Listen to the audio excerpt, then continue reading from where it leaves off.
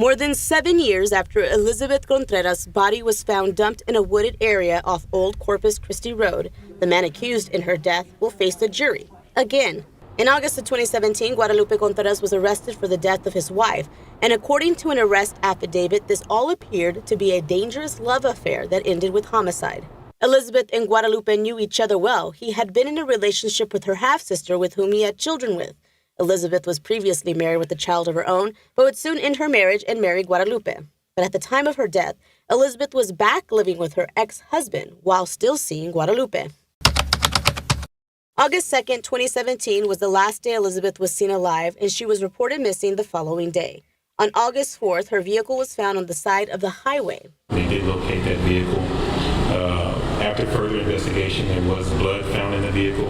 A few days later, on August 7th, some of her clothing and phone parts were found in the Olmos Basin area near Hildebrand. The next day, August 8th, Elizabeth's body was found. According to the arrest affidavit, her cell phone and GPS data from Guadalupe's delivery truck helped investigators map out Elizabeth's last moments before her death. It showed the two met on August 2nd on Chive Drive, which is off Old Corpus Christi Road. Blood was later found in that area, and it's believed that's where Elizabeth was killed at. It's then believed that Guadalupe got into Elizabeth's car a half hour later and drove it to Old Corpus Christi Road to the area where her body was left. Her vehicle was then parked on the side of a highway, and her cell phone and clothes were tossed out onto the highway. Guadalupe was arrested and charged on August 11th. In the years after the murder, the case had many delays, but in 2023, Guadalupe would finally go into trial. Much was revealed about the relationship between Guadalupe and Elizabeth, but 4 days into trial, it ended after the judge declared a mistrial. It was revealed that aerial video of the crime scene was not given to the defense until after the trial began. It was determined that SAPD never handed it over to the state, and it had since been erased. Later, a hearing in 2024, the SAPD detective on the case was called to court to answer questions. You're the lead detective. You're not accepting responsibility for your snafu, so who are we blaming it on? I don't know. Guadalupe's attorney also tried to get a retrial from happening, arguing double jeopardy, but an appeals court later denied that challenge, and now the case is set for retrial again. We can expect to see most of the same evidence and witnesses take the stand, but a different jury will be hearing it. We will be live streaming this case on all our digital platforms. Now, if found guilty, Contreras faces anywhere from 5 to 99 years or life in prison. Erica Hernandez, KSAT 12 News.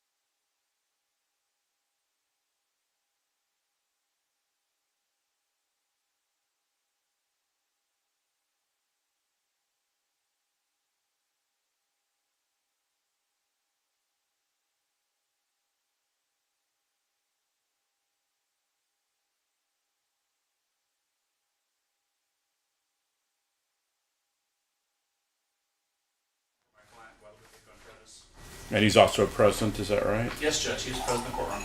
All right, the jury is not yet in the courtroom. State, you indicated you wanted to put something on the record? Yes, Your Honor, we would just have an oral motion in limine that both parties, if we need to reference prior testimony of any of our witnesses from the first trial, that we use generic language like prior statement, prior proceeding, and not mention the mistrial in front of this jury. All right. Defense? I agree with that. That's certainly acceptable. All right, I'll grant the motion. Anything else? Not from the state, Your Honor. Judge, we would ask that if the state wants to elicit any testimony about any alleged prior bad acts, we approach as we did in the prior trials. I think that would be appropriate. We would agree with that, Your Honor. All right. And then finally, the as in the last, there's the issue with the DNA found on the clothes of the defendant. I want to have the chance to litigate this defendant's motion to suppress that issue at the appropriate time.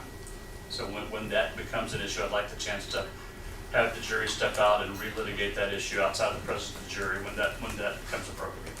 I don't anticipate that being today or probably not even tomorrow, but whenever that becomes appropriate, just to have a chance to address the court on that issue.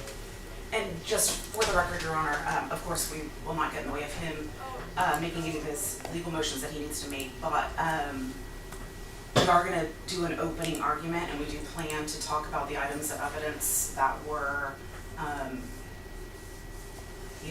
that were taken and put into evidence at that time, which would be the basis of his motion to suppress. And we're doing that, Your Honor, because we are relying on the fact that Your Honor did have the pretrial motion to suppress with prior counsel before Mr. Bunt got on, and we were relying on that court's ruling at that time because we fully litigated the pretrial hearing. Okay, so if you're going to talk about it during opening, you can do it in a very general way. That makes sense? Yes, Judge. Yes. Thank you. All right. I guess that's all I have this time. All right. Bring it. All right for the jury?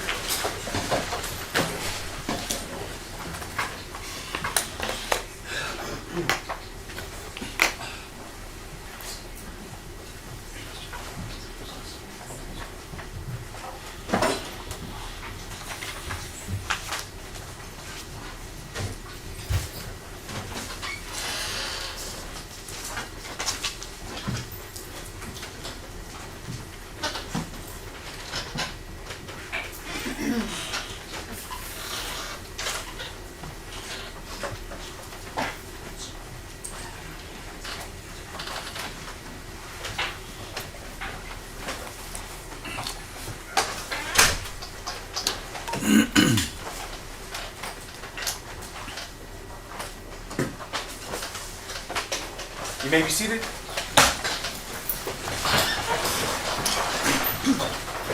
All right, welcome back, members of the jury. Hope you had a pleasant evening and a good morning today.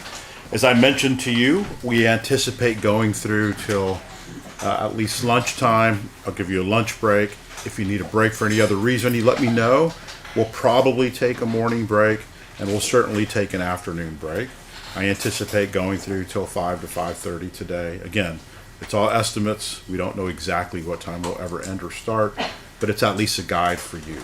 All right? First thing I'm going to do is swear you in. If each of you could raise your right hand. Do you and each of you solemnly swear or affirm that in the case of the state of Texas versus Guadalupe Contreras, you will render a true verdict according to the law and the evidence, so help you God? All right, you can lower your hands. Congratulations. You're now an official part of the public administration of justice. I'm going to give you some instructions. When I'm done with the instructions, I'm going to give you sort of a guide as to how the trial is going to operate. Once I'm done, the state is going to read the formal charge. The defendant will have an opportunity to plead to that. Then they'll each have an opportunity to give opening statements, and the trial will begin. All right? So, by the oath that you took, you're basically telling us that you're going to render a verdict according to the facts that you find to be true in this case and the law that I give you at the conclusion of the trial and during the course of the trial. This is the witness stand here. If at any time there's something you can't hear, please get my attention. Make sure that you can hear everything at all times. Now, nothing is going to be read back to you at any time. There's a caveat. See if you can remember this. At the conclusion of the evidence, when I've instructed you to begin your deliberations and you're in the back, let's say that there is a specific disagreement amongst you about a piece of testimony that came out. In that case, what you would have to do is put it down in writing, say there is a specific disagreement regarding this issue, right? Some think, or one person says that witness said A, other person is certain that witness said B. That's the only way you could ask for something to be read back. You got to be very specific when you do that. Other than that, please pay attention. And so if you don't hear something, let me know, and then we can have the witness repeat anything that needs to be said. All right? Now, no one can discuss this case with you at any time during your service. That means you're not allowed to go home after the court proceedings and discuss anything about the evidence in this case with anyone.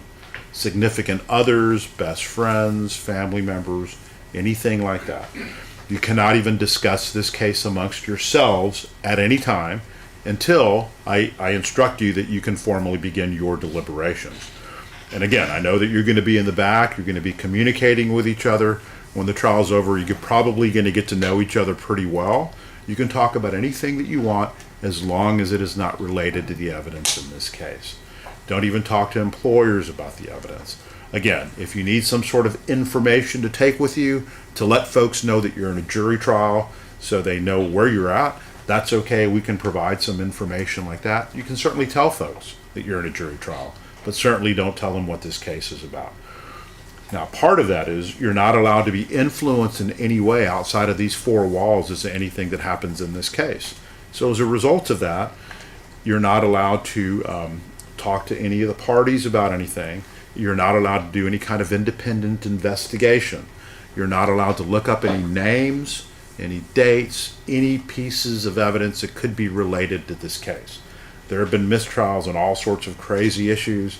Some juror, not in a case that we had in this trial, but at one point looked up what the weather was like on a certain date a couple of years back when the offense allegedly occurred. That case was called to be a mistrial because they gained information that was not brought to them in this court and in a trial. Do not look up any media reports. Do not look up anything online. Do not look up the law. I'm not sure if I mentioned this to you the other day, but there was a trial in another court related to a murder case where somebody looked up a definition in the law. They shared it during jury deliberations. It was not an accurate definition, and because it was an outside source, that case was also called a mistrial. Very costly to the taxpayers, and these cases take a lot of time, so make sure you follow all of these directives. Now, if anybody tries to contact you at any time, do not speak to them. Please advise the deputy or bailiff, and we'll address it. Also, if you inadvertently come across any piece of information, let's say in the media or online, or you hear something when you're turning a corner in the courthouse that's not necessarily a fatal issue, but you immediately have to tell the deputy, our bailiff, and then he'll inform me, and then we'll address it on the record. Got to make sure that everything is talked about if anything like that occurs. That's why it's important that you wear the badge, the juror badge that you have on your chest. Make sure that people in the community can see it, and the courthouse community. That way they know that they should refrain from discussing anything about this case to you. As a result of that, sometimes the attorneys may see you, sometimes the court staff or myself may see you in a hallway on a break or during lunch. And if we refrain from speaking to you, don't be offended by that. They're simply trying to maintain the integrity of the court and of the process. They don't want anybody to later come back and say somehow or another anybody tried to influence you. All right. You can take notes if you wish. There is a notepad that will be provided to you. You may or may not have it now. I do see some of you have those notepads. If you look at the front of the notepad, it's got a designation, maybe a number or a letter. That means that notepad will be yours during the course of this trial. Now, there's a caveat. You're not allowed to take those notepads outside this courtroom during the trial. Those notes will belong to you, and when the trial's over, you can take the notes out of the notepads and take them home. But during the trial, you're not allowed to share them with each other. As a result of that, you're going to have to leave them behind. When you exit for whatever reason, be it a break, lunch, end of the day, those notes will be here when you return. Then when you come back, obviously, you can get your notepad at that particular time. The reason why you can't take them back and share them, and again, you can't even take them back while you're deliberating. They have to stay here. You can only take them outside the courtroom when the trial's over. The reason for that, we want to make sure that all of you understand that you are each a judge in your own right. Each of you have the ability to view the evidence in this case and determine whether or not you choose to believe all or part or none of whatever it is that comes before you.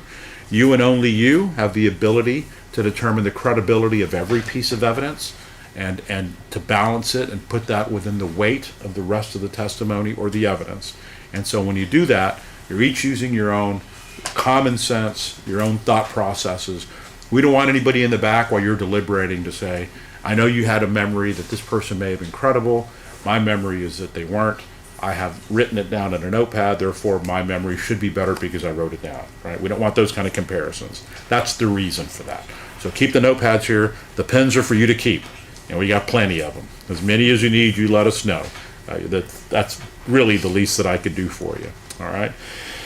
Do not go to any locations. When I talked about outside investigation, don't go to any potential locations. Sometimes in jury trials you hear about places, there have been circumstances where jurors went at a certain point in time because they wanted to view a location for themselves. Only the court could do that if we did it as a group. Again, you're not allowed to do any sort of outside independent investigation. The lawyers may choose to give opening statements at the beginning of the trial. If they choose to do so, note that what the lawyers say is not evidence. The lawyers are basically trying to give you a roadmap as to where they believe the evidence in this case will go.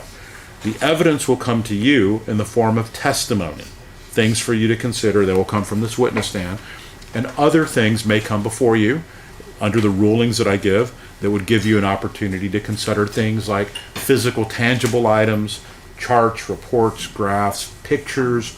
All of those things are things for you to consider.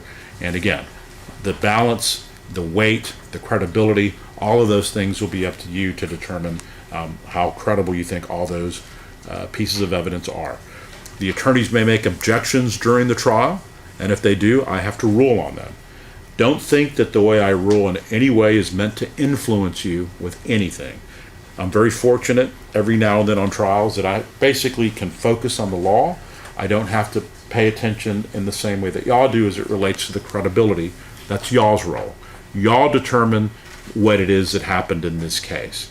So if I give you any sort of a ruling, if I give you an instruction, do not think I favor one side or the other. I do not.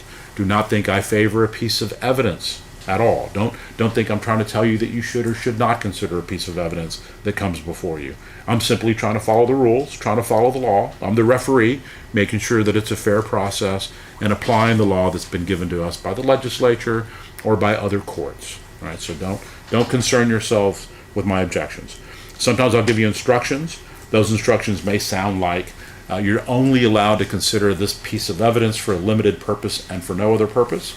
Sometimes I'll give you instructions like completely disregard the last comment that a witness made. Any of those kinds of instructions you have to abide by. Basically, whatever instructions the court gives you, you're required to follow. All right? I mentioned to you that during the jury selection that you're all judges in your own way, right? In your own right. You can analyze whatever it is that you need to do. You can analyze whether somebody who's testifying has an interest in the outcome of the case. You can analyze whether somebody's bias may be cloud or would not cloud how they testify. You can look at how somebody appears when they testify, how they sound, the reactions to things, everything that you do in figuring out the truth. You can use all those skills to do that in this trial. Now, I mentioned to you that after the attorneys give opening statements, then the testimony and the evidence will begin. The state will call witnesses, and they'll put them up here on the stand, ask them questions. Once they close each witness, or they rest that particular witness, the defense, if they choose, has a right to cross-examine those witnesses. Now, remember, we talked about during the jury selection process that the defense does not have a burden in this case. The entire burden of proving this case to you rests on the state. We talked about proof beyond a reasonable doubt. It never shifts over to the defense. So theoretically, the defense would never have to do anything in this trial. The issue is, did the state prove its case to you? Just keep that in mind. If the defense chooses to cross-examine witnesses, they can. Once they're done, and each side has concluded examining a witness, then that witness is then removed from the stand. The state continues to call witnesses. The defense can choose to continue to cross-examine those witnesses. Once the state has concluded its case, they'll rest. That means they're done with the evidence. The defense, if they choose, can then call witnesses, and if they do, the state has an opportunity to cross-examine those witnesses. Once all witnesses are complete, then I'm going to read you the law called the charge of the court. Each side will begin their closing arguments and present that to you. Then I will instruct you to begin your deliberations. That's it. Now, this is the guilt-innocence phase. So the issue here is, can the state prove the charge to you? We talked about the indictment during jury selection, the who, what, when, where, and how, beyond a reasonable doubt. All right? I also mentioned to you probably that I'm going to be looking at the computer screen during the course of the testimony. I do that for a couple of reasons. One, I don't want to influence you in any way, ever. Second, through the miracle of modern technology, as the court reporter is typing on her machine, I'm able to read it at the same time. And I always want to see what appellate courts will see, because again, we mentioned during jury selection, that's all they would have as it relates to analyzing this case. I want to see what they see, and sometimes I look up the law during the trial. Don't concern yourself with any of that. Sometimes members of the court staff will come in here through the back, hand me some documents, maybe whisper something in my ear. As I mentioned to you, we got over 400 cases pending in this court, other than this one, and so it's always unrelated to this case, and it's related to some other case, right? We got to keep working as it relates to how these trials work. As long as you pay attention and know that your job is to make sure that you always hear everything and know what's going on. All right? Any questions of me before we get started? You're going to make it easy for me, yeah? All right, so as I mentioned, if you need a break, there's only 13 of you. Don't hesitate to ask. Just raise your hand, get my attention. I'll give you a break. No questions asked. Your comfort is very important to me. If you need to stand for any reason whatsoever, please do so. You do not have to ask. If you need to stretch those legs out, I provide cushions for you if you need them. Don't be shy in using them. And again, hopefully in the back you see the stuff that I provide if you want to bring something to eat at any time. You're always welcome to snack or take a break or anything like that, okay? All right. In that case then, State, are you ready to read the charge? Yes, sir. May it please the court. Good morning. True bill of indictment. In the name and by authority of the state of Texas, the grand jury of Bexar County, state of Texas, duly organized, impaneled, and sworn as such at the May term of 2023 of the 226 Judicial District Court of said county and said court at said term, do present in and to said court that in the county and state aforesaid and interior to the presentment of this indictment. Count 1. On or about the second day of August of 2017, Guadalupe Contreras did intentionally and knowingly cause the death of an individual, namely Elizabeth Contreras, hereafter referred to as the complainant, by a manner and means unknown to the grand jury. Count 2. On or about the second day of August 2017, Guadalupe Contreras, hereinafter referred to as the defendant, did intentionally, knowingly, and recklessly cause serious bodily injury to Elizabeth Contreras by a manner and means unknown to the grand jury. And during the commission of said assault, the defendant used a deadly weapon, to wit, the defendant's hands and an object unknown to the grand jurors, that in the manner and of its use and intended use was capable of causing death and serious bodily injury, and Elizabeth Contreras was a member of the defendant's family as described by section 71.003 of the Family Code. Against the peace and dignity of the state, signed the foreman of the grand jury. To each counselor, how do you plead? Not guilty. You can have a seat. State, do you wish to provide an opening statement? We do, Your Honor. You may proceed. Thank you. Please, the court, counsel. Good morning. Prior to calling witnesses, I want to walk you through the facts and circumstances surrounding the murder of Elizabeth Contreras. Before I can do that, it's important that you understand the family dynamics as it relates to the defendant. The defendant, some time ago, was married to a woman named Alice Diaz. They have 2 kids. Their kids are adults now. Elizabeth Contreras was married to a man named Joe. Guadalupe left Alice. Elizabeth left Joe and married Guadalupe. That marriage didn't last terribly long. They split up. Guadalupe went back to Alice, and Elizabeth went back to live with Joe and their young daughter. Alice and Elizabeth are half-sisters, okay? So as you can imagine, it's kind of a messy family dynamic.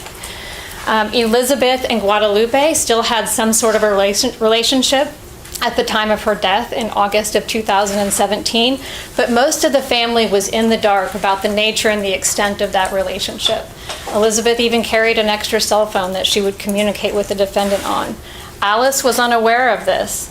Joe knew that Elizabeth still communicated with Guadalupe. He didn't like it, didn't like Guadalupe, as you can imagine, right? He let Guadalupe know that, okay? So that was the dynamics at the time of her murder. In August of 2017, Guadalupe worked for a company called Elliott Electric. He hadn't worked there terribly long, but he had worked there long enough to be eligible for health insurance. And Elizabeth had some health issues. She had some health issues and she was his legal spouse. So she let him know that she wanted to be added to his health insurance. Guadalupe did not want that. He knew that that was going to cause him problems at home, so he kind of tried to put her off. But she persisted. And sometime before August 2nd, 2017, they met up at his work, Elizabeth and Guadalupe, on his lunch break, where again, she persisted, I want to be on your health insurance. So Guadalupe put her off. They went their separate ways.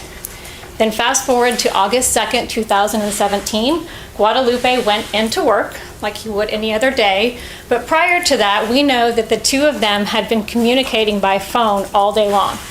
There were long phone calls, short phone calls. They communicated by phone, we have the records, and they made a plan to meet up later that night.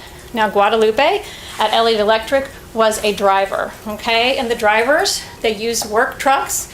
These trucks were equipped, some of them with cameras, all of them with GPS units that tracked their every movement. Guadalupe used one of those trucks with GPS.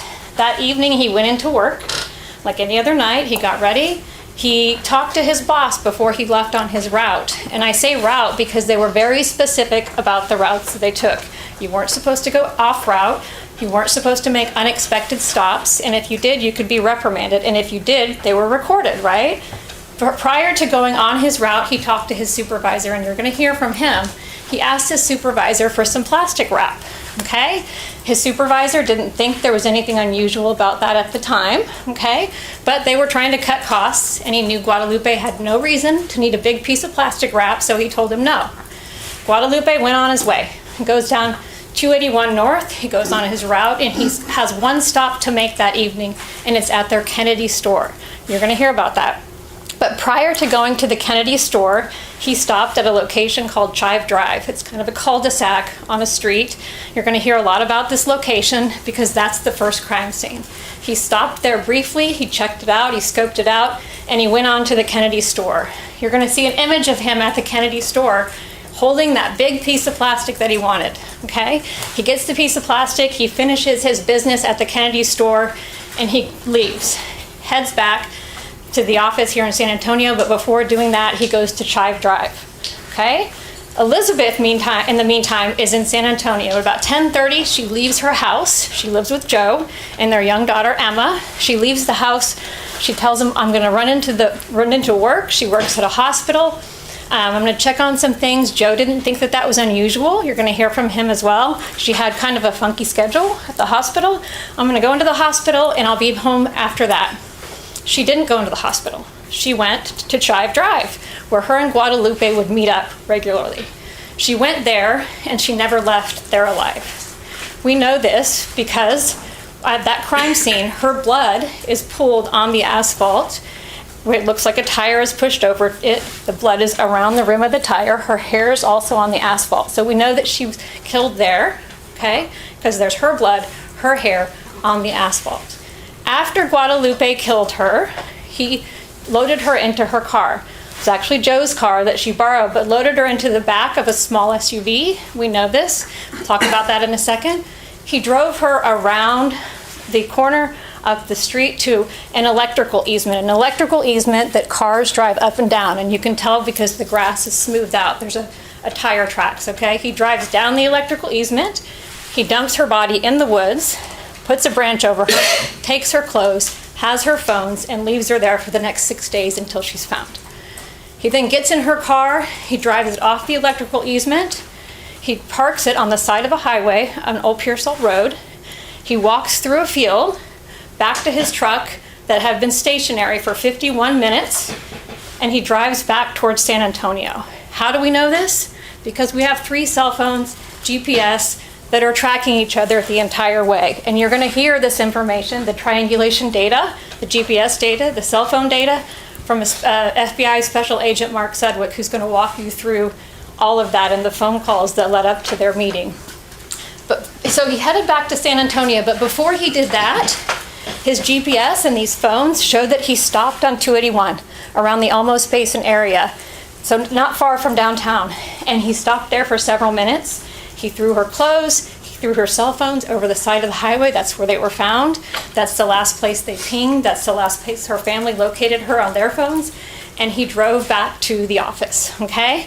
He drove to the office and again had contact with his supervisor, and his supervisor didn't think much of it then because Guadalupe wasn't acting like he just murdered somebody, but he noticed that Guadalupe was a little bit disheveled and he had a leg injury, okay? He had a leg injury that he didn't have before he left. And he had a black shirt on and shorts, you'll see these in photos, that it looked dirty, okay? Almost like he had dirt on him. Guadalupe finished his business up there, left with Alice, because that's who was picking him up, and probably thought and hoped he had gotten away with murder. But what he didn't count on that evening was that she had a family that cared very much about her, that took immediate action. When Joe woke up in the middle of the night and she wasn't there, he knew that that wasn't normal, okay? Elizabeth would never say she was gonna come back and not come back. She would never leave their daughter. She would never not show up to work the next day. So Joe and the sisters and the family started communicating immediately, looking for her, calling her cell phone, pinging her cell phone. It was located at the Almost Basin and never moved. That was unusual.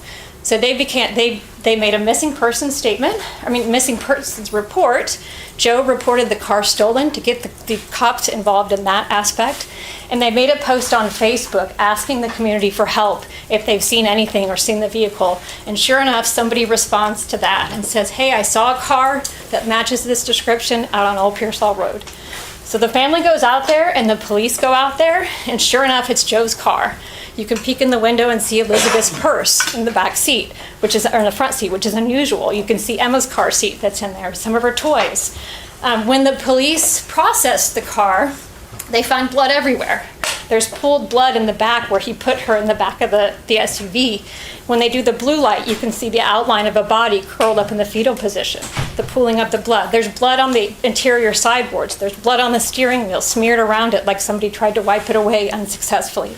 They took the car in, and so now they know it's a murder, right? And by this time, they had some of the cellular data. They had some of the information about who she had been in contact with, and so they began their investigation.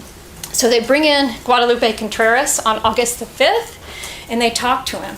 And of course he says, I didn't talk to her, I didn't see her, I don't know what happened to her. But they know that's a lie, right? Because they have the phone records, they know who he talked to and who she talked to. But that's not enough to arrest him, so they let him go. They also know that he lives with Alice, and they know that Alice and Elizabeth aren't the best of friends, so they bring Alice in to question her. She paints a totally different picture of the dynamics. She also tells them, I know exactly what he was wearing that night in response to their questioning. He was wearing a black shirt, some cargo shorts, and as a matter of fact, I haven't done the laundry yet. So she invites them back to her home to get the clothing, and they do. And what do they find on it? Blood. So they take that in as evidence, and they continue their investigation. They bring Guadalupe back on the 11th after they have more evidence, and they arrest him. And I will tell you, like Lauren said, we don't know how he did it, but we know that her blood is pooled on the asphalt in the location that they met. We know that his car was stationary and her car was moving to where the bodies were dumped, and all the phones go with it. We know that her body's found in the woods. The autopsy will show you that she had irregular defects on her skull. She had trauma to her skull. She had a broken hyoid bone, like she was maybe choked. There was plastic, little torn plastic, like what he was holding in that store. in the car. We have all sorts of information that lead directly to him having murdered her. We don't know what he used because, like somebody pointed out during jury selection, sometimes animals would eat the body or decomposition occurs, and that's exactly what happened. By the time the ME found the body, or by the time the police found the body, all of the internal organs had been eaten. The skin on her face was gone. Her body was unrecognizable. And unfortunately, you'll have to see photos of that. They identified her with dental records, but like I said, there were defects in the skull that wouldn't have been there absent some sort of blunt force trauma. So we're here today to determine whether or not he's guilty or not guilty. And I'm telling you, it's been an exhausting procedure because he has lied every step of the way to his family, to her family, to the police. Up to this day, he's lied. I'm asking you to finally hold him responsible and find him guilty of the murder of Elizabeth Contreras. By defense, you wish to provide an opening statement? Not at this time, Judge. State, you can call your first witness. Your Honor, before we call our first witness, the state would like to invoke the rule if there's any witnesses in the courtroom. If the rule's been invoked, I'll advise each party to make sure that your witnesses understand it and comply with it. Thank you, Your Honor. At this time, we call Joe Munoz.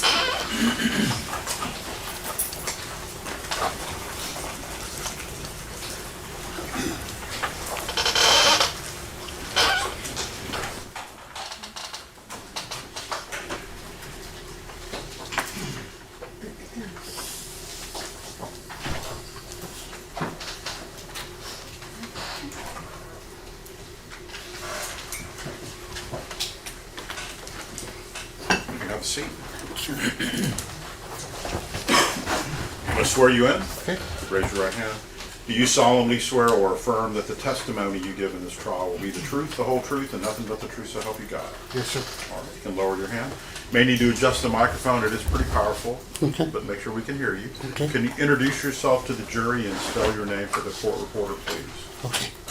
My name is Joe David Munoz Jr.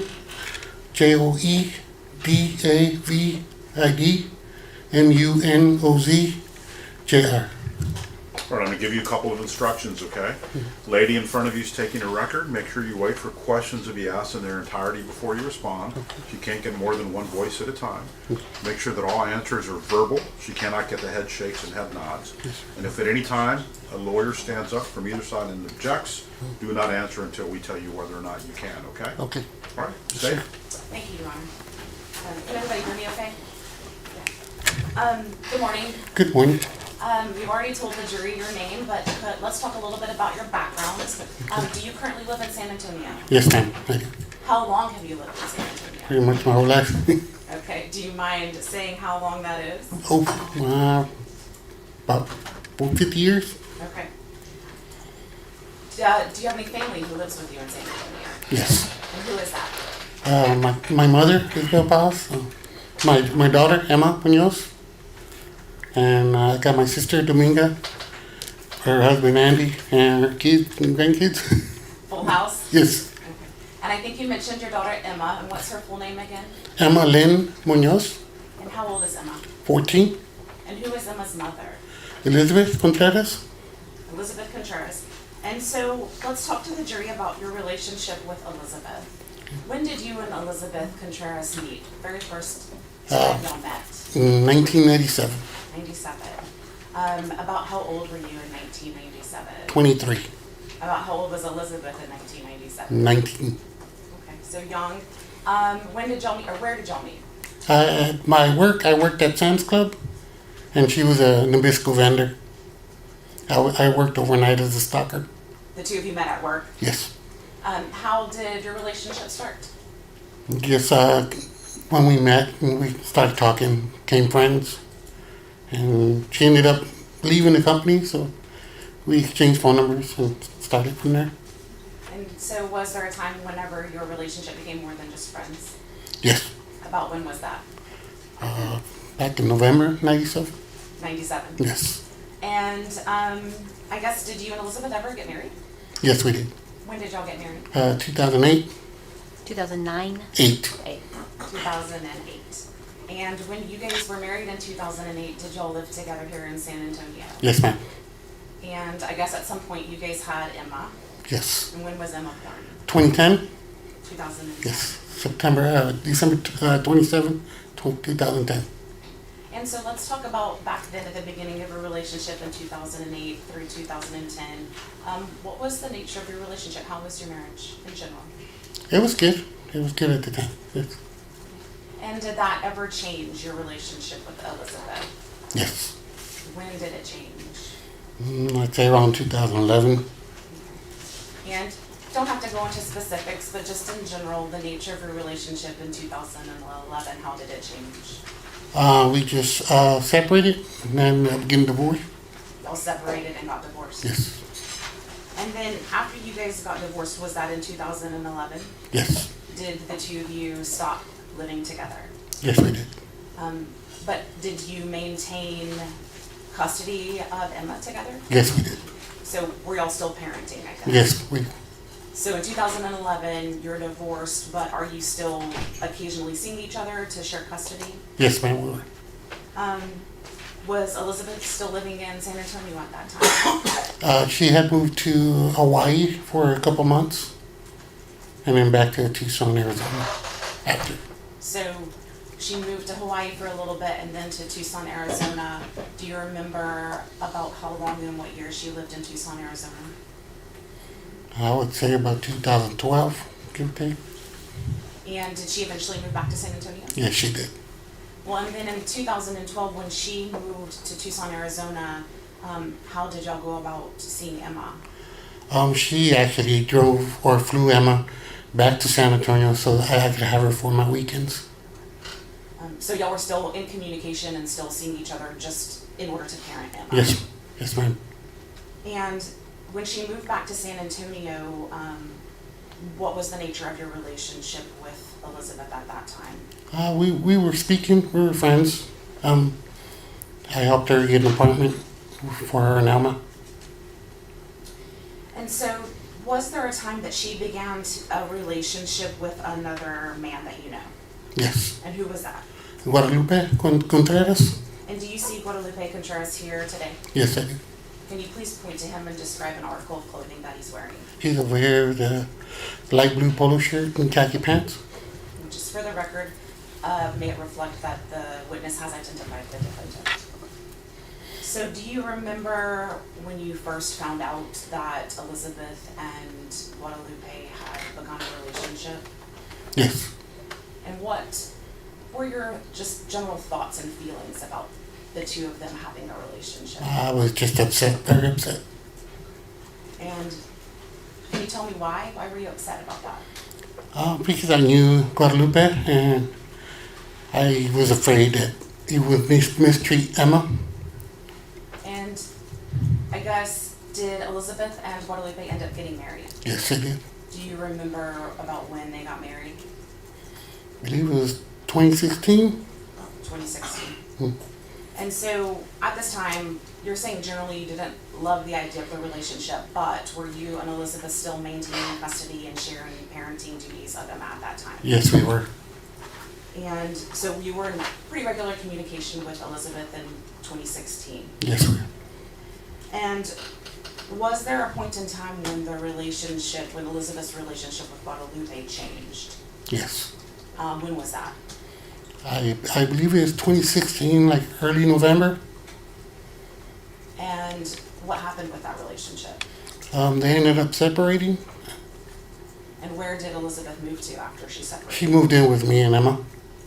So she's living with you and Emma, and is this like late 2016? Yes.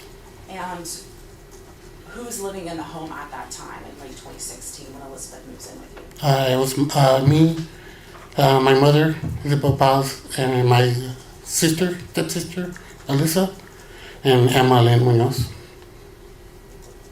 So was the nature of your relationship with Elizabeth, was it changing at that time? Yes. What was it changing into?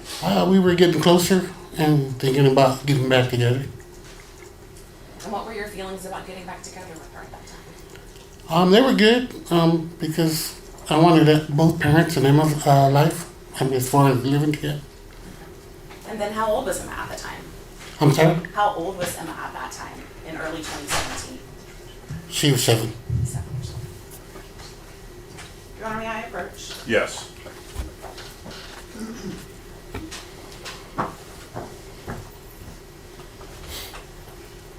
Joe, I'm going to show you what's been marked as States Exhibit 1 and 2. Can you please look at them and tell us if you recognize States Exhibit 1 and 2? Yes, I do. And how do you recognize them?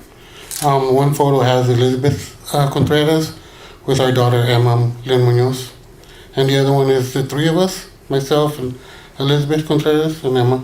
Okay, and so do States Exhibit 1 and 2, do they accurately represent what Elizabeth looked like back in late 2016, early 2017? Yes, I do. State moves to admit States 1 and 2.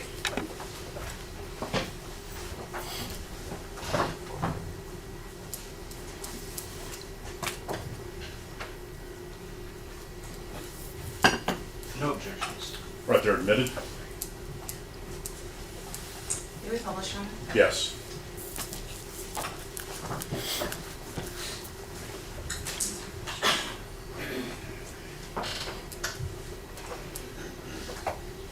Is it displaying on everybody's screen? Okay. So States Exhibit 1, just describe for the jury, who are we seeing in States Exhibit 1? Elizabeth Contreras and Emma Lynn Munoz. And then in States Exhibit 2, who do we see in States Exhibit 2? Myself, Joe Munoz, Elizabeth Contreras, and Emma Lynn Munoz. Okay, and so it looks like maybe in States Exhibit 2, Emma's holding something. Do you remember about what time of year this was in States Exhibit 2? It was 2016. She was receiving a certificate for completing a school year.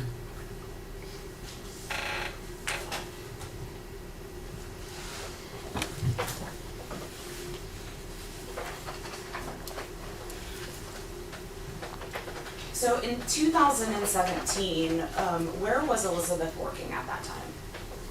She was working at a Baptist hospital on the southwest side of town.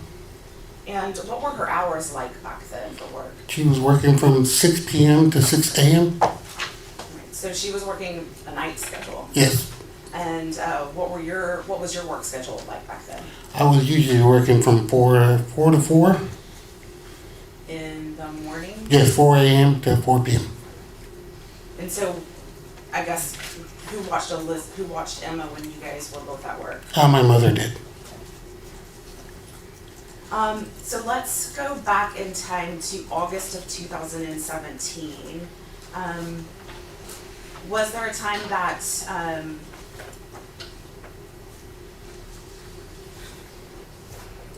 Elizabeth went to work back in August of 2017 that led to something that concerned you? Yes. Okay, so just tell the jury briefly what happened. She said she had to go to work in the evening. It was probably about 10 p.m. to get her work schedule. Okay, so August 2017, I just want to make sure I heard you correctly. You thought she was going to work to get her schedule? Yes. And what time was it again? About 10 p.m. 10 p.m. Yes. And was that a normal occurrence for her to leave around 10 p.m. at night to go and check her work schedule? No. It wasn't normal? No. So did you think anything about it, or what did you think about it? I was just concerned. I was wondering why she couldn't call to get her schedule. But she said she had to speak to her supervisor. And then being out late at night to me wasn't that safe. But she went? Yes. Okay. And then what did you do after she left? I just put Emma to bed, and then I went to bed myself. And then at some point in time, did you wake up and discover anything? Yes. And what did you discover? That she hadn't gotten home yet. That who had not gotten? Elizabeth Contreras.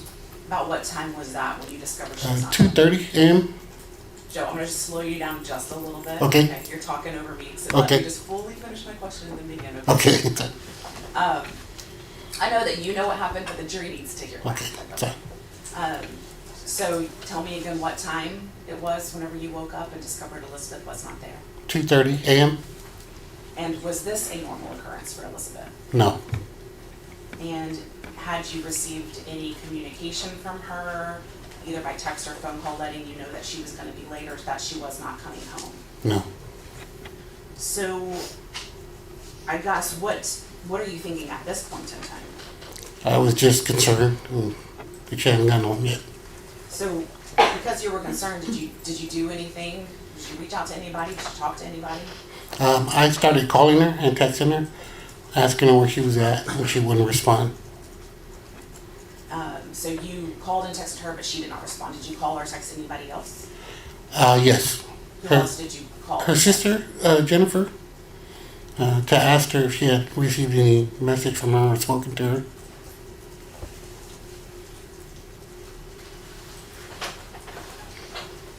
About how many hours at this point in time goes by where you have not heard from her or seen Elizabeth? Probably about 5 hours. And then at any point in time, does anybody get law enforcement involved? Myself. Okay, what did you do? We just called, well, actually, it was myself and her mother, Janet Sierra. I'm gonna slow you down. You said her mother who? Janet Sierra. Okay. What did y'all do? We called law enforcement. And were you as a family doing anything else in order to try to find Elizabeth? We were just calling and trying to figure out whether we needed to go out and look for her. And so was there a point in time where you received some information and you thought maybe you might find some information about where she might be? Yes. And what did you do with that information? I shared it with the family and tried to go out to that location. Do you remember where that was? On Almost Park. Okay. And Almost Park, did you find anything when you went out to the Almost Park area? No, we didn't. Was there another location that you went to? Over off of 37, South 37 in Southton Road. South 37 and? Southton Road. And did you find anything when you got to that location? Found my vehicle. And so when Elizabeth left, well, I guess at this point in time, how much time has gone by since Elizabeth left at 10 o'clock in the evening to go check her work schedule by the time you find your car on the side of 37? Oh, it was a week. You think a week? A week. Okay. So you find your car, was that the vehicle that Elizabeth had left in that night at 10 p.m. to check her schedule? Yes. And when you found the vehicle, did you report it to anybody? I called law enforcement. And did they show up to the scene? Yes. And did you give a statement? I just gave them permission to look at my vehicle. I'm sorry? Gave them permission to look at my vehicle. Okay, so you gave them permission to look in your vehicle. Yes. Did you do anything to the vehicle whenever it was on the side of the road? No. Did you leave it how you found it? Yes. And then you let law enforcement take over from there? Yes, I did. Who else was with you while you were at the car off of the side of 37?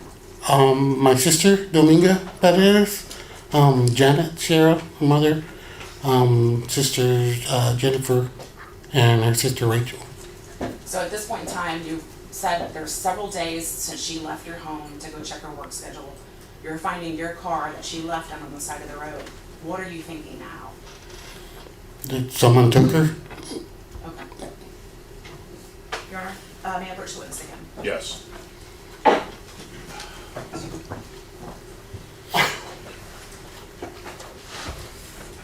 Joe, I'm showing you what's been marked as State's Exhibit 3, 4, and 5. Do you recognize what is depicted in State's Exhibit 3, 4, and 5? Yes, I do. Okay. And have you seen the items that are depicted in these photos before? Yes. Okay. And generally speaking, what are in these photos? 2 of them has my vehicle. It's a Hyundai Santa Fe. And the third one has Elizabeth's purse with belongings in it. Okay. And so do State's Exhibit 3, 4, and 5, knowing that you did not take these photos, do they accurately represent your vehicle and what you saw when you went out to the side of the road on 37? Yes, they do. State moves to admit 3, 4, and 5.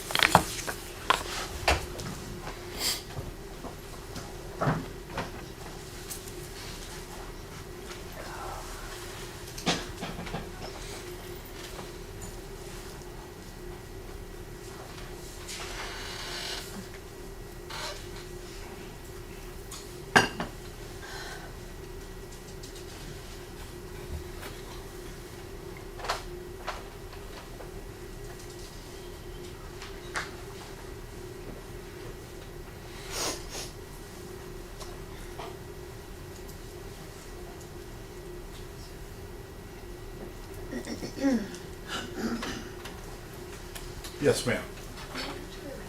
Yes, let's take a short break. All rise for the jury.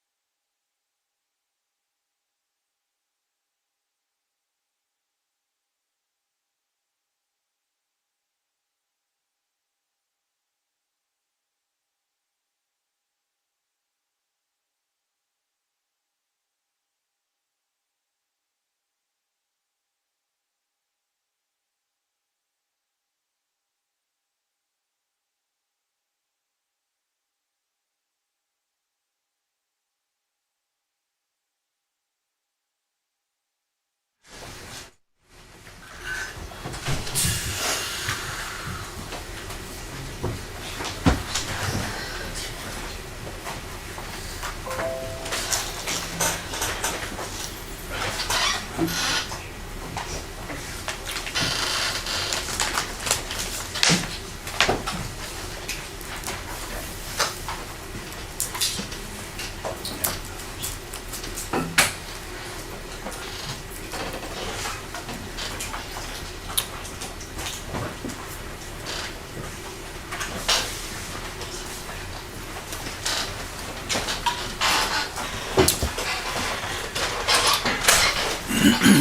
may be seated.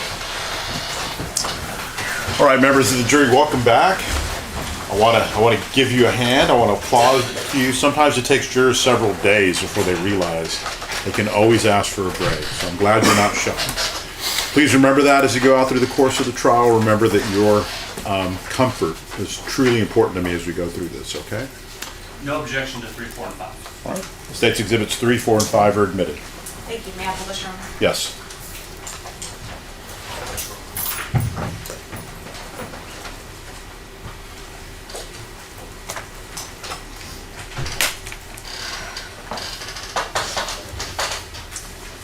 Right, so Joe, State's Exhibit 3.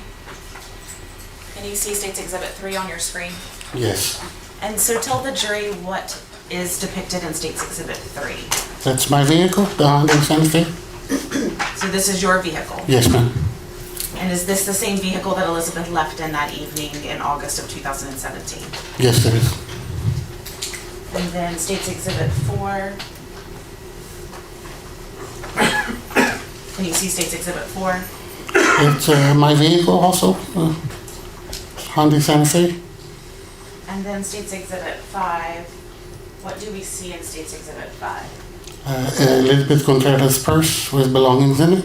Okay. And at this point in time, you've known Elizabeth for many years, right? Yes.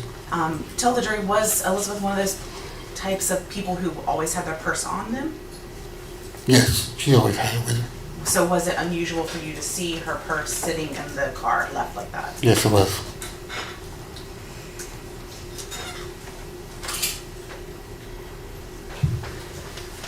So, with regard to the vehicle, was law enforcement there at the vehicle with you? Yes. And did you allow them to take the vehicle? Yes, I did. And with law enforcement, was there anything else that you gave or did with law enforcement? No. Just gave them permission to take it. Okay. What about another day? Like maybe the next day or a couple of days later? Was there any other things that you did with regard to law enforcement? I gave them a DNA sample. And what about, did you talk to them? Yes, I did. And I guess without saying what you said, did you essentially kind of tell them what you told the jury so far? I'm sorry? Did you tell the law enforcement, the police officers, some of the same things that you've told the jury so far? Yes, I did.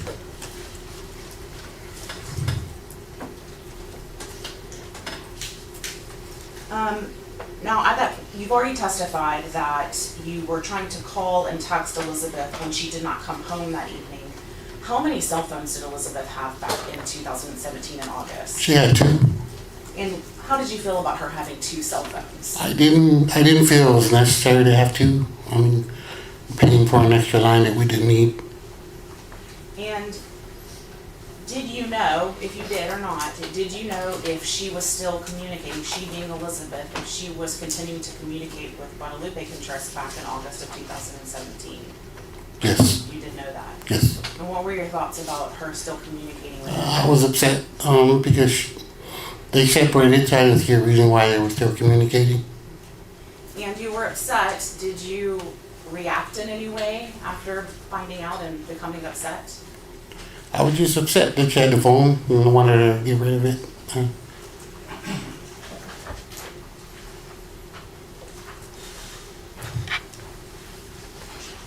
Did you ever have any words or interactions with Guadalupe about the communication that was continuing between the two of them? Yes. What was the nature of that communication? We got into arguments and said some words to each other. I threatened them. Did you ever act on any of that? No, ma'am.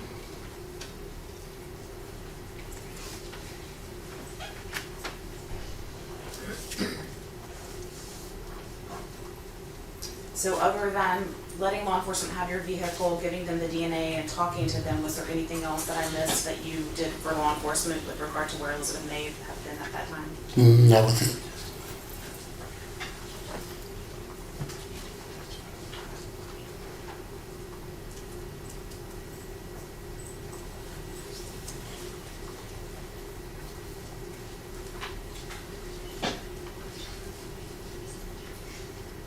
So, Joe, we all know why we're here today. But that evening in August, when Elizabeth left the house around 10 p.m., is that the last time you saw your child's mother, Elizabeth Contreras? Yes, that was. Was that the last time your daughter saw her mother? Yes.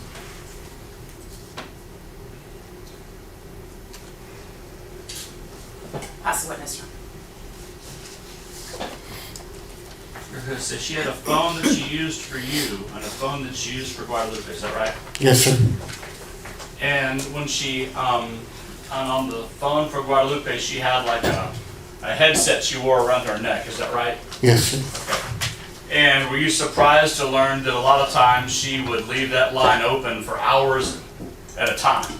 Did you learn that later, that her record showed that when she was home arguing with you, he was listening? Her phone record showed that she would be on the phone for like 6 hours, 8 hours at a time, and leaving the phone open, he was listening to everything y'all were talking about. Did you learn that later? No. Would it surprise you to learn that was happening? Yes. Okay. And your threats to him, when were you threatening him? How were you threatening him? In person, over the phone? Over the phone, text.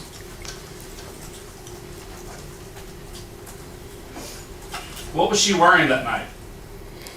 She was wearing some, what do you call them, stretchy pants, black stretchy pants with a black V-neck t-shirt. Black stretchy pants and a black V-neck t-shirt? Yes, sir. Okay. Is that what she wore when she left? Yes, sir. Okay.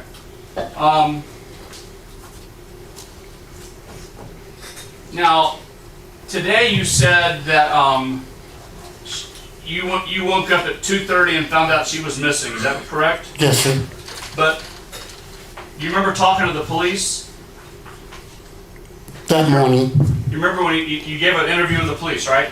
Yes. And that was like right after this happened, right? And when you talked to them, you told them you woke up at 4 in the morning, not 2:30. You remember? No, I don't remember. So are you sure you woke up at 2:30, or could it have been later? No, I woke up at 2:30. I had to be at work at 4 a.m. Okay.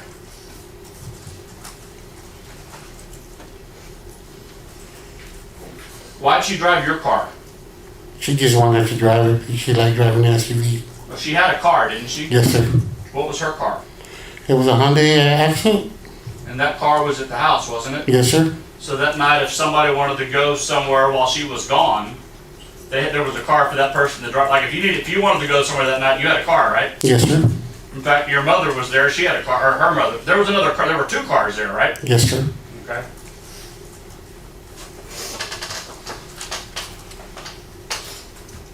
What about your phone? When did the cops take your phone? We know that they checked Elizabeth's phone. When did they check your phone to see where you were that night? When they interviewed me, They took your phone? they checked it. They did? Well, he asked me for the phone, but they didn't like that physically take it away from me. They did take it away from No. you and, okay. So they never took your phone, as far as you know, checked where you were to see what you were doing that night? Okay.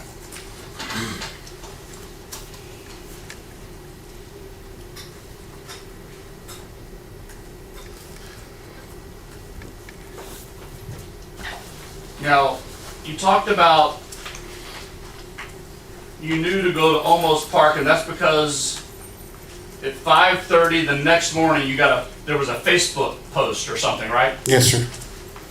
So you wake up at 2:30, and then at 5:30 in the morning, there's a Facebook post about her phone sends a Facebook signal or something, Yes. and that was at Almost Park. And that's Yes, why sir. you went there. Yes, sir. Okay. And that was you're certain that was 5:30. It was around 5:30, yes.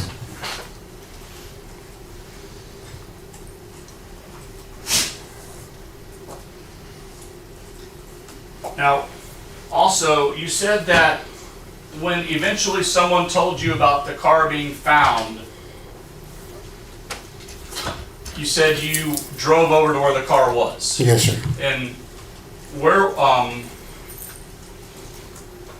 were you when you found out where the car was? I was still around the area of Almost Park. You were still looking around Almost Park, hanging out over there? Yes, sir. Okay. And did you go straight to the car, or did you go somewhere else first? Straight to the car.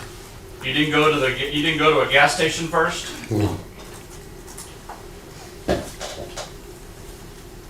Well, since it was your car, you had spare keys, right? Yes. Okay, did you have the keys on you? No, sir.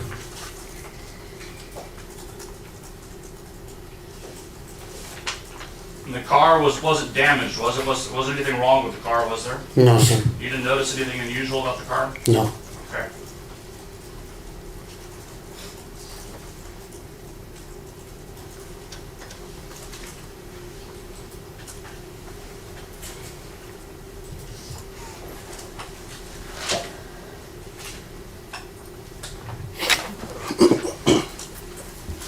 Were you surprised to learn that she had been talking to Guadalupe since about February? Yes. You were surprised? For the length of time that they were speaking, yes. And were you surprised to learn that he was going to put her back on his insurance? I believe she was still on his insurance.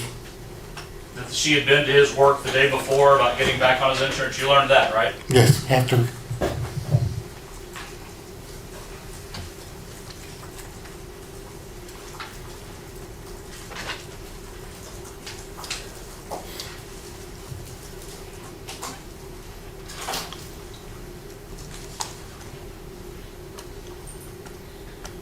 When you met with the police, you were, one of the things y'all talked about was the fact that you were kind of confused because they told you her phone was the signal was popping up all over town. Remember that? Yes. Okay. And that information came from the police, right? Yes, sir. They were looking at her cell phone and it was showing up all over town. Yes, sir. Okay.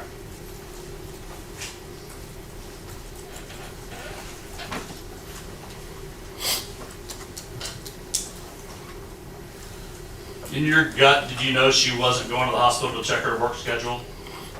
Yeah. Yes, I had that feeling.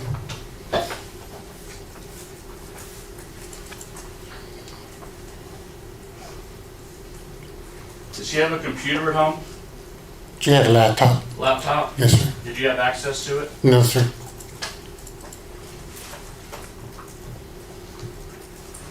Yeah, and you and her had been arguing about all this, hadn't you? Yes, sir. And you guys had argued at some points to the extent that she talked about leaving you? Not leaving. Well, when you talked to the police, you specifically said, we argued so much that, you know, she said, well, you know, I'm gonna, you know, Emma's going with me. Remember that part? Yeah, we've You always know, discussed. if an argument leads to a statement that she's going with me, that would infer that we're going to separate and I'm taking Emma. Well, if she was to move to stay somewhere else, yes.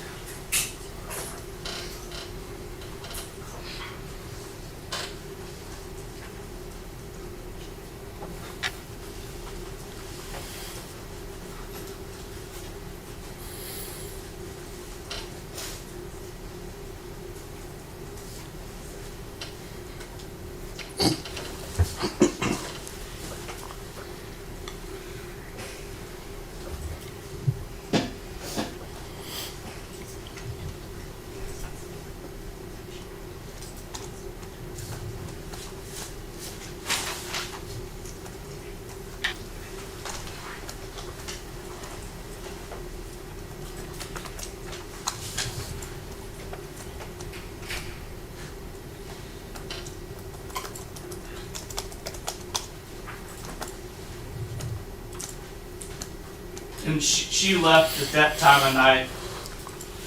This wasn't the first time she'd left at that time of night. She just to go to work. Well, and you said to the police she would go shopping. Something, remember? Yes. And you thought that was kind of weird. Well, late in the evening, 8, Yeah. 9. And we know, or, I mean, they know, I mean, I don't know if you know or not, but Elizabeth and Guadalupe had met up before in the middle of the night, at least a couple of times. So, I mean, would it surprise you that some of these shopping trips weren't really shopping trips? Yeah. I mean, I know it sucks to admit it, but I mean, Yeah. she'd been hooking up with him, right? Okay.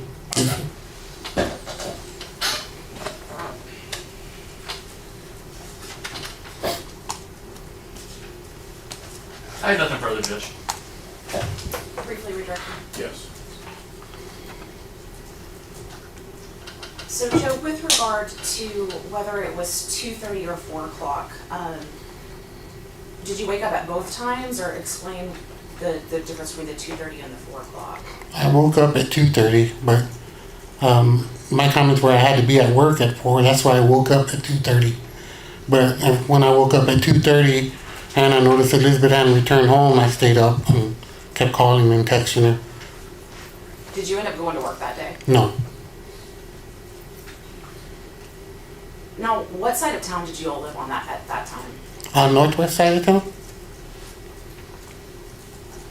About how far away from where your house was, the northwest side of town, was it for you to drive over to the Almost area, where you went to look for her at off the Almost side? It was probably about a 20-30 minute drive. So not close to there? No, So would it have been weird for her to kind of be on that side of town at that yes time? it was.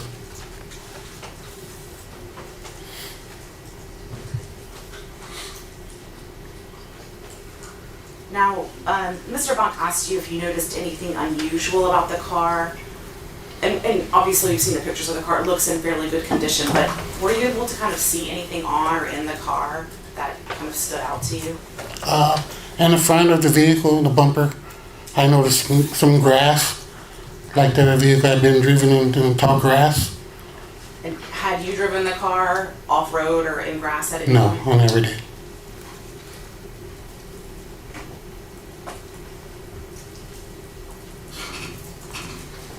And I think Mr. Bonk asked you about, were you concerned about whether Elizabeth was going to take Emma away from you? But y'all had previously divorced and separated in 2011, right? Yes, ma'am. And was there any point in time during that separation that Elizabeth prevented you from having a relationship with him? No, she did.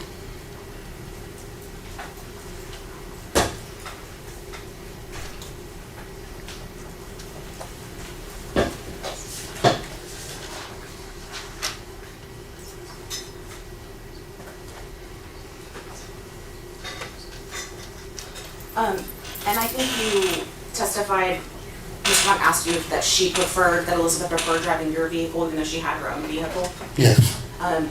Do you know why she preferred it, if you did?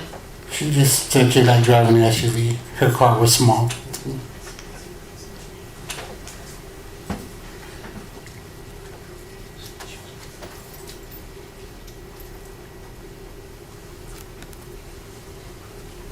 Pass the witness room. No further questions, Judge. All right, you're excused. Now, the rule's been invoked. Do you know what that means? Okay.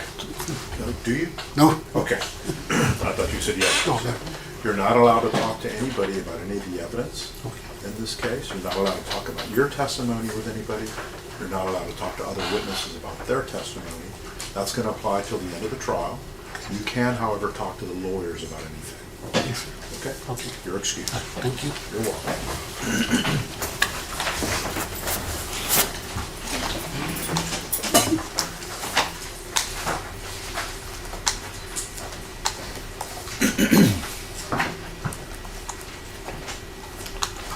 All right, State, you can call your next witness. The state calls Officer Martin Rodriguez.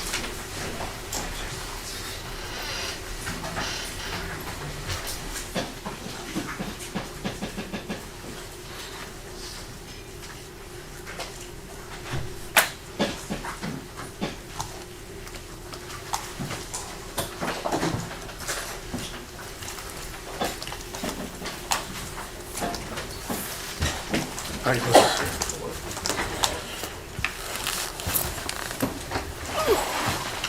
All right, John, we'll swear you in, okay? Do you solemnly swear or affirm that the testimony you give in this trial will be the truth, the whole truth, and nothing but the truth, so help you God? Yes. All right, you can lower your hand. You may need to adjust the microphone. Make sure everybody can hear you. The microphone is powerful.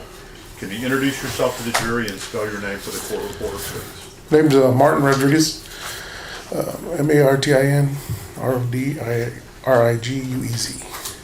State. Thank you, Judge. Officer Rodriguez, thank you for introducing yourself. Can you tell us who you work for?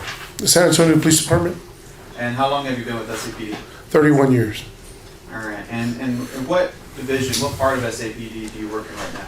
Right now, I'm with the Safe Division. It's an acronym, San Antonio Fear-Free Environment, And how long have you been with that division? since 2018. 2018. So obviously you're here in this trial today. Do you know what case you're here for today? Yes. This case was back in 2017. Right. And so I want to ask you, what division were you in back in In 2017? 2017, I was in patrol. Okay, and how long had you been in that role? Patrol, I want to say 25 years, Okay. And could you explain to us, 24 around there. My math is off. could you explain to us what it means to be on patrol?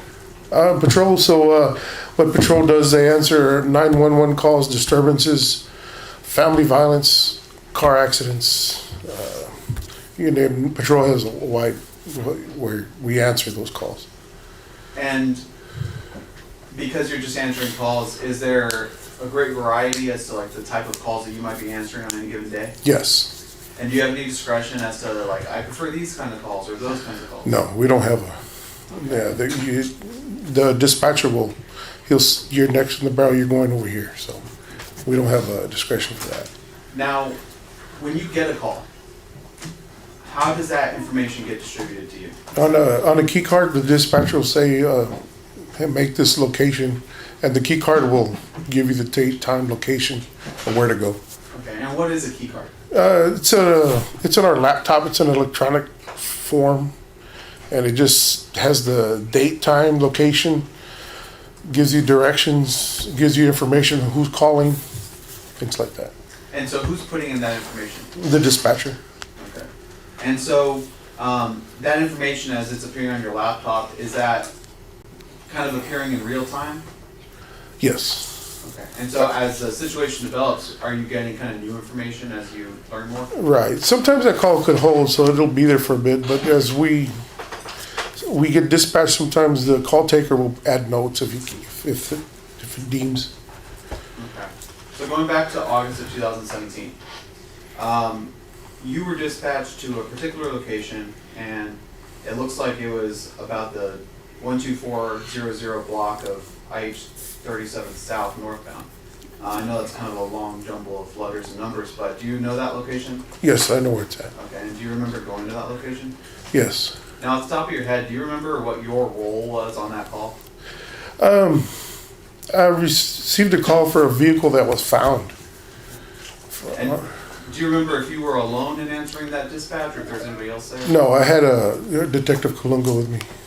Okay, and so when you arrived onto that scene at that location, was there a vehicle there? Yes. Okay. And was there anybody else there too, other than Officer Colunga that you just mentioned? I believe there was family members there. Now, when you respond to scenes like that, is it typical for you to make a police report? Yes. Okay, and did you make a police report? Yes. Now, if you had that police report in front of you, would it be helpful to refresh your recollection with? Right. Your Honor, may I approach? Yes.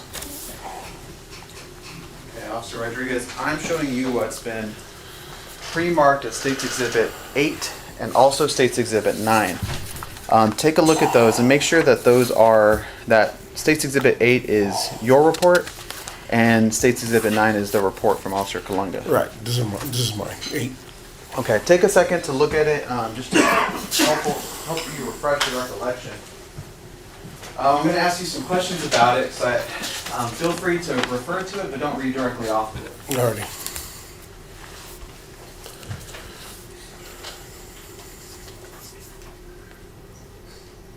Are you ready? Yes. All right, cool. Now, what kind of car was it that you found? 2015 Hyundai. And what can you tell me about the description of the vehicle? It was blue. Now, I know you said that your role was to respond to this vehicle that had been found. What information did you have about this vehicle and this whole process at this point? So what I understand is the family members found it through social media. Somebody had posted that this vehicle was at this location, and they were looking for this vehicle. So one of the family members called, and that's when we went to go see, and the vehicle was there. And at that point in time, did you know whether or not that vehicle was tied to an active investigation? Actually, I didn't. I didn't know what it was tied to. Now, can you describe the difference of what it was that you were doing at that scene and what it was that Officer Colunga was doing at that scene? So I guess what I remember is getting to the scene, and detective, or she was an officer at that time, she made a phone call, and I believe it was the homicide detective. Okay. And so did you collect any evidence at the scene? No, I did not. And why is that? Well, I'm not a evidence technician or a utility evidence detective investigator. I'm not. I was just patrol. Okay. So basically that's not your role. Right. That's not my role. So then what is it that you do? What's the proper procedure? So on something like that, when we got instructions from the homicide detective just to hold what we got, and once the detective got there or UEDI got there to take pictures, took pictures of the vehicle, and then I followed it to 9th Street Pound. That was the only thing I did. Okay, and so y'all did impound the vehicle? Yes. All right. I want to ask you, you mentioned that the detective went around and took photos. Yes. Had you kind of given the vehicle a once around? I believe I looked into the vehicle, yes. Okay. And do you remember who the detective was that showed when you called? No, I don't remember. Okay.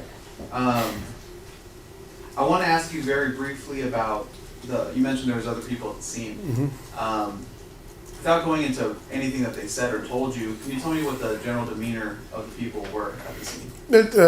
What I can remember, they were very concerned, worried. Would you say that they were helpful? I can't remember that much. Okay. Did you interact with them? Somebody told me that a purse was in there with the keys inside the car.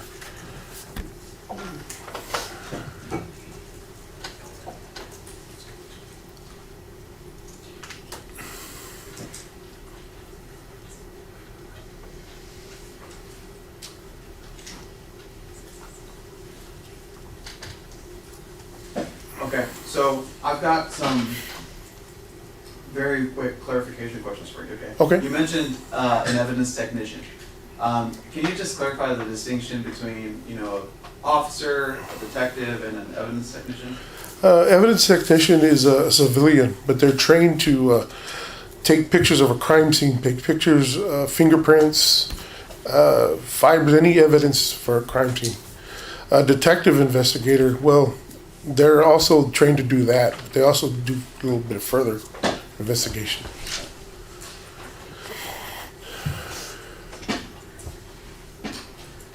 Your Honor, may I approach? Yes. Okay.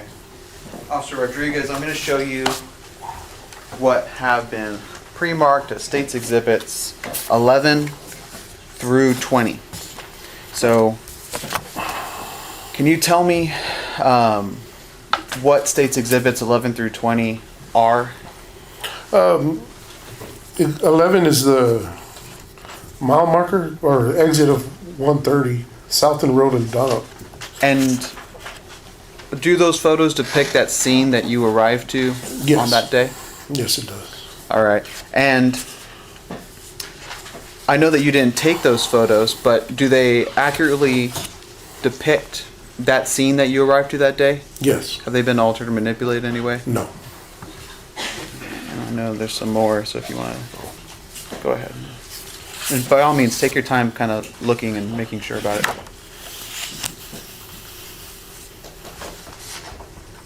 Yeah. It looks like the scene. All right. Your Honor, at this time, the state would move to admit State's Exhibits 11 through 20. I'm sorry about that. No, you're okay. And I'm about to tender them to defense, Your Honor.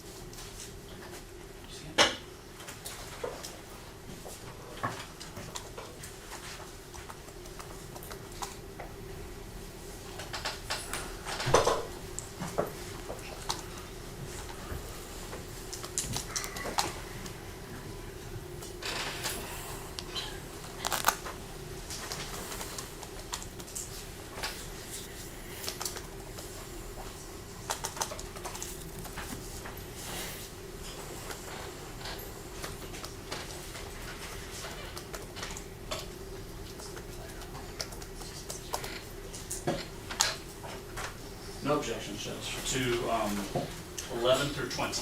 All right, State's Exhibits 11 through 20 are admitted. Your Honor, may I publish? Yes.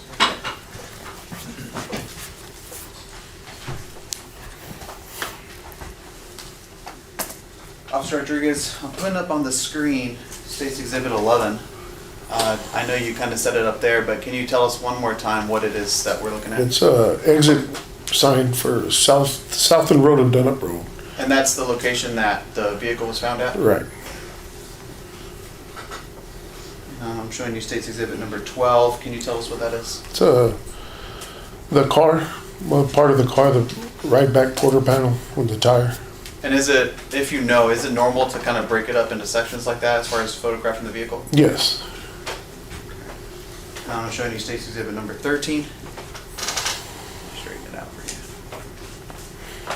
Can you tell us what that is? That's the right quarter panel, the front quarter panel of the car. Okay. And do you recall if you made any observations as to the state of the car? No, I don't recall that. I just remember this is the car. All right. And then I just put up State's Exhibit number 14 on the screen for you.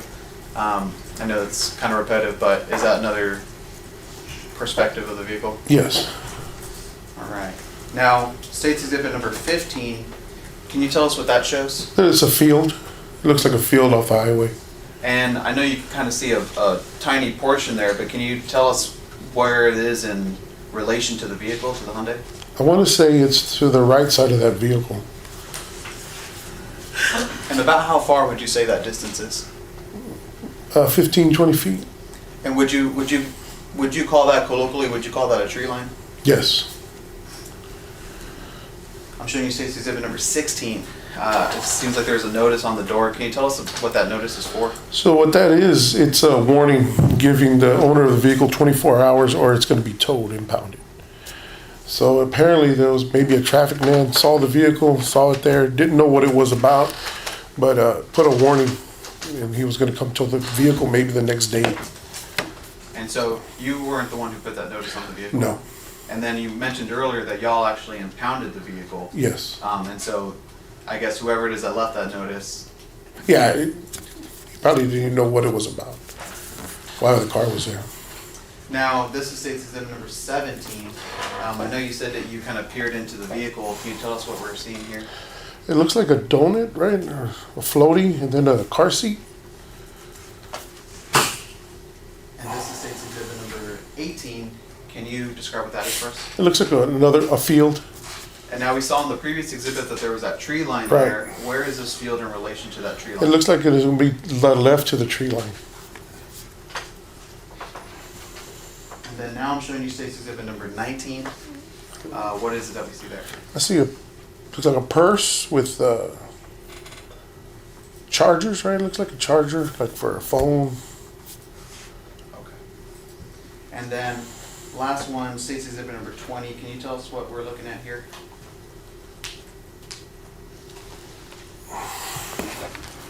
So another picture of the field. but it looks like a reflection of the glass too. Okay. And is that's kind of that same area, the same field? Yes.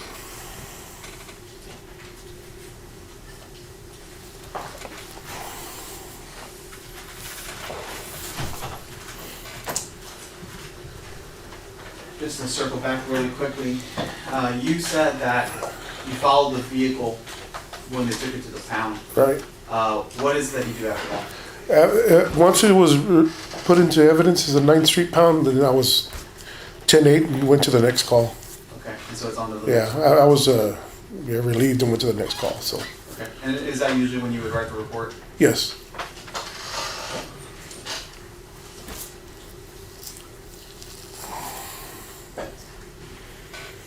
Really quickly about the vehicle, did you see anybody else ever open the vehicle up from the time that you impounded it to, No. from the time that you saw it to the time that you took it to the town? No, I didn't see nobody open the vehicle. That's what it's on. Officer Rodriguez, you said you worked patrol for 25 years? Yeah, 24 around that time. Yeah. Okay, in that time, are you familiar with, I don't remember which number it was, but one of those numbers showed that sticker. Remember that sticker? Yes, that notice. Are you familiar with those types of stickers? Yes, Had you ever had the opportunity to put a sticker like that on a car? yes. Okay, and what information is on that? It's kind of blurry, so the Yeah. jury can't really read it. Tell So- me about that. So what's on there is an incident number. The officer would make an incident number, put the incident number on there with the license plate, and the sticker says to the owner of this vehicle, the street will not be used as storage and will be out impounded in 24 hours. Then it gives you a date, a time, and the officer's signature and badge number. Does the officer have an obligation to run the plate and see who the car belongs to, or try to follow up and see if they can contact the owner of the vehicle? Well, yeah, if we run the plate, but if we don't get a hit back, we won't contact the owner. Okay, but like, for example, that car was registered, it was legally registered, had an owner, the owner, in fact, was the witness right before you, it would have been easy, lives here in town, has a job, has a working phone. Is it standard practice and policy that if the car is registered like it was, would that officer have attempted to contact that person and say, hey, your car is parked on the side of the road, typically? It's possible if the officer wanted to. A lot of times, because I work I worked a neighborhood, Yes, sir. and that car would be by the house or a couple of houses down, and I would not. But if I didn't have a phone number, there's no way I could get a hold of him. Okay, now, on that car, you said that, I think you said there were family members around. Yeah, I believe so. I'm sorry, go ahead. I believe so. I didn't mean to interrupt you, I'm sorry. I'm sorry about that. No, and they told you there was some contents, some personal property inside Right, a the car. purse. And I think the pictures show that. Yes. And as you stood there, were they visible to your naked eye? Yes. Okay, so let's go back now to your experience as a patrol officer. If you roll up on a highway like that, and there's a car parked on the side of the road, and you take the time to put one of those stickers on there, do you look inside the car just to see, hey, what's going on? And you see a purse with a wallet in there, would that give you pause and maybe you should look a little further into that? Because it's not just a deserted car at that point. There's a purse and a wallet and, Right. I mean, Right. I understand. I can't answer for that officer that did that, but I saw the purse and keys. Maybe I would do a little bit more investigating, walk the field or call something. maybe is that a better question for the detective to see if he followed up on that or? Right. It's certainly something that maybe should have been looked into at the time the sticker was placed on the car, right? Yes, sir. Okay.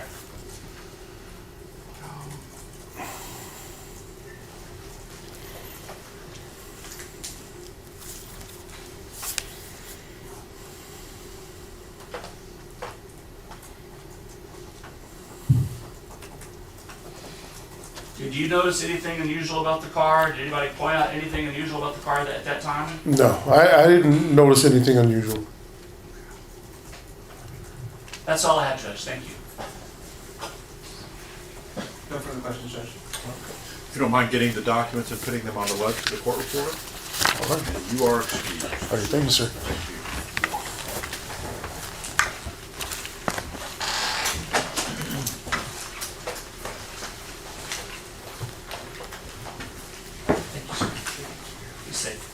Everybody on the jury okay? All right, state, call your next witness. Your Honor, state calls Sergeant David Evans. You good?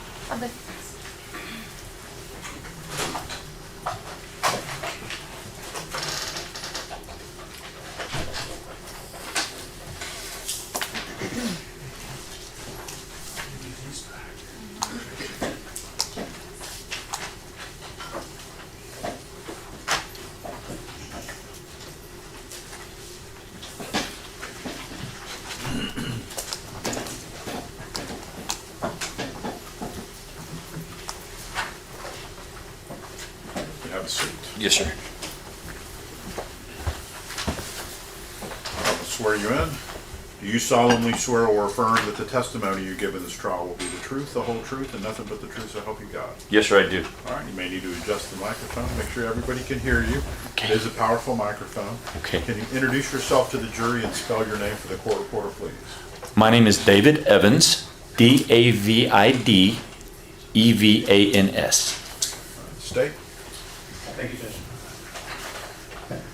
Good morning. How are you doing? I'm doing well, sir, thank you. So, I guess it's come to my attention that you are actually retired Sergeant David Evans. I am, yes, sir. And how long have you been retired for? A little over 4 years. Okay. And so, before you retired, what was it that you did? Right at my retirement from 2015 until January 1st of 2021, I was a supervisor, I was a sergeant with the homicide unit with the San Antonio Police Department. And I think you said, but I might have missed it, how long were you a police officer for? 34 years. All right, and then how many of those years were you a sergeant for? Oh my. From 2001 until I retired in 2021. And so over the course of that career, you had been an officer, a detective, and then a sergeant? Yes, sir, that's correct. Okay. Now, you mentioned a second ago that you were a part of, you were supervising the homicide division. Yes, sir. What does that mean for regular people? Well, my particular job in homicide was to supervise what we call the murder team. The murder team, there were two teams. There were about 18 detectives around about that investigated deaths. They investigated apparent sudden deaths. That would be anything from a work accident, somebody having a medical issue, their bodies found. We need to determine if they died naturally or if someone caused that. A suicide, somebody takes their own life.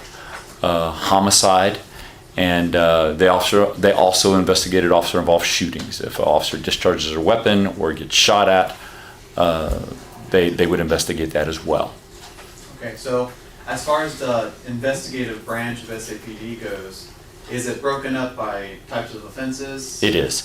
So just take it one step further. In the homicide unit, there are different details. You've got the murder investigation detail. You've got the aggravated assault investigation detail, which is somebody shoots at somebody and they don't die. That's an aggravated assault. You've got a simple assault division detail. Somebody slaps somebody, verbally assaults them, pushes them, things like that. So there's different crimes against persons within homicide. It's not all just death. And so can you explain to us what the difference is between being the supervising sergeant of the homicide division versus being a detective in the Yes, homicide sir. division? So I supervise the detectives. I coordinate their work. If a case comes in, I would assign that detective. They're assigned on a rotating basis. I would usually assign the detective as a primary and then assign them a partner. We call them a wingman. And send those two out to the scene. And if they called me and said, this scene requires more than just two of us, we've got a lot of witnesses, we've got a lot of evidence, I would dispatch more people. If that scene happened at nighttime, the night detectives would take care of it. And if it happened at nighttime, a night supervisor would make the scene, and I would call the detectives from home and they would respond. If the scene happened during the day, then I would go with the detectives and supervise. And so you made a distinction there between like the night team and the day team. Yes, sir. At what part of the day does that shift switch over? 5:45, basically 6 o'clock in the evening, but 5:45 in the afternoon. So how many shifts are broken into a day? Just two. Just two? Okay, Yes, sir. So when does your shift start? It would start at 7:45 in the morning and go until 6 in the evening. Okay. Now, you said a second ago that you do the assignment of the cases to the detective. That's correct. Does that mean that you don't typically work up a case yourself? That's correct. I don't. But occasionally, if there's need for it, you'll go help and assist? I will. There's a lot of communication between myself and the detectives. They let me know what they need. If they need other resources, if they need help coordinating things, if they need liaison with the district attorney's office, the Barry County Medical Examiner's office, pretty much anything that they need help with, they'll come to me and we'll find some type of solution. So we're here today for a particular point in time, back in August of 2017. In August of 2017, you were working as the supervising sergeant for the homicide division? I was, yes, sir. Okay, and so can you tell me, do you know the case that we're here for today? I do. It's been a couple of days. It's been several years. I remember some things because I had an active involvement in the case, and I do remember my active involvement, yes. Okay, and so as to your active involvement, is it normal and typical that you would make a police report about anything that you did involved in that case? Yes, sir. Okay, and do you recall that you did, whether or not you did make a police report? Yes, sir. I wrote a police report. All right, and so if you had that police report in front of you, would it be helpful to refresh your recollection? Very much so. Your Honor, may I first witness? Yes. Thank you, Judge. So I'm bringing you what has been pre-marked as State's Exhibit number 21. If you can just take a look at it and make sure that that is in fact the report that you wrote. It is a copy of the report I wrote. Yes, sir, it is. Let's go ahead and take a second to kind of look at it and refamiliarize if you need it. And then obviously if I ask you any questions, feel free to refer to it, but don't read directly off it. Yes, sir. Okay. So, you took a kind of a more active role with this particular case than you would with most of them. Yes, sir, I did. Okay. And why was that? I was helping Detective Espinosa coordinate some different search areas that he had come up with, and it was August, so it was extremely hot. And he needed a dog team to go out and search a field or an area. And since it was so hot, after we had the meeting, we finished up our meeting around 11 or 11:30. It was going to be too hot to send the dog team out. So what I did is I went out to the area. Sorry. Yes.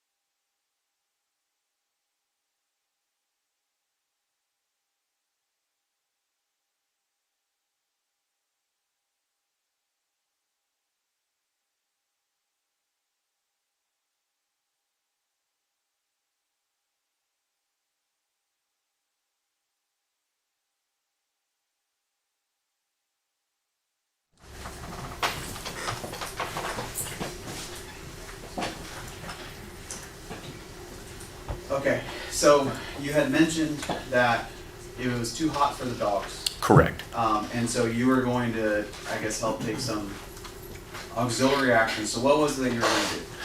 I was going to go to the place and determine what the scope was, how large it was, and communicate that to the dog handlers to see how many dogs they needed, how large the area was, and see what resources we needed there. Okay. And so when you arrived, what was it that you observed upon your arrival? Upon my arrival, I noticed an area to the west of the road that I was on that had some vehicle tracks on it, and they seemed to follow a tree line. And so I left my vehicle on the road that I was on, and I started walking along the vehicle tracks that I saw. And I noticed there was a fence that had been pushed down. I don't know how long that fence had been pushed down. It could have been a long time. I don't know. But I followed the vehicle tracks, and as I went in probably 20 or 30 yards on the other side of the fence, I noticed on the south side of the tree line, there were a lot of buzzards. I mean, this was a lot of buzzards. And so I continued on. It was probably somewhere around 50 to 60 yards down where the buzzards were. I turned south where the buzzards were, inside the tree line. The tree line was probably from the vehicle tracks, probably 30 yards, maybe a little more, south of the tracks that I had found. And inside the wooded area, or underneath the trees in the wooded area, I found a decomposing, what I thought to believe a female body, because there was a green bra on the body in a state of decomposition. There was a skull. Black hair had fallen away from the skull, long black hair. Again, I presumed female because there was a green bra. There was some skin from the neck down, but from the waist down, it was all skeletal remains. And so, this might seem like a silly question. Can you tell us what a buzzard is? Sure. A vulture. I guess, like, do you know what kind of bird it is? Why that type of bird would pique your interest? Buzzards typically eat dead things. Now, you mentioned a second ago that you found the body. Where was that body in relation to that tree line that you were referencing? In it. The tree line is probably 20 to 30 yards wide. You have open field on one side, tree line. Further south, there's open field on the other side. And if you can imagine a field with a tree line at the border of that field, she was in the trees underneath. And when you came up upon that body, did you make any observations as to the open plain view nature as to the body? Was it covered up with anything? It was not covered up, no. Once you got underneath the trees and got in there, you could plainly see the body. Now, you gave us actually some observations that you already made of the body. How close did you get?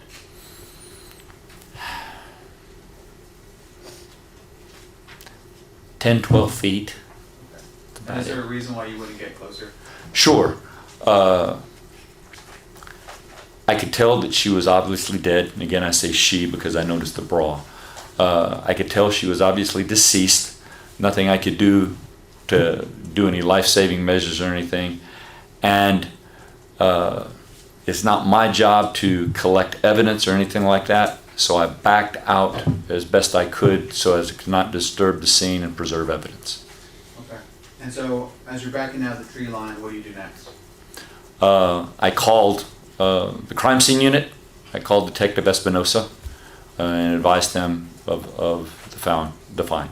And so could you educate us a little bit about, I guess, what that procedure should look like from here? You found the body. And actually, the first call, the actual first call I made was the medical examiner's office, so they could get their investigators out, crime scene unit, Detective Espinosa. Once we have what I've just described, the medical examiner's office actually has jurisdiction over that scene. That body and everything around it is under the care, custody, and control of the medical examiner's office.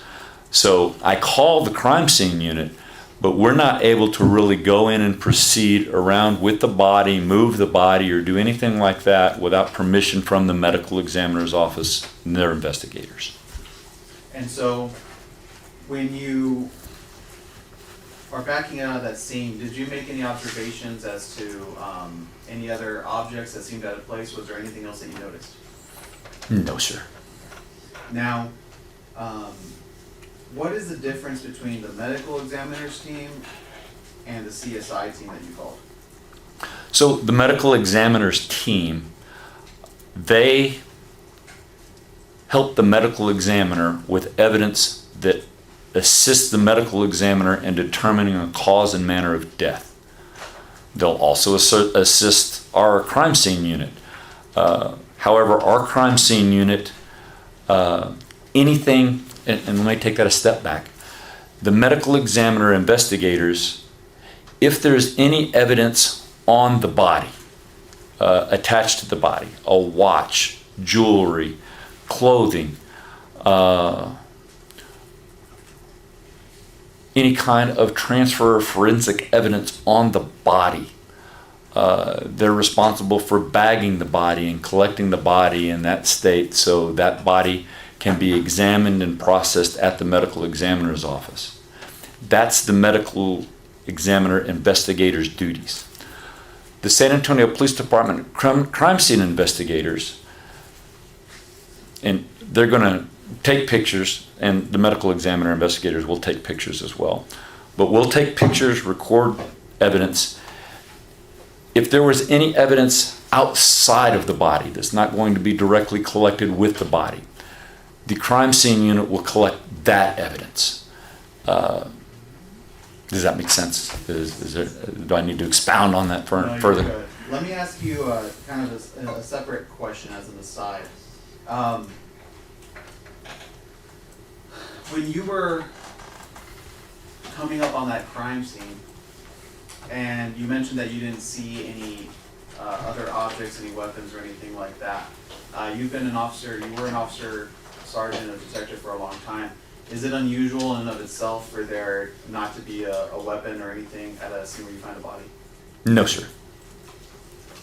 Now, at this point in time, you mentioned that you had reason to believe that the body was a woman.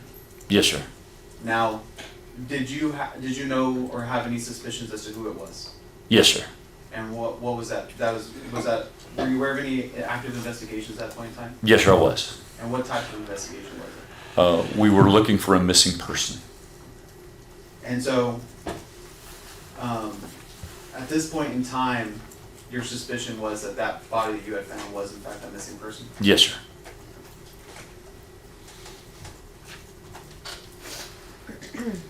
When you call those other parties and make those phone calls, what is it that you do next? Make sure they arrive. Make sure that they have everything that they need to do their job to coordinate that. Okay. And then that's kind of the end of your role there? It is at the scene, yes, sir.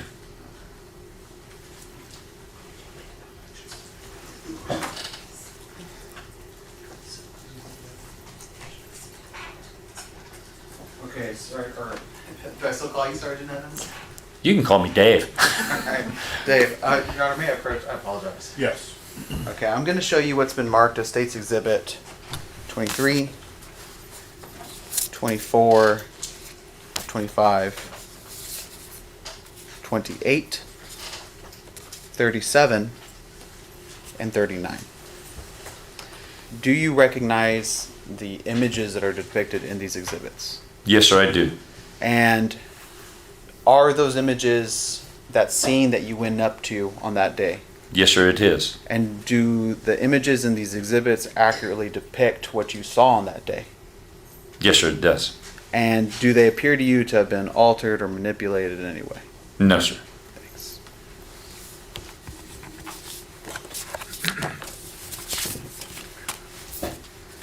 Your Honor, at this time, state will move to admit State's Exhibits 23, 24, 25, 28, 37, and 39 into evidence, and to move into defense or any objections.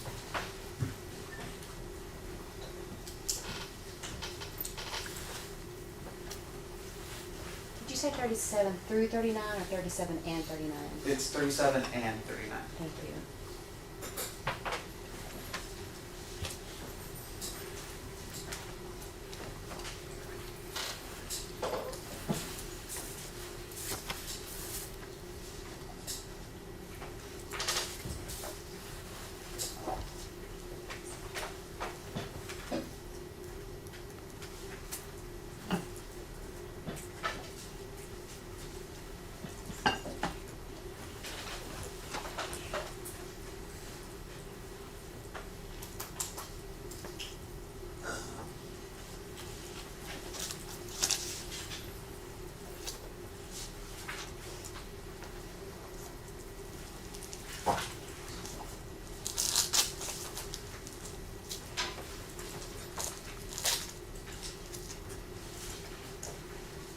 There's no objection to 23, 24, 25, sorry, Judge, 28, 37, and 39. Those are admitted. Your Honor, may I publish? Yes. Okay, Dave. I'm showing you State's Exhibit number 23. Can you tell us what it is that we're looking at there? That is that area.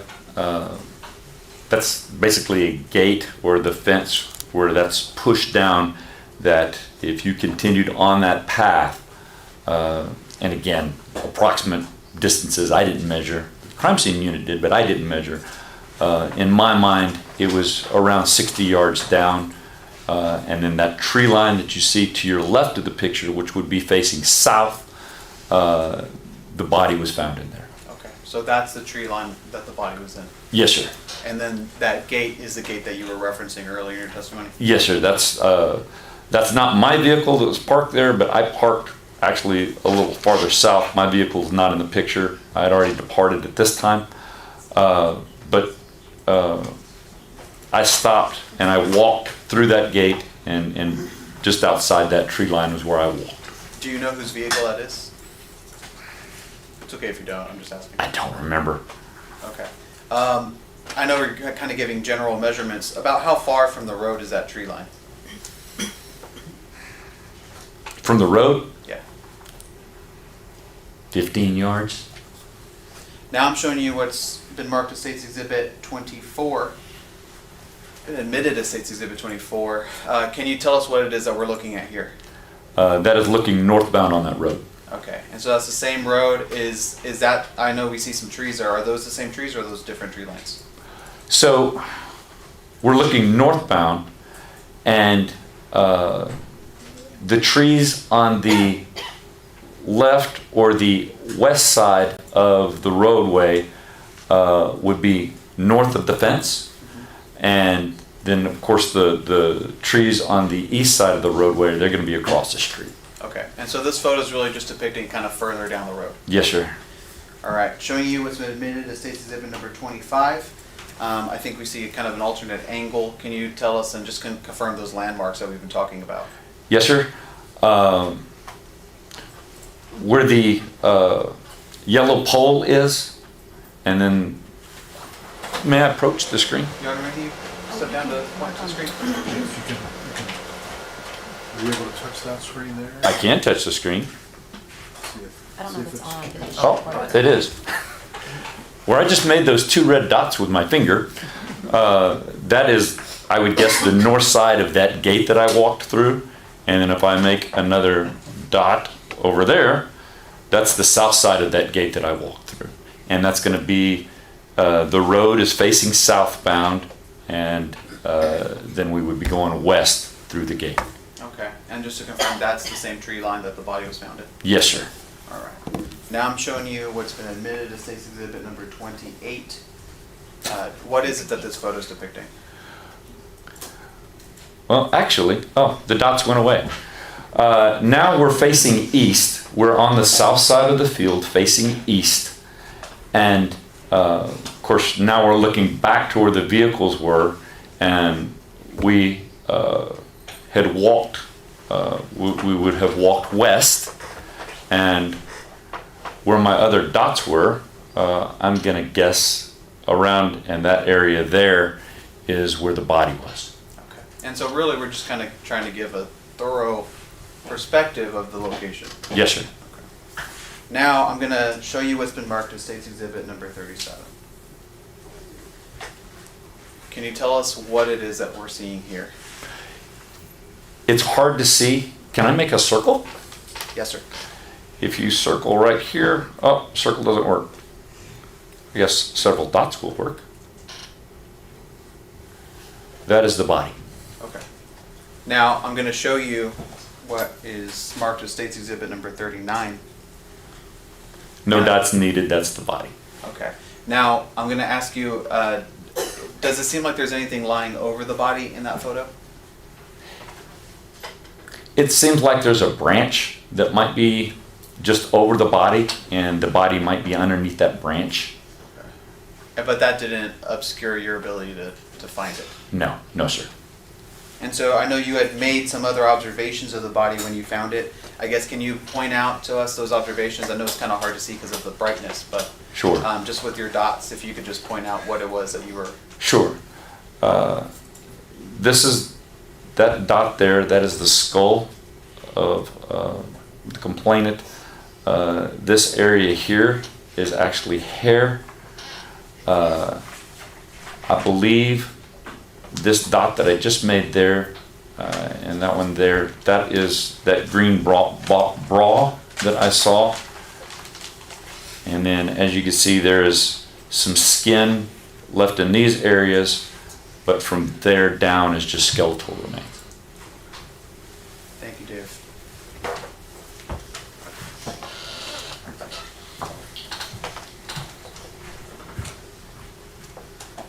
Your Honor, as witness.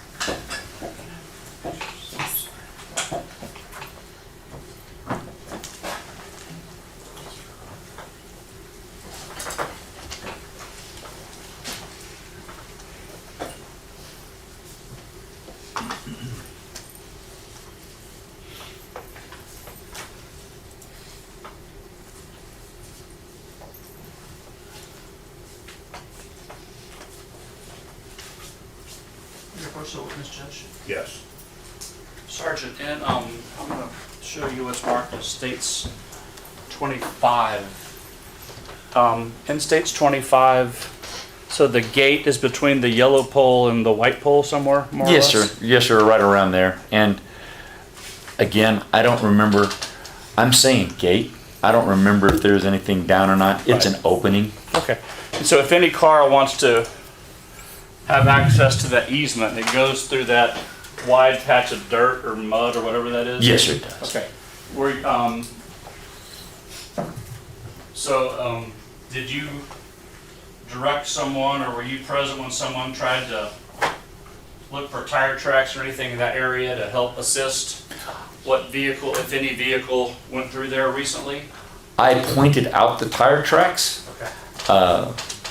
I am not a CSI professional. Yes, sir.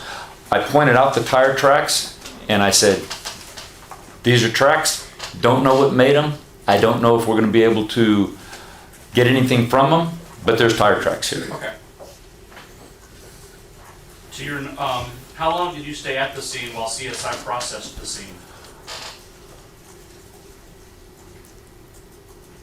Not long. I know Detective Richard Richardson arrived. I think Detective Tom McNelly may have also arrived.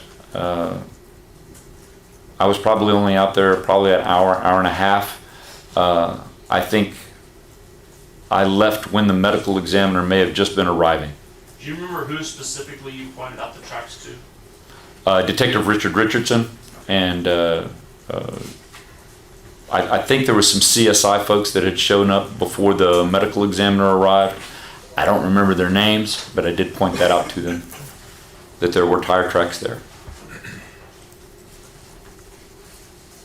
That's all I had, Judge.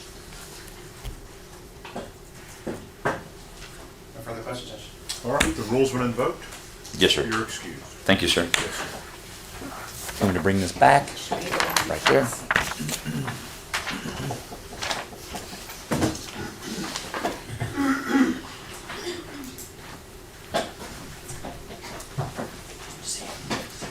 We have Pretrial. Yes.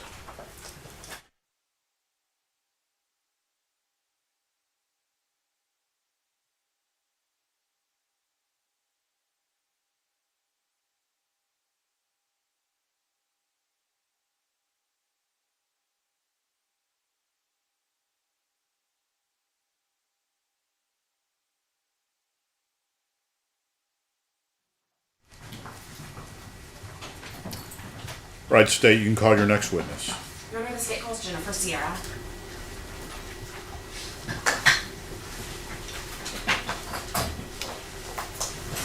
And members of the jury, we anticipate a lunch break about 12:30.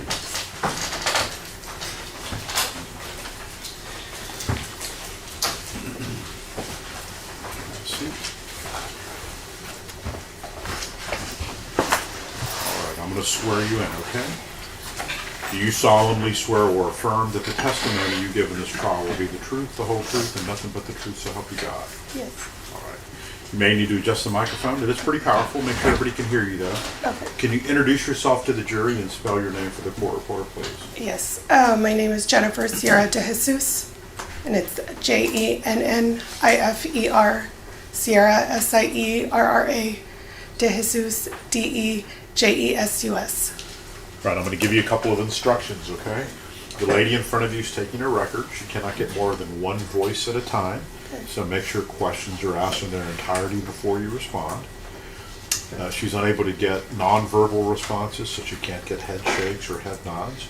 Also, if at any time during the examination an attorney from either side stands up and objects, do not respond unless we tell you whether or not you can, okay? Okay. All right, State. Thank you, Your Honor. Good morning. Good morning. Can you hear me okay? Yes. And is it okay if I call you Jennifer? Yes. And to be fair, we have met before. Right? Yes. So you told the jury your name. Tell them a little bit about yourself. How long have you lived in San Antonio? My whole life. How long has that been? I'm 40. I'm about to be 45. And do you have a family? Yes. And who is that? I have my husband, and then I have two children, 21 and 19-year-old. And do you and your family still currently live in San Antonio? Yes. And do you work in San Antonio? Yes, I do. What is it that you do? I work at an autism center. And so do you have family outside of your immediate husband and children? Yes. And is it a big family, small family? Big family. How many brothers and sisters do you have? 6. 6 brothers Yes. and sisters. Yes. So tell the jury from oldest to youngest, your siblings. I have Rachel, who's my oldest sister. Then it was Elizabeth, me, and then my brother Robert, and then I have a brother and sister who are twins, Lillian and Clint. Lily and Clint? Yes. So 6 siblings, you're... Well, there's 6 of us, right, sorry. You're right in the middle. Yes, Okay. yes, And you mentioned Elizabeth, yes. and she's a little bit older than you. Yes, she's 2 years older than me. And so, growing up, were you and Elizabeth close? Yes, very, very So close. just briefly, just tell the jury what was the nature of your relationship with Elizabeth. Well, we were sisters. We did a lot of stuff together, shopping, spend time with the kids together, take them to the movies, swimming, just sisterly stuff, watch TV together, just hang out. We would spend time with Emma and Joe, just do things together as a family, spend holidays. And what about whenever Elizabeth moved away from San Antonio? Did y'all stay in touch and remain close during those periods of time? Yes, we talked pretty much every day, FaceTime, text. She would call me about my kids, I'd call her about Emma. just, we would talk all the time. So, I know aunts or do different things. Would you say that you were a close aunt to Emma? Yes, we would see Emma all the time. We'd go see her and see Joe, and the kids would play together. My sister would come over. She was always making them things and spending time with us, so. And then you mentioned Joe. Is that Joe Munoz Jr.? Yes. And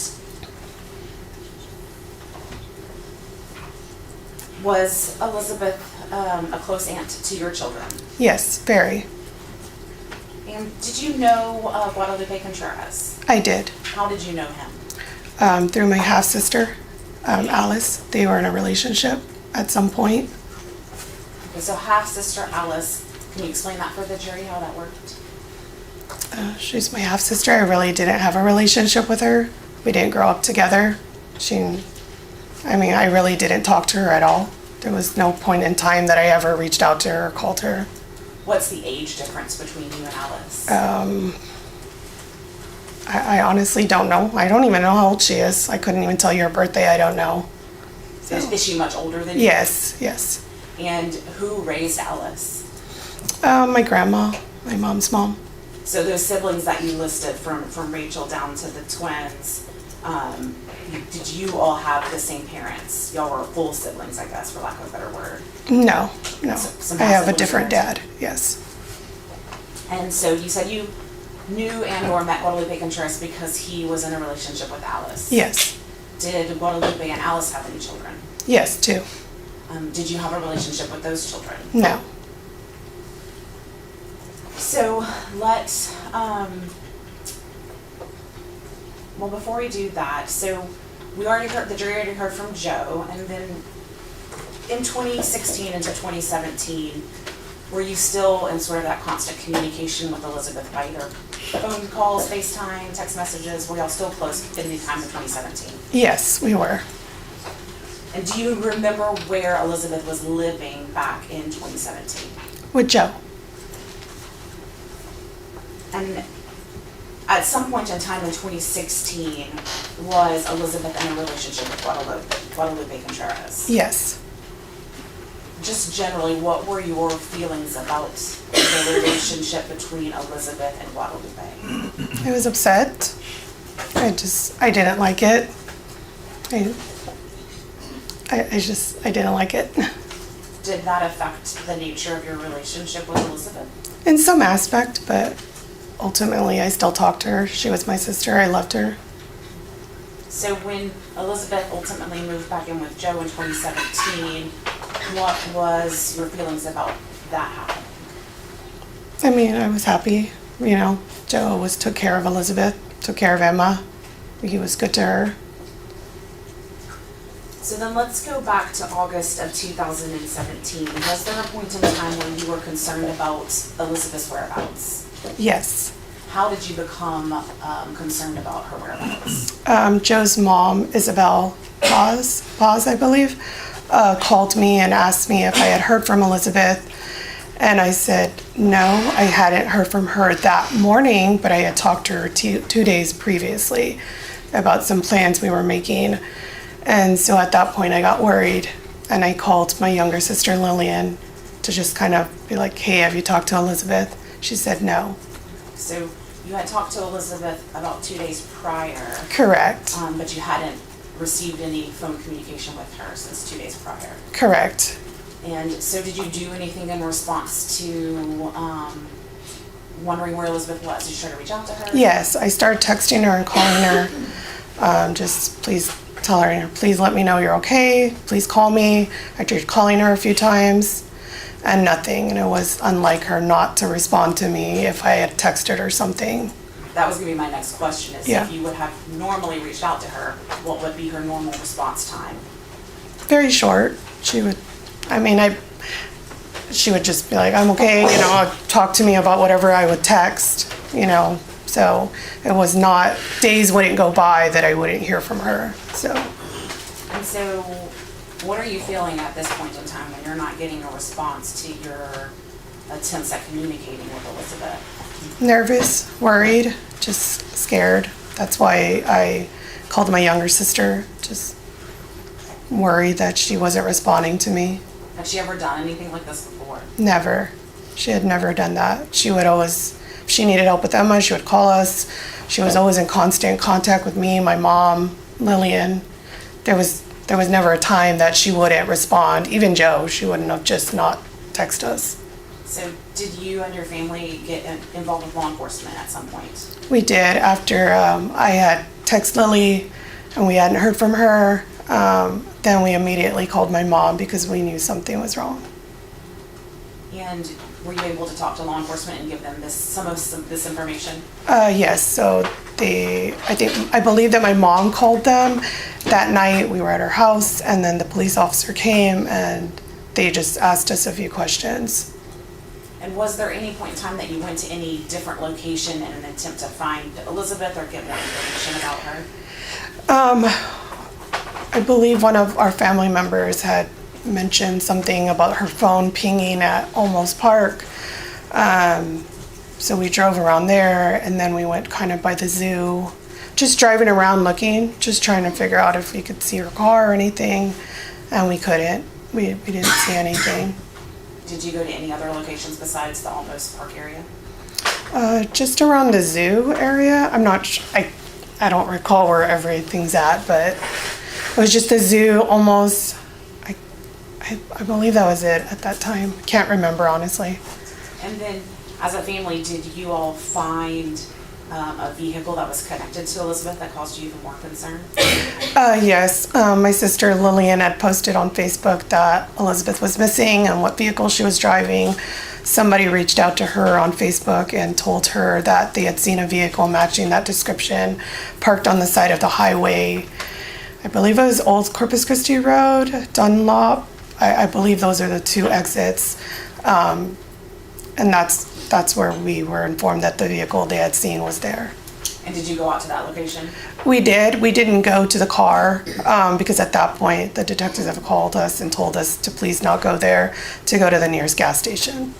And then did you cooperate with law enforcement after that? Yes. Now, talking about Alice and Guadalupe, did you ever try to reach out to them or talk to them about where Elizabeth might be? Alice actually called me and she was asking me questions like, what did I know? What had they told me? What had I heard? And I said, I didn't tell her anything because at that point I was concerned. And then I had heard Lupe in the back and he was saying stuff. So let me slow you down a little bit. So you're on the phone with Alice. Yes. And you guys are talking about where Elizabeth may or may not be or what information you may or may not have about Elizabeth. Is that Yes. right? Okay. And so then you hear somebody in the background. Who is it that you hear? Guadalupe. And how did you know it was his voice? I've heard his voice before, you know. I've seen him in passing, but I knew it was him. And so what did he say? He said that he hadn't talked to Elizabeth or seen her in a very long time.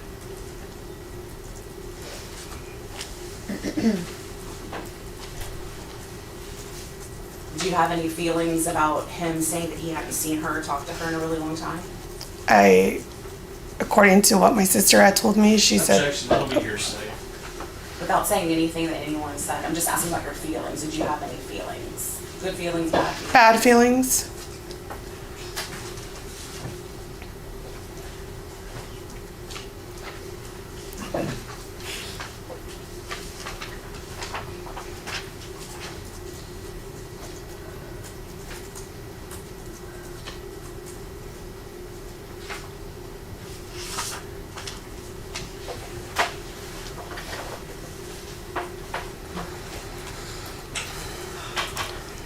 Pass the witness room. Is it safe to say you did not approve of the fact that Elizabeth had been back with Guadalupe since February?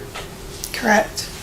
I'm sorry, correct? Yes, yes. Okay. Did you know that she would call Guadalupe on the phone and leave the phone open for hours and hours so he could listen to her and Joe talk and everything that was going on at their house? No, I did not know that. Did you know that Joe and Elizabeth were fighting because of this relationship she was having with Guadalupe? I knew that Joe was upset. I didn't know the extent of the fighting. You know there have been threats made because of it? No, I did not. Did you know that Guadalupe was gonna put Elizabeth back on his insurance? I had heard When that. had you heard that?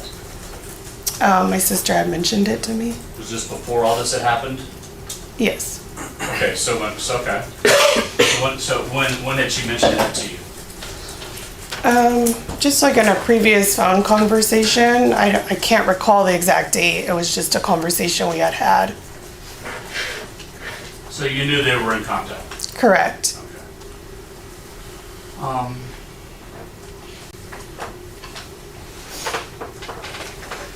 When did you learn they found Joe's jacket at Olmos Park? I never knew that. I You never didn't. knew that? No. The Facebook ping, that thing went off at like, what, 5:30 in the morning or something? Is that They correct? didn't tell me a time. I just heard it from a family member that had told me that. They didn't give me an exact time. And when you went to the car, did I understand you didn't go straight to the car, you guys went to a gas station? Correct. And met the police there? Yes.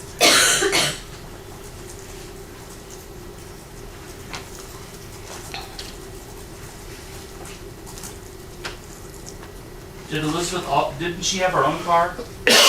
She did. Was it unusual for her to drive Joe's car instead of her car? No, they shared vehicles. They shared vehicles? Yeah. Did you know she left the house on more than one occasion to meet up with him in the middle of the night? No, Him, when I say him, I mean Guadalupe. Did you know that before No. now? No, I didn't know that. When did you learn that after this? Or is this the first you're hearing of it? No, what do you mean? I'm sorry. Can you? I'm sorry, when did you learn that Elizabeth and Guadalupe had been, or that she'd been leaving the house to meet up with Guadalupe for multiple times before this night? I didn't know that. Okay. Does that surprise you? I mean, not really, I guess.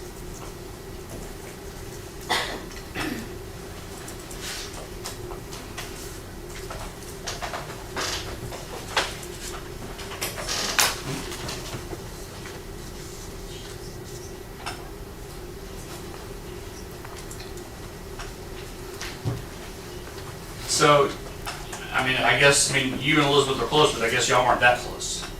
We were. I mean, but she also knew that I didn't like him and I didn't approve of the relationship, so So she didn't share those things with you? no. Okay.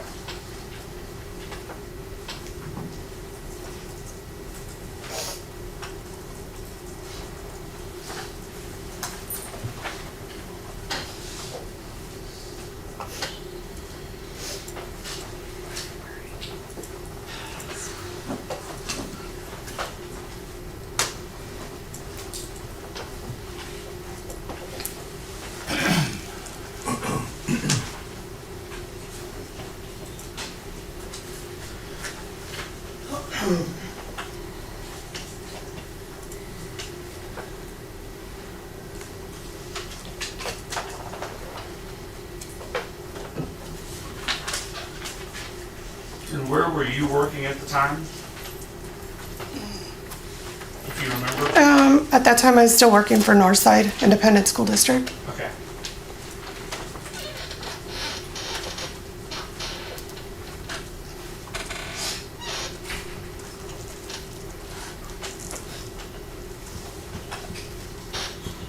How often would you be with Joe? How often would you spend time with Joe and Elizabeth back then? All the time. I mean, I'd go over the weekends, holidays. Did you know that she had a separate phone that she communicated with Guadalupe? I did. You did? Okay. Yes. Did you know what that phone was for? Not exactly. I mean, I just saw her play games on it sometimes, but I didn't know exactly what it was used for.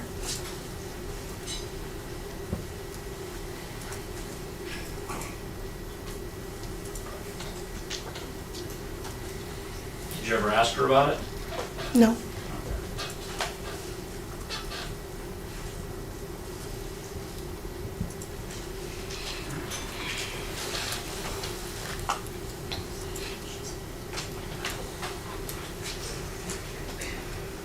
Did you know about the threats before or after all of this? When did you learn about those?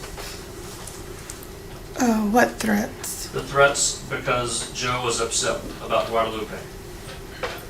I hadn't heard about that till you actually mentioned it last. At the last trial? Yes, sir. Oh, excuse me, the last hearing? Yes. Okay. All right, that's all I have, Judge. May we approach him? Oh.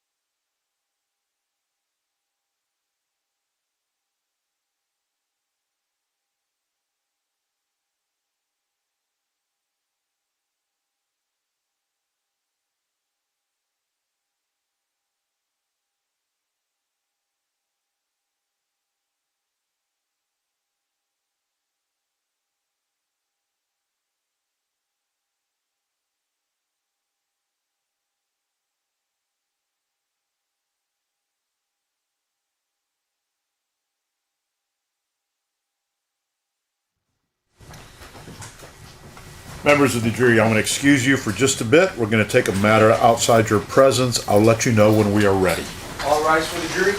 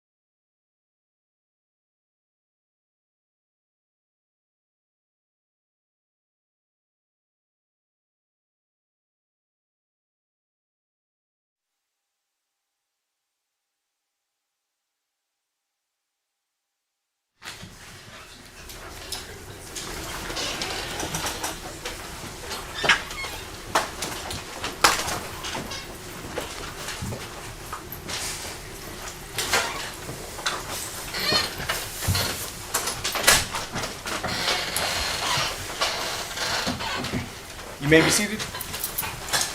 Welcome back, members of the jury. State. Thank you, Your Honor. And Jennifer, defense had asked you about maybe one of the reasons that Elizabeth didn't fully confide in you about her relationship, her ongoing communication and relationship with Guadalupe after they had separated and she got back with Joe, that it was because you didn't approve of it. Do you remember telling defense counsel that? Yes, And why didn't you approve of their relationship? because I didn't like Lupe at all. And, you know, you also had told Mr. Bonk that you knew that Guadalupe had agreed to put Elizabeth back on his insurance. Do you know that for 100% that he actually did put her back on the insurance? I didn't. She just told me.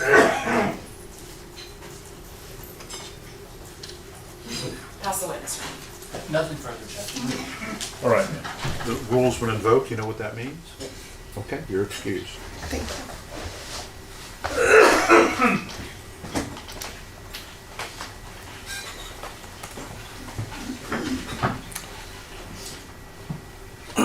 All right, members of the jury, I think we're close enough to be able to take a lunch break. I'm going to give you, it's currently 12:22. Let's make it 1:40. That'll be about an hour and 15 minutes, okay? 1:40. Be back in the hallway in the jury room, and we'll bring you back out. Remember the instructions I gave you after the swearing in. You're not allowed to communicate with anybody about any of the evidence in this case. Not allowed to do any kind of independent investigation. All right? Have a good lunch. All right.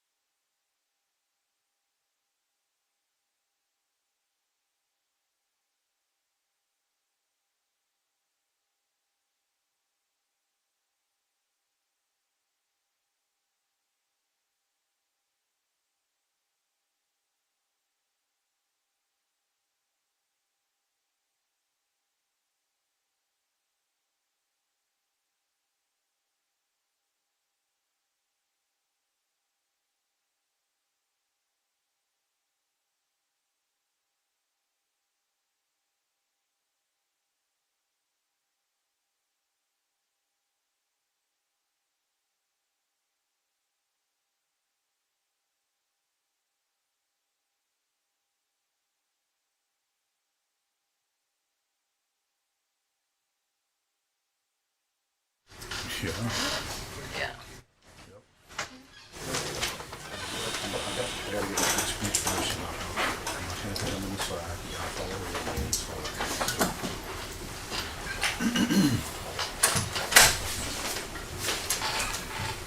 You may be seated. All right, members of the jury, welcome back. Hope you had a pleasant lunch. If it was half as good as mine, I know that it was great. All right, where we last left off, State, we were at your case in chief. You can call your next witness. And the state calls CSI Robert Rackley.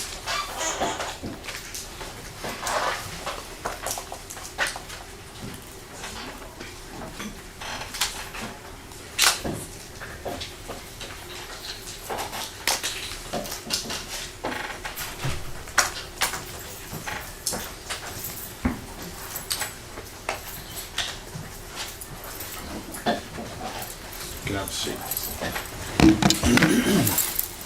I'm going to swear you in.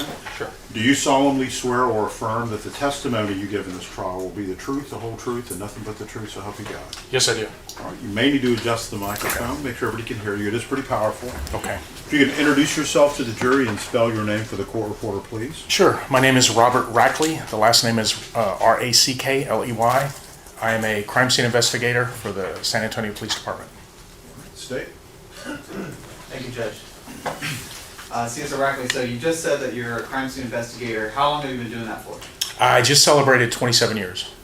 And so you are still a crime scene investigator, just like you were back in 2017? That's correct. Okay. Have you done anything else while you were with the, with the department? No. All right. Now, obviously, being a crime scene investigator, can you explain to us what your day looks like? Any given day could be different. Our primary duties are to document crime scenes, whether it be through photography, videography. We'll identify, collect evidence, and so forth. So how do you get notified or sent to a scene? Usually dispatch. Okay. And so we've heard a little bit about how dispatch work. How does dispatch work for you as a CSI? We have our radios. Dispatch will call our assigned numbers, let us know the location. And so when you get dispatched to a scene, what information do you know about the place you're going to at that point? Very, very limited. We have a map built into the system, so it'll guide us along the route. We'll have a key card on the computer system that will give us brief details of what we're heading to. Okay. And just for our understanding, can you explain what the difference is skill set wise between a CSI and maybe a kind of standard detective? Upon hire, we require a degree. I've got a degree in criminal justice. I'm a certified in various different genres, terminal ballistics, bloodstain pattern analysis, and then continuing education throughout the decades. Okay. Now, we're here for a particular piece of time back in August of 2017. You answered earlier that you were working as a CSI back then. Do you remember that period of time, August of 2017? Yes, I do. And do you remember responding to that crime scene at about the 12,800 block of Old Corpus Christi Road? Yes, I do. All right. And so when you respond out to a scene, is it normal procedure for you to write a report about what you did there and your findings? That's correct. Do you remember whether or not you wrote a report? Yes, I did. And if you had that report, would it help you to refresh your recollection? Yes, it would. The Honor, may I approach? Yes. Thank you, Judge. So, CSI Rackley, I'm bringing you what's been pre-marked as State's Exhibit 22. Just take a look at it. Make sure it's a kind of accurate copy of your report. Yes, this is a copy of the report I produced. Okay. And so, can I see it really clearly? Now, when you responded to that scene, were you by yourself? We drive individual vehicles, but I met other individuals there. And so was there another CSI at the scene? Yes, there was. Now, that other CSI and you, how is it that you guys went about splitting the duties of working a crime scene? Upon arrival, we'll confer with whoever's on scene, detectives. I believe there was a couple sergeants. My personal lieutenant from our unit was there. get the details of what's going on, and come up with a game plan, what we need to do. Okay, so now let's go ahead and zoom in on that day, back in August. What, I guess, you know, when you refer to your report, go ahead and use it to refresh recollection, but don't read directly Sure. off of it. What day was it that you were there responding to that dispatch? 8 of 2017. I recall that we were dispatched, there was a recovered remains. Okay, and so what was the time of the day that you were there? Referring to the report, 12:30. Now, Your Honor, may I approach? Yes. I'm bringing you what's also been labeled as State's Exhibit number 224. This is another report. Can you just make sure, I guess it's a copy. What's the difference between those two exhibits? Let's see.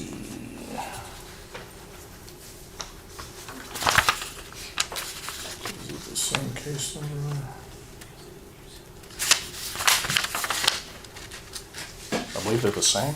Okay, and so I guess this distinction right here between this one being yours and that one, what's the distinction? Oh, I'm sorry.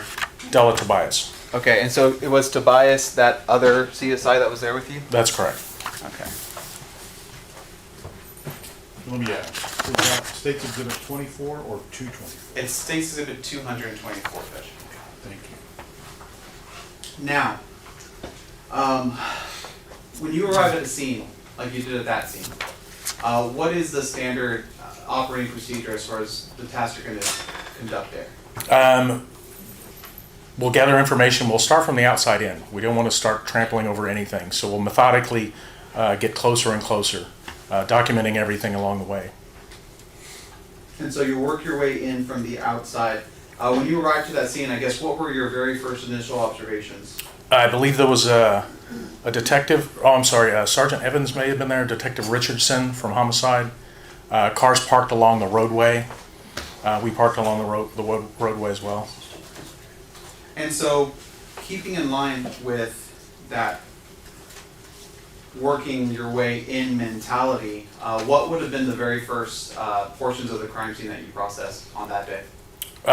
Edge of the roadway. We'll take broad pictures, generalized pictures of the location, and then slowly move forward. Okay.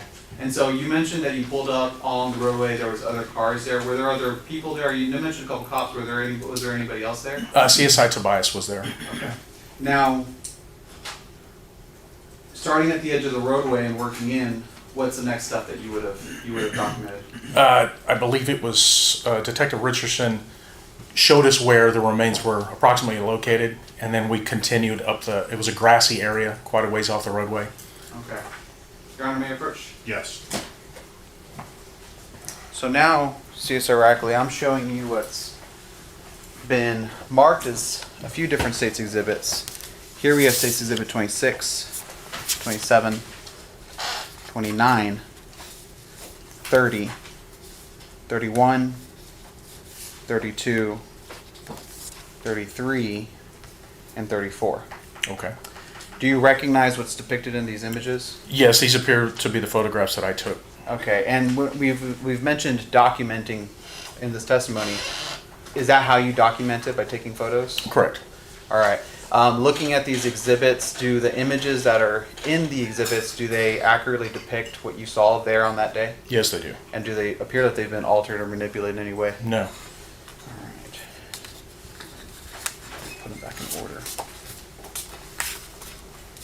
And Your Honor, at this time, the state would move to admit State's Exhibits 26, 27, 29, 30, 31, 32, 33, and 34 into evidence, and then turn into defense for any objections.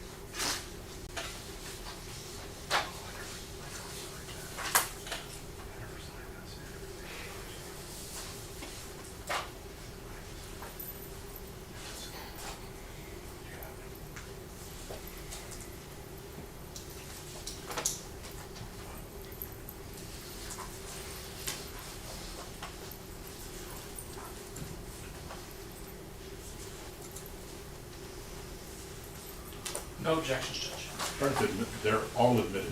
May I publish, Your Honor? Yes. Okay, CSI Rackley, I'm going to have you kind of walk us through some of these photos, okay? Sure.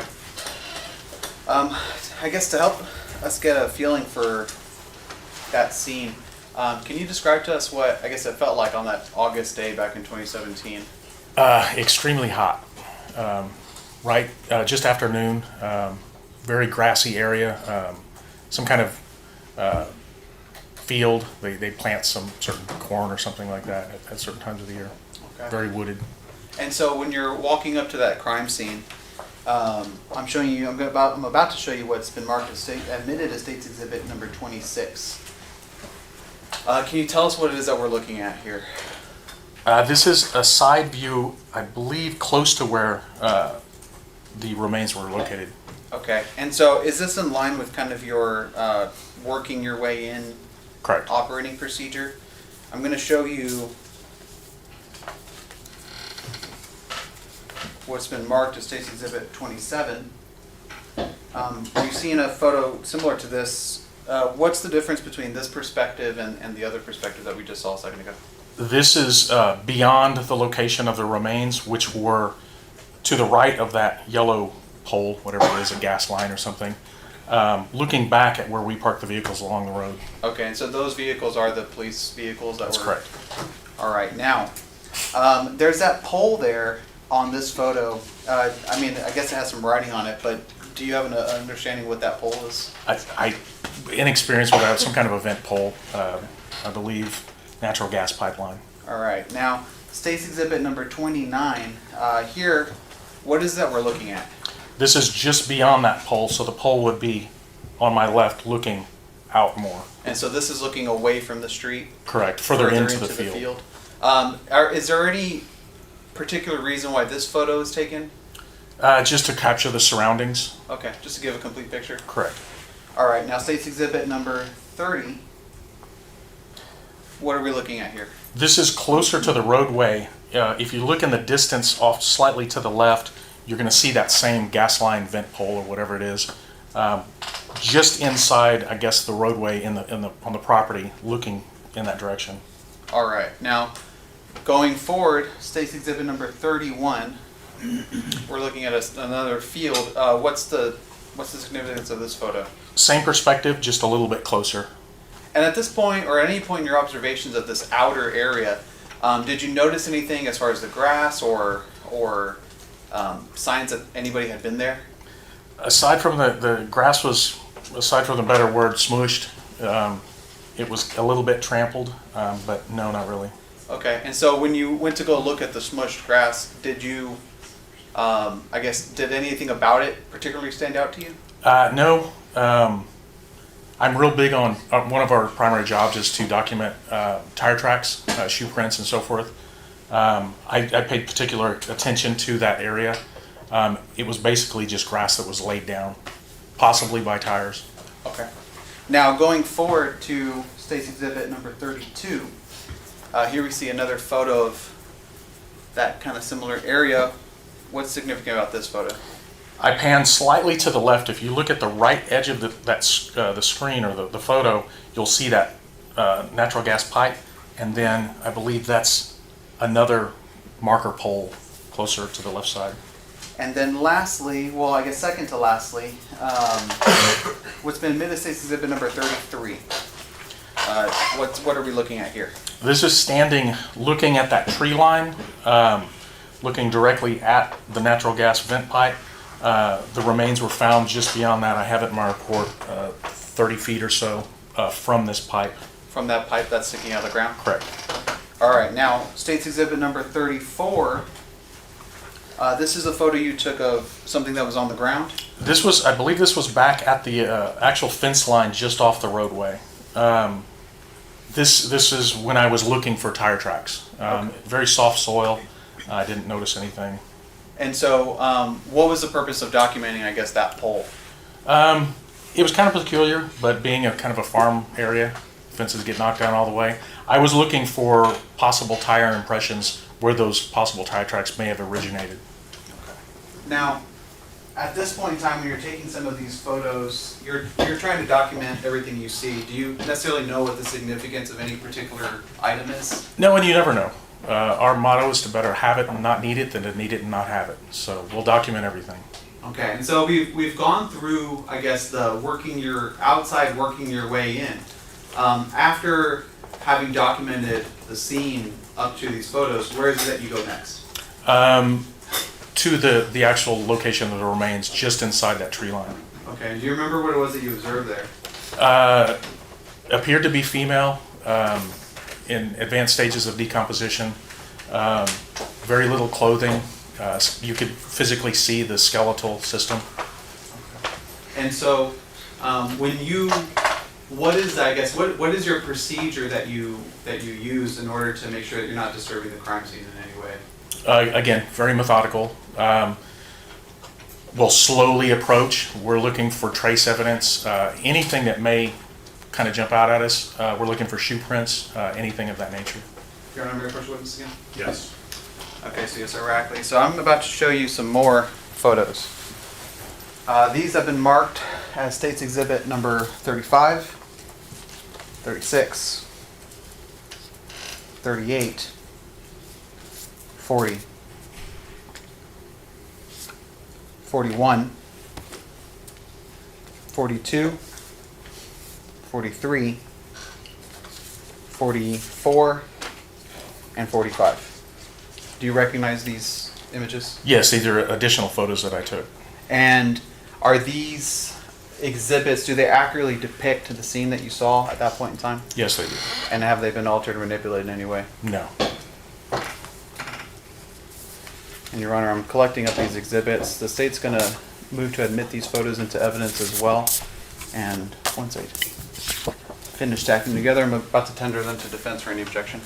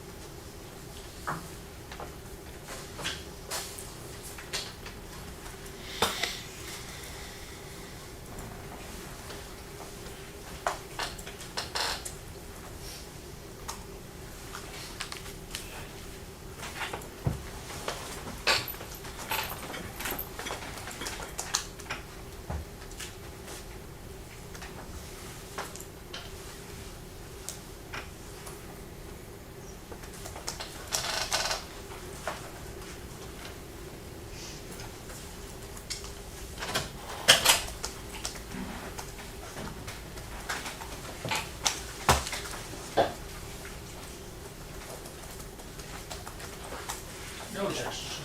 Right there, read it. May I approach, Your Honor? Yes.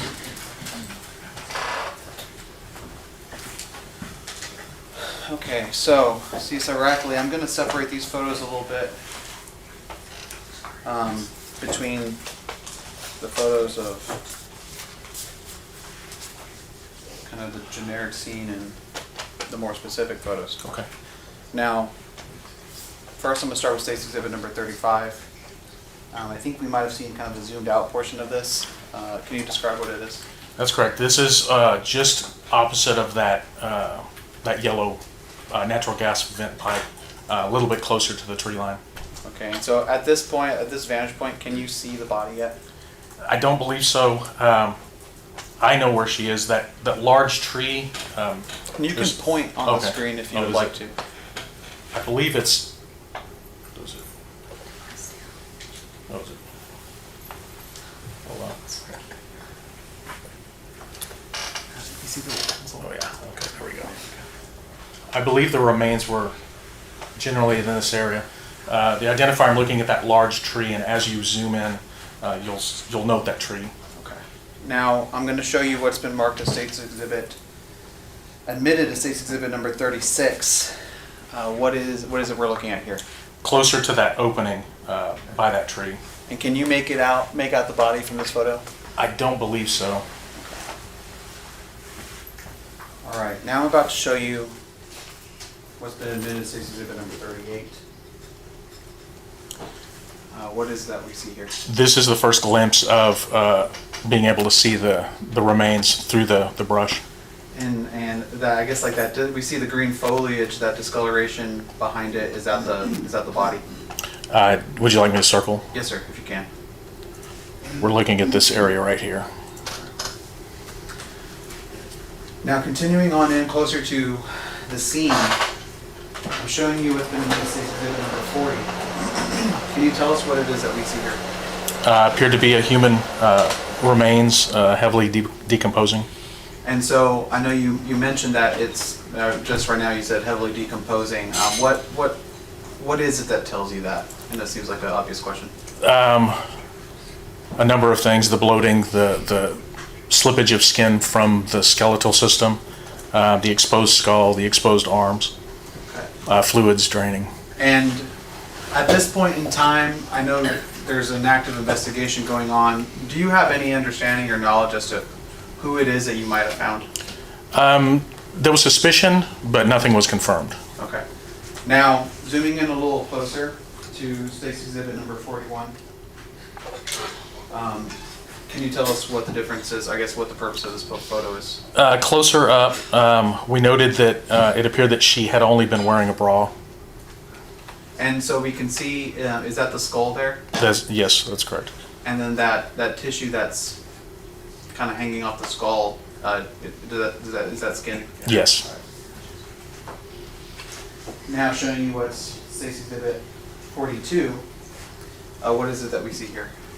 More of an overhead view of the same. Now there's a part of the remains here that are kind of stretching out. It looks like. Can you identify for the jury, I guess, where the hands are and where the different parts of the body are? Sure. Basically, the individual appears to be laying on their back, the head slightly tilted to the right shoulder, so you have the skull here. This area will be the right arm, and I believe this is the left arm. Now, you can go ahead and clear your markings on that. I'm showing you it's been admitted State's Exhibit number 43. What is it that we see here? This is when the medical examiner has already conducted a preliminary exam of the remains and placed it in a bag for transport. Obviously, you just said the body's been placed in a bag. Is it you who does that movement? No. Okay, and my understanding, I guess, is that it's now the jurisdiction of the medical examiner. What's the difference between the medical examiner, investigators, and you? We generally document, we'll document the whole scene, but as far as any evidentiary items, this is where they take over. They're responsible for anything on the body. And so, once the body gets into, I guess, the bag for transport, are you interacting with it at all? No, they'll seal it, they'll put a plastic lock on it, write their case information. Showing you State's Exhibit number 44. What are we looking at here? Appears to be the left arm extended out. And now showing you State's Exhibit number 45. What is it that we see here? I believe during the process of the preliminary investigation or examination by the medical examiner, we're going to photograph the process. I believe this is, they rolled the remains off to, I guess, the left side, so I believe this is looking at the back, seeing if we can see any wounds. Okay. And did you observe any wounds? I know it was difficult to say. And so there's a hand there that I guess is manipulating the remains. Whose hand is that? Do you remember? Probably the medical investigator. Okay. Is it your hand? No.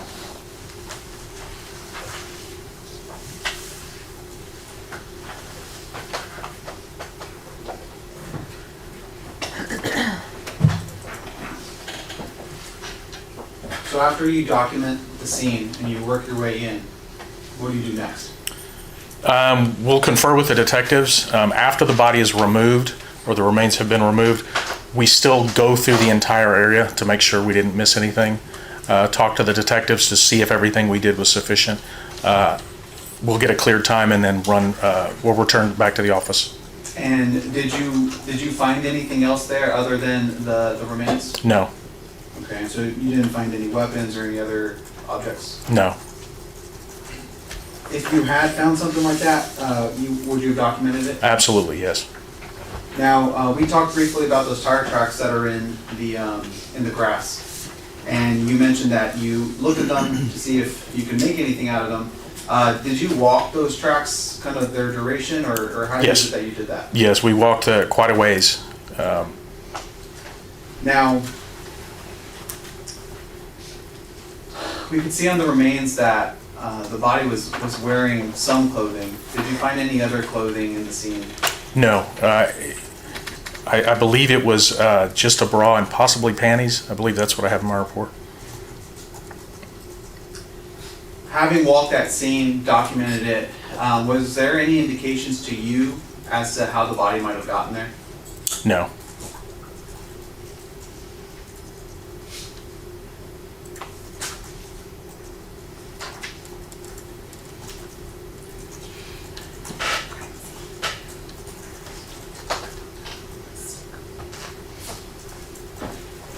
All right.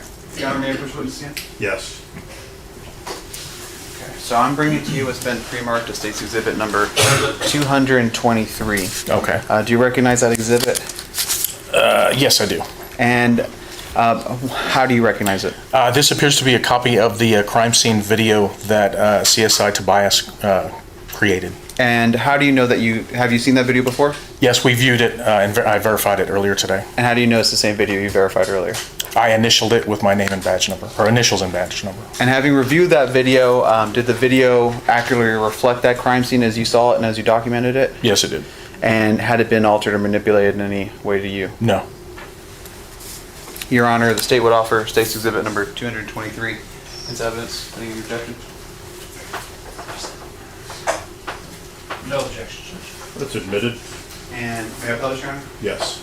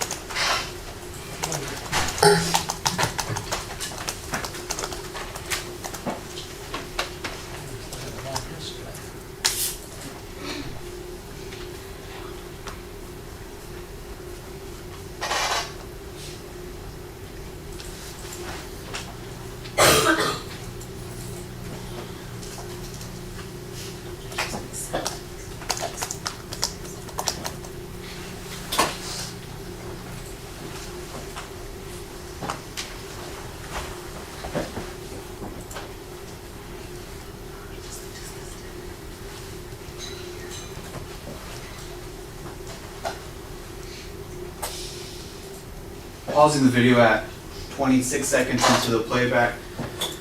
CSI Rackley, looking at this photo of the remains, I guess, can you describe that branch that seems to be in the view there? Did you make an observation of that branch?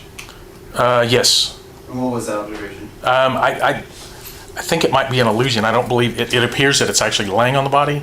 I don't recall, but I don't think it actually is. I think it's just in view of the camera. Okay, and so playing that playback forward at 26 seconds, continuing with the playback, I should say.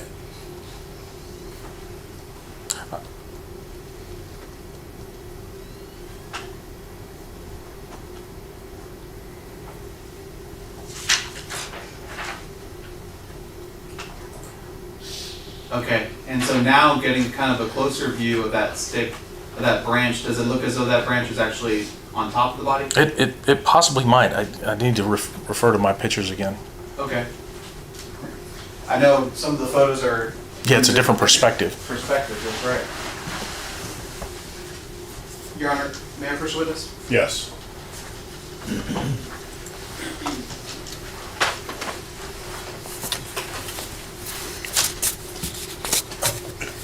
Oh, okay.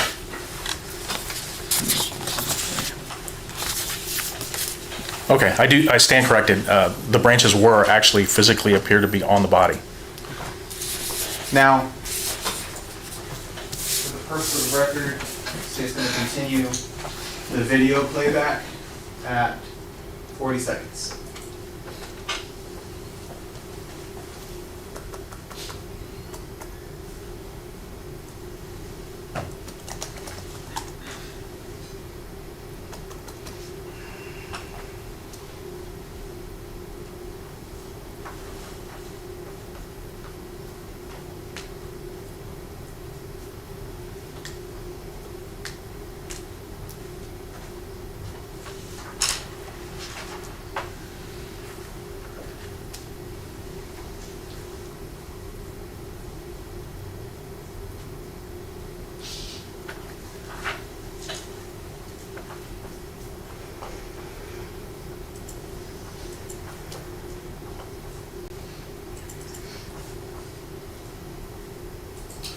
Pausing the video playback at 1 minute and 31 seconds. CSI Rackley, what's the purpose of the crime scene video? To try to capture, our whole goal is to try to capture as much detail and as much information from a crime scene. Videography is another tool that we use along with photography. Okay, and so I know you mentioned that you have that start outside and work your way in. This video, it looks like you started inside and worked your way out. What is it that we're looking at now in the second half of the video?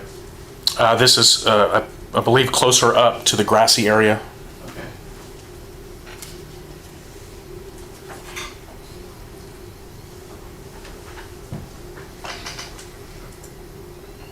And for the first record, I continue the playback at 1 minute and 31 seconds.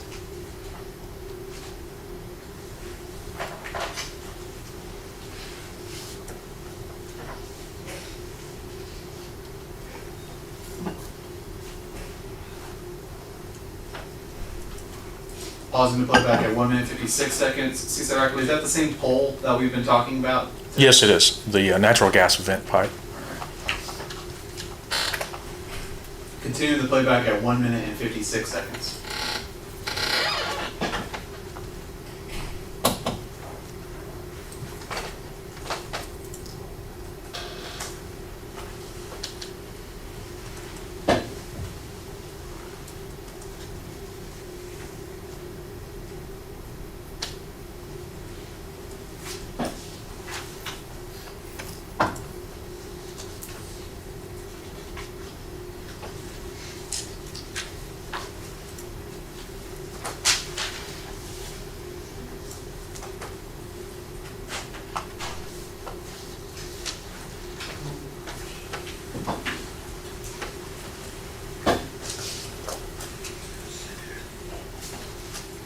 Pausing the video at 2 minutes and 44 seconds.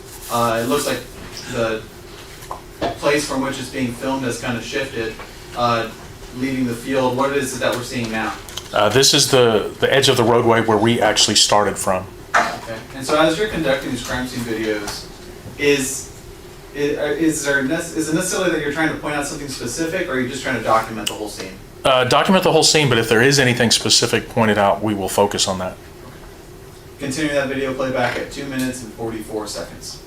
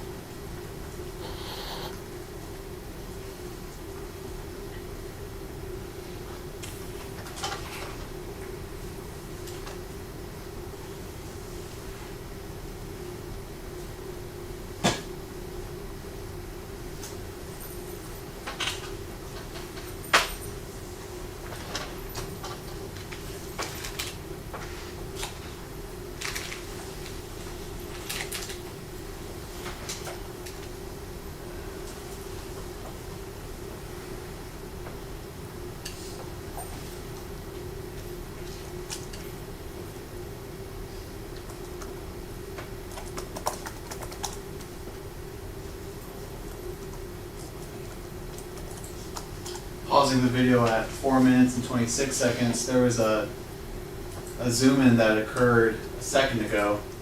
I'm going to scrub back to that portion of the video.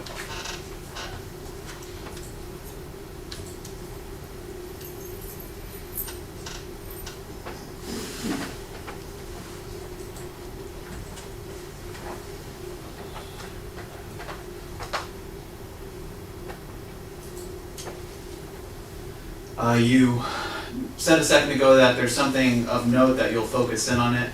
Is that what you're doing here? I believe CSI Tobias placed a scale. We use paper scales, 6-inch scales, and she placed that in that area. And do you know why? Because of the grass. Grass was laid down Okay. in an odd manner. Grass that you were talking about Correct. earlier? And you mentioned that you walked kind of a good length of those tire tracks. Was there any portion of those tracks that seemed that they were usable evidence for you? No. The only markings we noted were in the grass, the heavy, thick grass. There was nothing that appeared in the dirt where we could potentially get some kind of a tire track. Continuing the playback at 4 minutes and 22 seconds.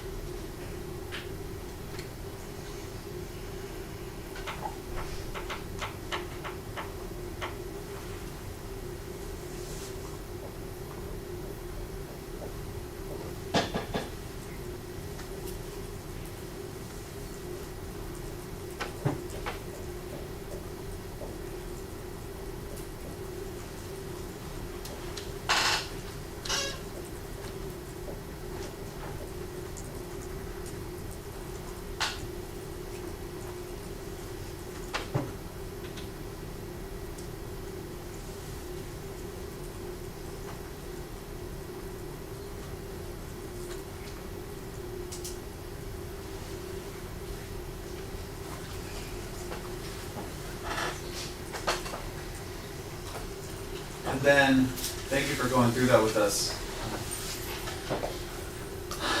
This location that you went to, out on Old Corpus Christi Road, is that location in Bear County? I believe it is. Now, you went to the scene, you took the photos of the scene, you documented it, you also took that CSI video or that crime scene photo video. What else did you do that day? I believe that was it. We returned back to the office, stow away equipment, and generate reports. Okay. Is there anything else after you generate your report? Is there any follow up or anything that you do as far as personally? No, it's uploaded to a system along with the photos. Eventually, it'll go to the hands of the follow-up detectives. Thank you. Pass away, Mr. Honor. On the theory that it's better to have it and not need it than need it and not have it, how much of an area outside of the location of the body did you search? Like, how big of a perimeter did you search for other evidence? Quite a decent area. It was myself, CSI Tobias, patrolman eventually went out there. I know there was detectives and sergeants. It was quite a big area. I remember sifting through garbage and stuff, but nothing really turned up.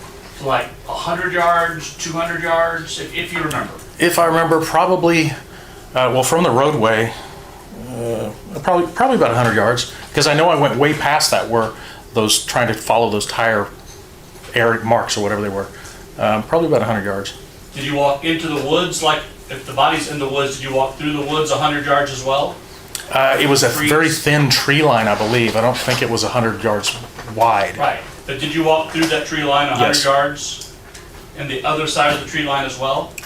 I believe so, yeah. Yes. Okay. Now, the tire tracks, you said that you saw the tire, you put the ruler, or somebody put the ruler in the grass, right? Right.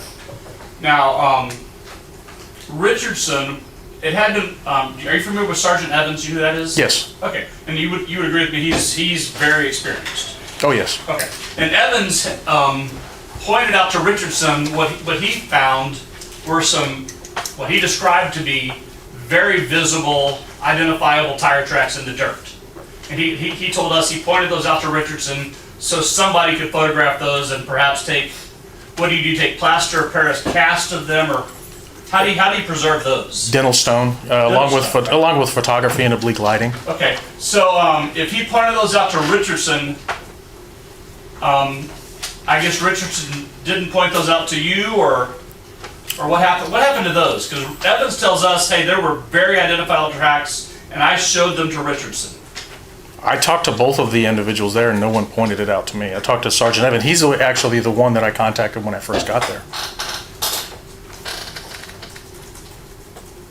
So those were just left behind? I mean, if you didn't get them, nobody got them?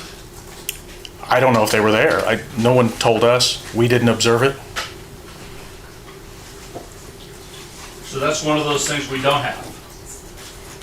Right? I mean, if you didn't get them, we didn't get them, right? Correct. Okay.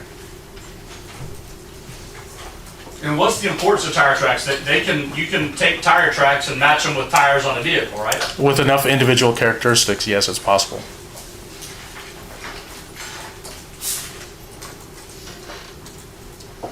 When you did the perimeter search that you did do, since you didn't tell us about it, I'm assuming you didn't find any other articles of clothing or anything else that you thought might be relevant or important to this investigation, correct? No, we didn't locate anything. That's all I have, Judge. Just one clarifying question. Since I Rackley about these tire tracks, is there a distinction to be made between an area that a car has clearly driven through? It's obvious that something drove through this area at some point, and like the phrase tire tracks? Tire tracks, I would define them by actual tread patterns being placed on either a hard surface or in mud or some kind of a medium that will give you distinctly tire tracks. I did not notice any tire tracks there. Okay. Basically, like I had said before, it was smushed grass. And so while it was obvious that a car had driven through there at some point, you looked, you checked, and you didn't find any tire tracks. That's correct. That's what I was trying to.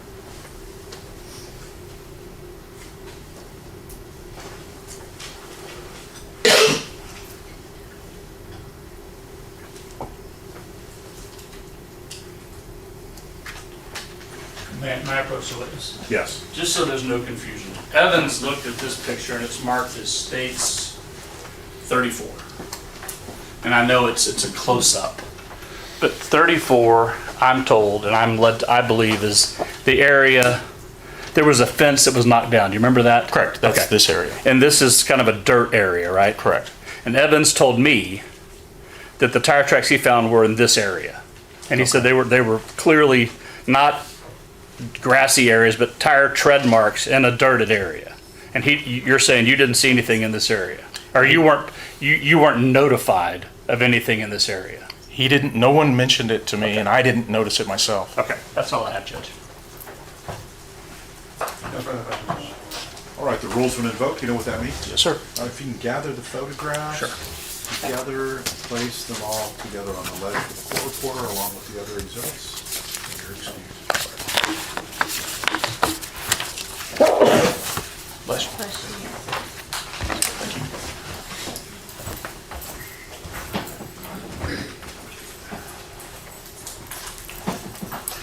I'll get them up before the next case. All right, State, call your next witness. Your Honor, the state calls Marvin Reyna.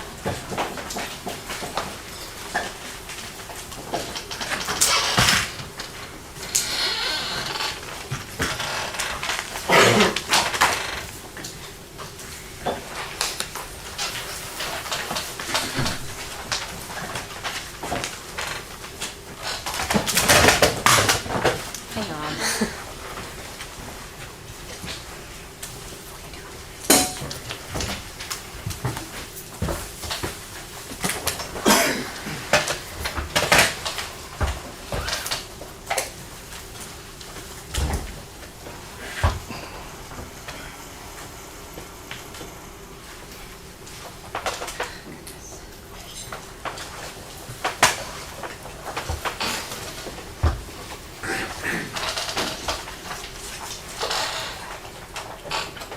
question, I'm going to swear you in. If you could raise your right hand.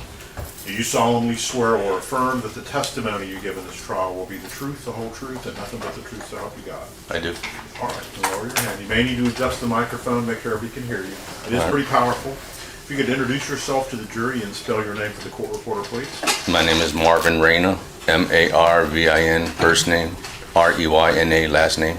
I'm going to give you a couple of instructions. Lady in front of you is a court reporter. She can only get one voice at a time, so wait for questions to be asked in their entirety before you respond. Also, she cannot get nonverbal responses. If an objection occurs where an attorney on either side stands up and does that, do not respond until we tell you whether or not you can, okay? Okay. All right, state. Thank you, Your Honor. Good afternoon. Hello. Is it okay if I call you Marvin? Yeah. And to be fair, we've met before, correct? Yes, we have. And I don't think you've met any of the members of the jury No. before, so could you please just tell them where you currently are employed, how long you've lived in San Antonio, just a little bit of your background? I'm employed with LED Electric Supply here in San Antonio. I've been there 13 years and I reside here in San Antonio. So you've worked for LED Electric for 13 years? Yes. And how long have you lived in San Antonio? 25 years. Did you go to high school here? No, I was born and raised in Michigan. Okay. So you've worked at Elliott Electric for 13 years. What is your current role with Elliott Electric? I'm the night manager. Did you start off as the night manager? No, I did a year and a half of driving. Started off as a driver, and then I got promoted into the managing position. And so are you a night supervisor? Yes. Just tell the jury what are the responsibilities and the duties of the night supervisor at Elliott Electric. I'm basically in charge of drivers. We get orders pulled. We have about 9 satellite stores is what they call them that we're in charge of. Our drivers pull orders half the day, and then the other half they're doing what they call night drops. They deliver material to our satellite stores around the surrounding cities of San Antonio and pretty much just babysit in the warehouse until our last driver comes back, and just monitor the trucks that do come back with material, get it checked in, and that's pretty much the basic of it. And so where is kind of the headquarter location of where you are? As far as the warehouse, Yes. it's on Broadway Street there in San Antonio off of 410. So 410 and Broadway in San Yes. Antonio. And then I think you had just told them that you have satellite stores. Can you tell them where? Yeah, we have 9 of them. One of them is in New Braunfels. We have one here in San Antonio, Kerrville, Pleasanton, 88, Uvalde, Pearsall. I think I said Kennedy already, and now we are now doing Laredo. So you're in charge of supervising the drivers as they go to these individual satellite locations? Yeah, we're monitoring them on GPS system, and then just kind of waiting for them to arrive and then watch as they take off. So generally speaking, are your drivers taking materials from the Broadway location and then delivering them to those satellite stores? Yeah, the materials are being pulled, placed on pallets, and then from the pallets, they're put on a table, which is wrapped with shrink wrap, a machine, and then the drivers will take it with a forklift, place it on their trucks, and then deliver it to the stores. And so as a night supervisor, what are the hours of your drivers when they're working that night shift? At that time, I think it was from, I want to say 5 to 1 a.m. It was either 3 to 11 or 5 to 1 a.m. because we've changed the hours. Okay, so More or less 3 or 5 p.m. Okay, so more of like an afternoon to late evening Yeah. Yeah. versus a, Hey, sorry. you, Okay, just, if you don't mind, just wait till I finish my Okay. question. I know it feels weird, it's not normal Yeah. conversation. In normal conversation, we could talk over each other, but we Yeah. can't because she's trying to take everything down. Okay. Thanks. Let me see, where was I? What did I just ask you? The hours? The hours. Evening shift? Okay, so to clarify then, for the evening shift, it's not an overnight shift, it's a late night, kind of late afternoon evening shift. It's more of the evening into the mornings. So you mentioned your stores and your location. You talked about the responsibility of the delivery drivers. And I think you said something about GPS. Tell the jury about what the GPS on your trucks are about. At that time, the GPS they didn't have cameras in the truck. It was more just to monitor the trucks, Day shift was using them more than we were, so that if a customer called, wanted to know where their orders were, their material, they were able to find out where the trucks were right away to tell them, okay, the truck will be there in a certain time, and they would give the customers a time of arrival. For us, it was more of a just making sure, like, I mean, since we were in the late nights, if they broke down, we knew where they were at, and just monitor them as far as making sure they didn't go off a route, that they got to their stores, and if they were going to another store, what time they would be there, and what time they would be back. Okay, so for lack of a better word, just a way of business that can keep track of what you own, let your customers know where their deliveries are, so you can know where your drivers are.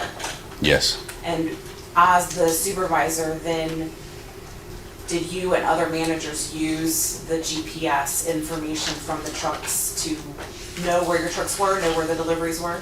Yes. Did y'all use it on a regular basis? Yes. So let's talk specifically about Guadalupe Contreras. Do you know a person by the name of Guadalupe Contreras? Yes. And how do you know him? He was employed. When was he employed with Elliott Electric? It's been years. I don't know the exact date. I would say about, to be honest with you, I don't know the exact date. If I said 2017, would that feel right? More or less, yeah. So he worked for you. Was he a direct employee of you? Were you his supervisor? Yes. And so what were his duties when he worked for Elliott Electric? His duties were pull orders, and then after pulling the orders, he was in charge of delivering the material to a store. Okay. So would his primary location be the Broadway store where you were at the warehouse? Yeah. And then when he was driving deliveries, what vehicles would he use? He would use our company trucks. We had two different types. We go by the small one, the 550 Ford, and the flatbeds open, and the bigger one, they called it a 750 flatbed open.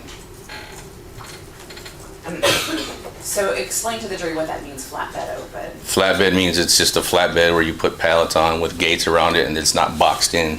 You look and see in literally what's being delivered or what's in the truck. Open wind, I guess you could call it.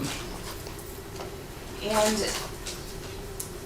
for your drivers back then in 2017, what were the rules and the parameters around the freedom to drive wherever they wanted to go? Did y'all have some guidance for your drivers about how and when they could go places when they were en route for deliveries? And there was rules.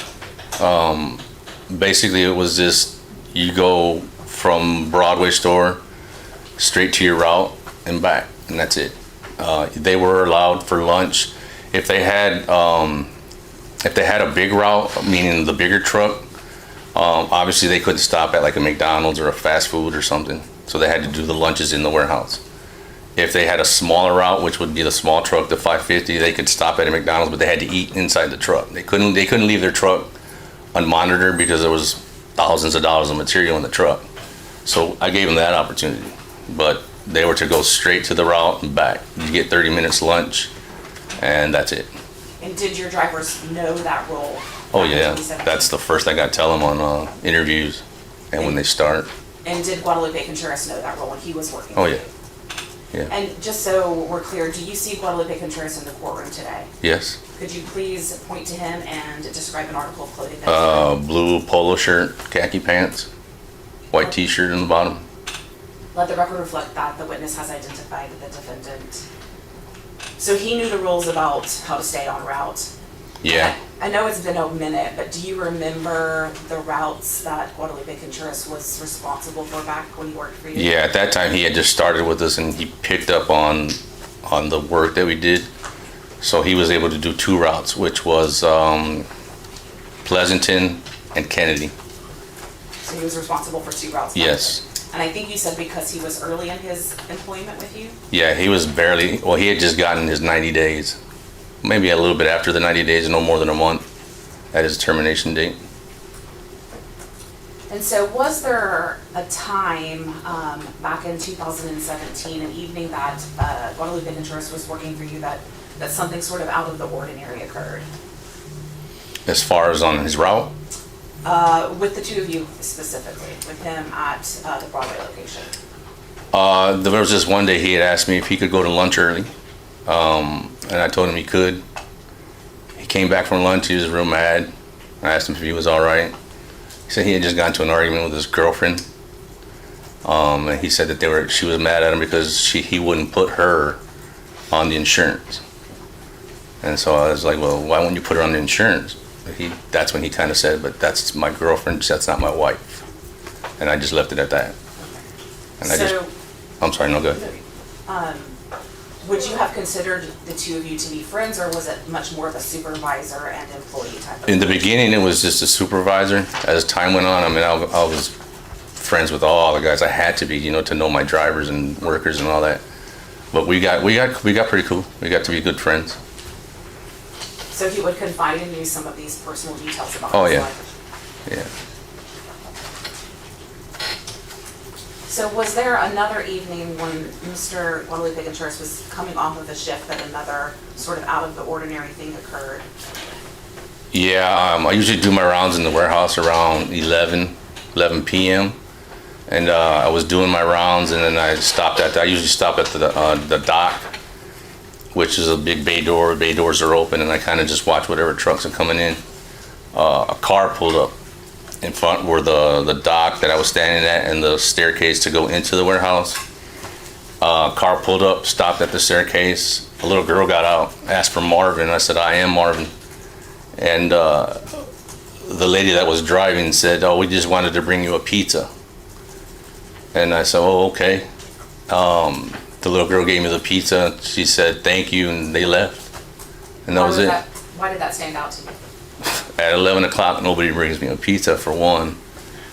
Two, I didn't know who they were. I had no idea who they were. But she did mention that we called him Lupe. At that time, she said, I'm Lupe's wife. And then I was like, oh, okay. Then I think I called him right away. I don't remember if I called him because he was driving. We don't like him on the phones, but I think I called him and asked him, hey, what's up with your wife bringing me a pizza? And he said something to, well, we just wanted to say thank you. And thank you for everything. And then I just kind of joked with him and said, well, why'd you wait 90 days, And that was that.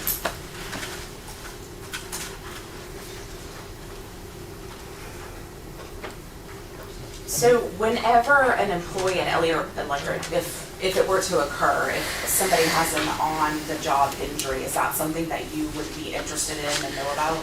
Yeah, I mean, we're supposed to write up a report. At that time, we weren't really emphasizing it as much. We couldn't force them to make a report or seek medical attention. It was really up to them. Depending on the injury, they couldn't leave unless they had a ride, or we were the ones to take them to the hospital if they requested medical attention. But that was the procedure. Did you ever have to counsel Mr. Contreras on a possible work-related injury? Yeah. And can you explain what happened for the jury? The day of, when the pizza was brought to me, he showed up from his route. He first walked over to our office, has big bay windows or whatever. We have a ledger where you got to sign in and out the trucks and keys. He first went there, signed in, but I noticed he was limping. And then he opened the door, and I asked him, "What's wrong, man? What happened to you?" And he lifted up his, I think it was the left side shorts, and his knee was all busted up. And I said, "What happened?" And he had said something that he got him back of he had to get out and get him back of the truck, the bed of the truck, because there was shrink wrap flying, stuck on the bed, and it was flapping. And he said he fell in the bed of the truck because it was raining. That's what he told me. And did that match with kind of what you knew about his trucks and his route at the time? As far as what? What do you mean, like? The fact that he had to kind of get on the back of the truck to deal with the shrink wrap. There's been times when some shrink wrap will come off of a pallet and maybe get stuck on the truck, and we tell them, make sure you get it off so it doesn't fly into a vehicle behind you. But you have to have a pallet in your truck to have shrink wrap in the truck. He didn't have any pallets in his truck. So he didn't have a pallet with the shrink wrap on his truck? No, not coming back, because the first thing, when the driver comes back, like I said earlier, they bring material. We break down the material, we check it in. So I had asked him, well, how many pallets do you have? He said he didn't have any pallets. So I just left it at that. I didn't think anything of it. And I just left it at that. Did you counsel him on making sort of that workplace report about the injury? I asked him if he wanted to do a report on it. He said he didn't want to, that he didn't need to. And like I said, we can't force him to. But on my end, I could have. But like I said, at that time, we weren't really deep into it. And that was it. I just left it at that. And that evening, before he came back with the limping and showing you the injury, what was his delivery store responsibility that night? What store did he go to? His first store would have been Pleasanton and then Kennedy. And are you personally familiar with the different stores, the different satellite locations where your drivers go to? Oh yeah, that was actually one of my routes. So you yourself delivered Yes. materials to, Sorry. to Yes. the Kennedy store? Yes. Sorry. Sorry.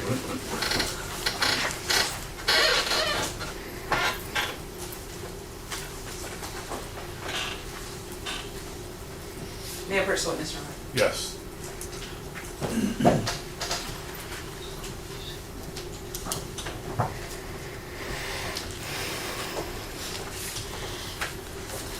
So Marvin, I'm going to show you what's been marked as 75 and 76.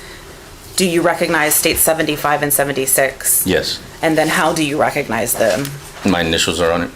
And then prior to your testimony today, have you had an opportunity to view the video on the disc and authenticate them? Not today, but I've seen it. Prior to I've today. seen it. Okay. Yeah. And that's what your initials indicate? Mm-hmm. Yes. And I guess let me back up a little bit. Does Elliott Electric have surveillance video? On our stores, yes. Okay. And does that include the Broadway store? Oh yes. Does that include the Kennedy store? Yes. Does it include both inside and outside of the facility? Yes. Okay. And so do States Exhibit 75 and 76, when you had an opportunity to review them, did they accurately represent the surveillance video that evening where we're talking about that Guadalupe had the injury? Yes. Okay.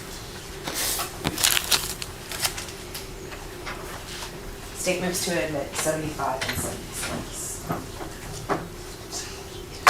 No objection. Right, they're admitted.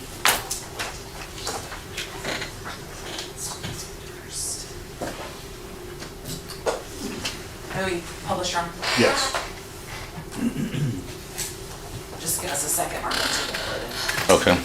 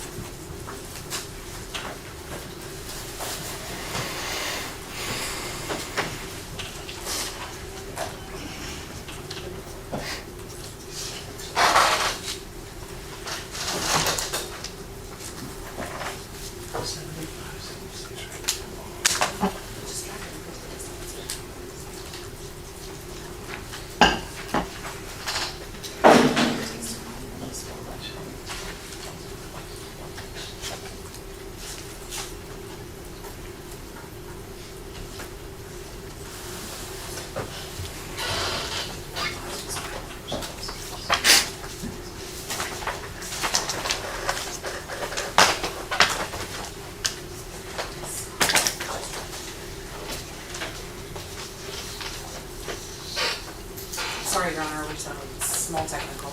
But you take your time. Everybody on the jury okay?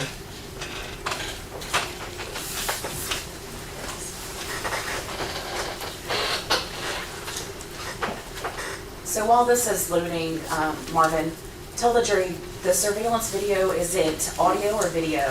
It's just video. Just video. I've never known it to be audio. And so what is the purpose of Elliott Electric having surveillance?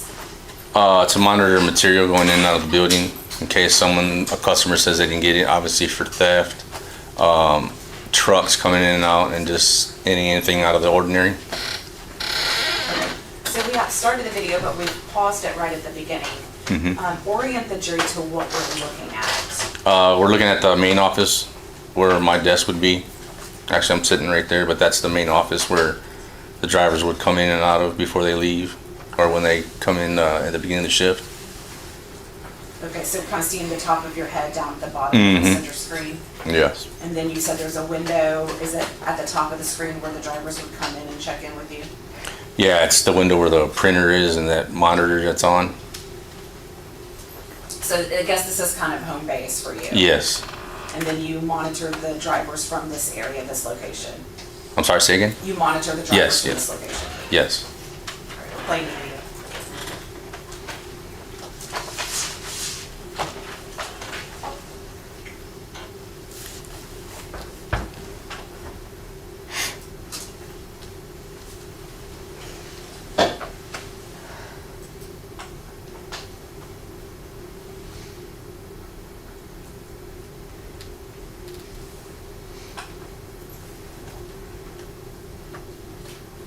So we're going to go ahead and pause the video here. So who did we see just enter the screen? Guadalupe. And this was the evening when you're talking about with the limping? Yeah. He came in limping. Yes. We played the video again.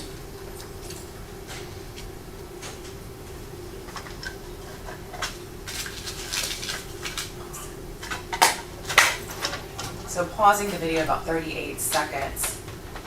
It appeared that Mr. Contreras had just lifted up his short leg. Is that what happened right there? Yes.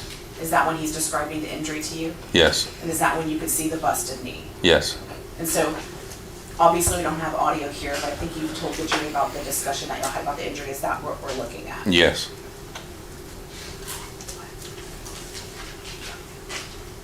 And where my colleague just put the 2 pink dots, that's you, correct? Yes. And then Guadalupe is standing across from you. Yes. At about what? How many feet is he away from you at that point in time? About 4, 5 maybe. So, play the video.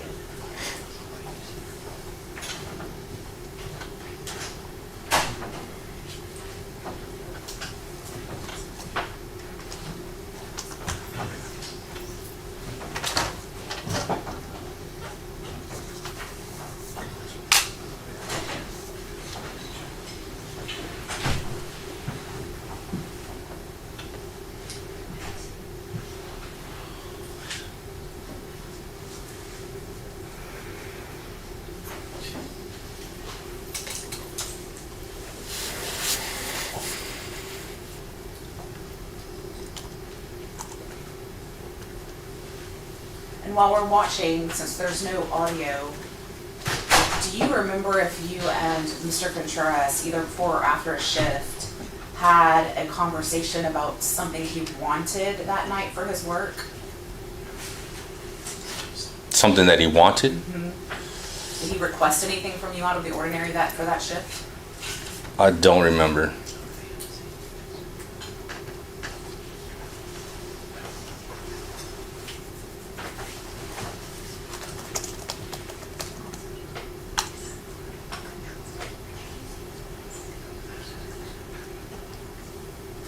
At the time, while we're still watching the video, since there's no audio, at the time for Elliott Electric, did you have any procedures and policies in place to sort of keep track of your supplies? You've already said how you were worried about costs. Were you guys doing anything back then to Yeah. manage costs? Yes. At that time we were monitoring the bubble wrap for our lights. The bubble wrap was missing a lot. The guys were taking it and not handling it right. That particular day he had asked me for some bubble wrap. The rule was we had to be asked for it and then give it to them. But they had to have an order sheet or their order saying that they had lights on the orders. He had asked me for some that day, and I said, but you don't have lights on your order. And he kind of just blew it off and said, oh, okay, then I'll find something else. Other than that, that was the only thing he asked for. And that was out of the ordinary there for him? Yeah, because he didn't have that material on his order that day. Thank you. Playing the video again.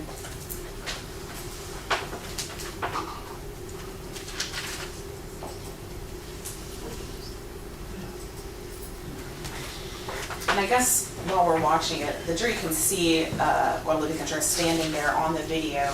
But just briefly for the jury, can you audibly just describe generally what he's wearing in the video? Plaid shorts, dark black t-shirt, black tennis shoes.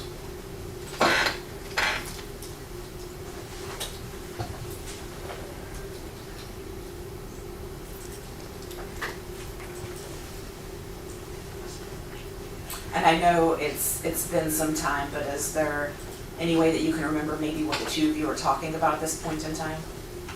Yeah, I think at this point when you sat down, it turned into the conversation of his situation with his family, the wife and the girlfriend. And that's when he told me basically they had a wife and girlfriend and how they were sisters and stuff like that. It was basically about that. And I guess were you just listening to him talk about? Yeah, I was just kind of listening to him more. At the same time, my responses were just basically like advice. You know, like that's not cool. You know, you're gonna get in trouble. But that's basically what the conversation was about there.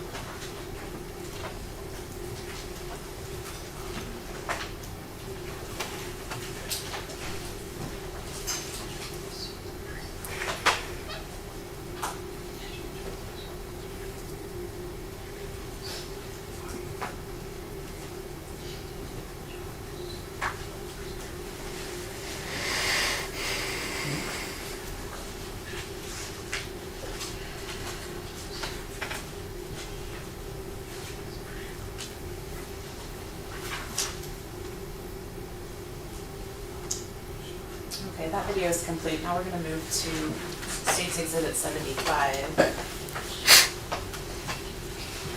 Did we pull up the State's Exhibit 75, Judge? Yes.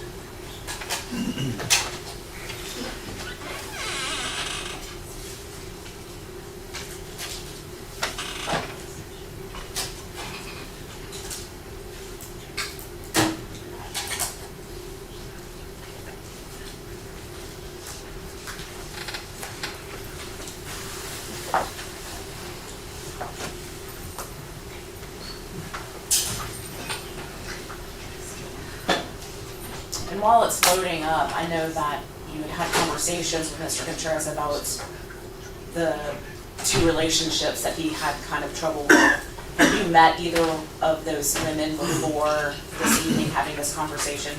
No, I've never met.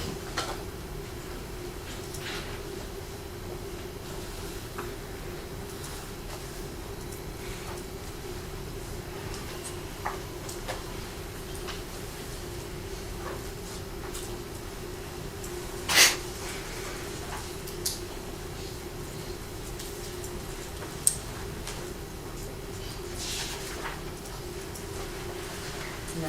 As this is playing, so just give the jury and children an idea of what they're looking at here in State's Exhibit 75. That's our Kennedy store in Kennedy, Texas. That's the parking lot. That would be the truck he drove.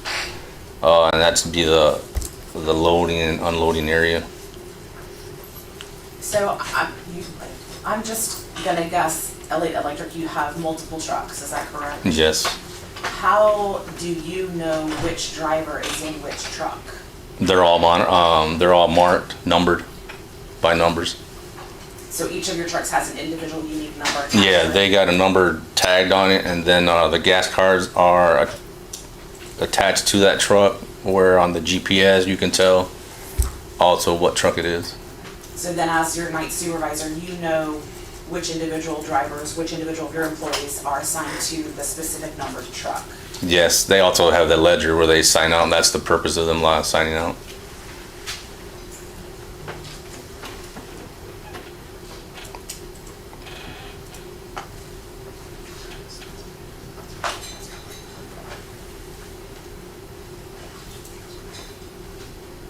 And you talked about that flatbed truck earlier, and we can see the flatbed pulling away, and it was empty, is that right? Yes, empty. And I think you said that that was the Kennedy store, is that right? Yes, that's correct. And you already previously testified that you were very familiar with the Kennedy store? Yes. Yeah, Pretrial? Yes.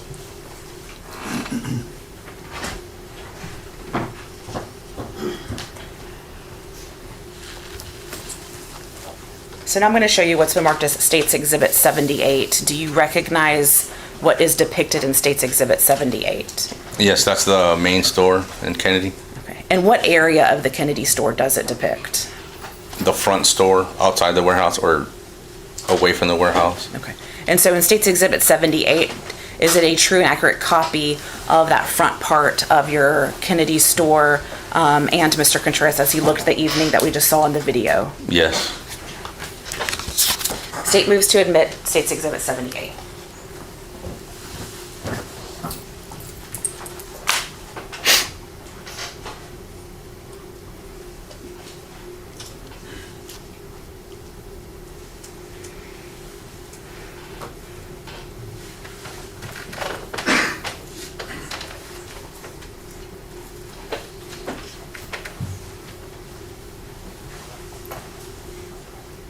No objection. It's admitted? Can we pull this up? Yes.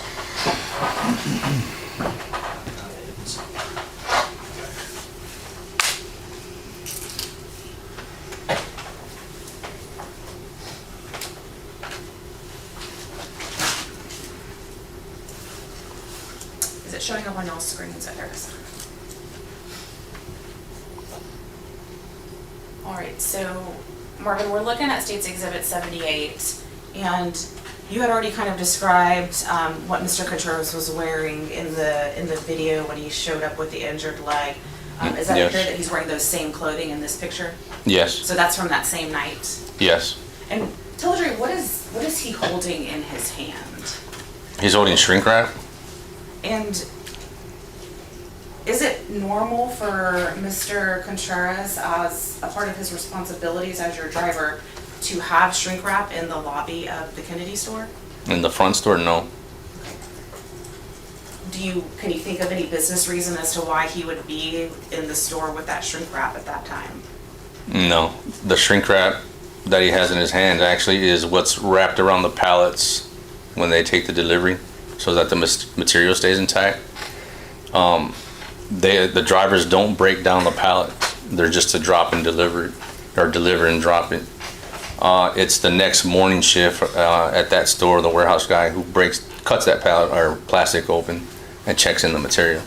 There are times when plastic will come off because it's not taped right from the wind, but there are no trash cans or anything that he could take that and put in that store. All the bulk trash cans are in the warehouse where he could just set it there. So then is it my understanding that for his delivery driver responsibilities, did Mr. Contreras have a reason to even be in the lobby portion of the Kennedy store at that time? The only reason he would be in that lobby is to turn the alarm off from the store, and as he leaves, set the alarm, and that's it. But he would have gotten to the warehouse first with his drop. Is that what kind of I'm understanding? No, he would have went through that store. You go into the store, and then right there to the left of those little shelves is the door to go into the warehouse. So my finger, where my finger is pointing? Yes, right there. The warehouse is right there. Mm-hmm. And that's where his delivery was. Yeah.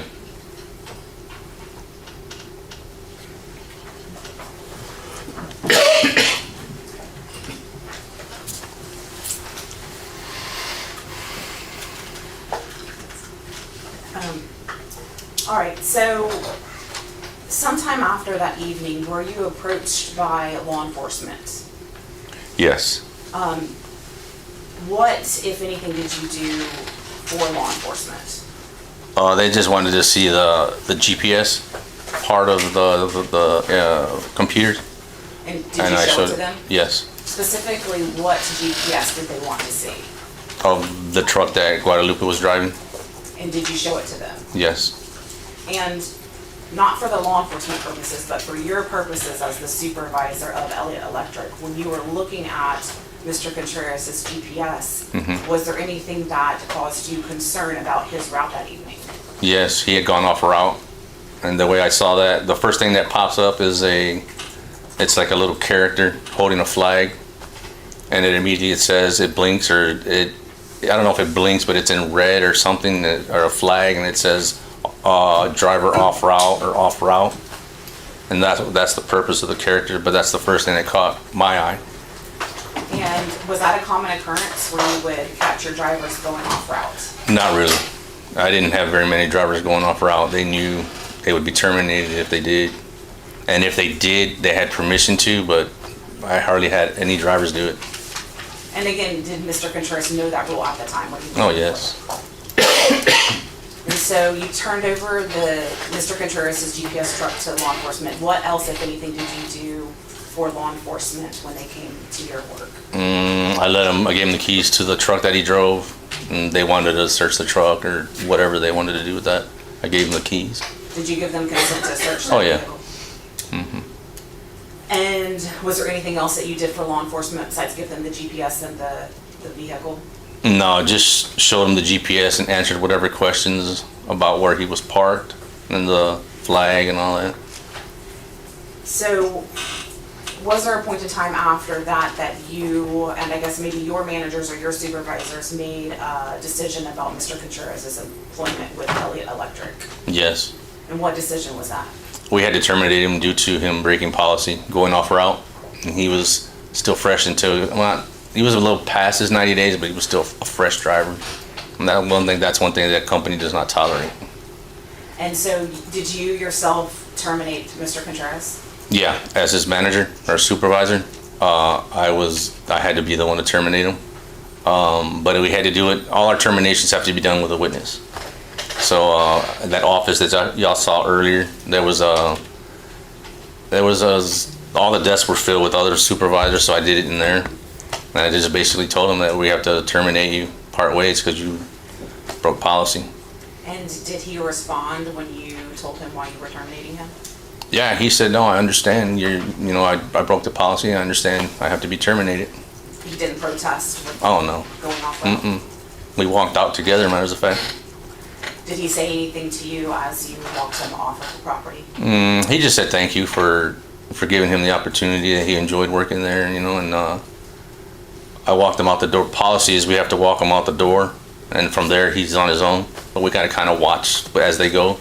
I don't think he had a ride at the time. He was waiting for his ride, so I basically just told him that you just got to make sure you don't come back in the warehouse. And he turned around to shake my hand. I shook his hand, and I told him, I said, man, just be honest about everything and just tell him the truth. And he said, I will. And that was it. That's the last time I seen or talked to him.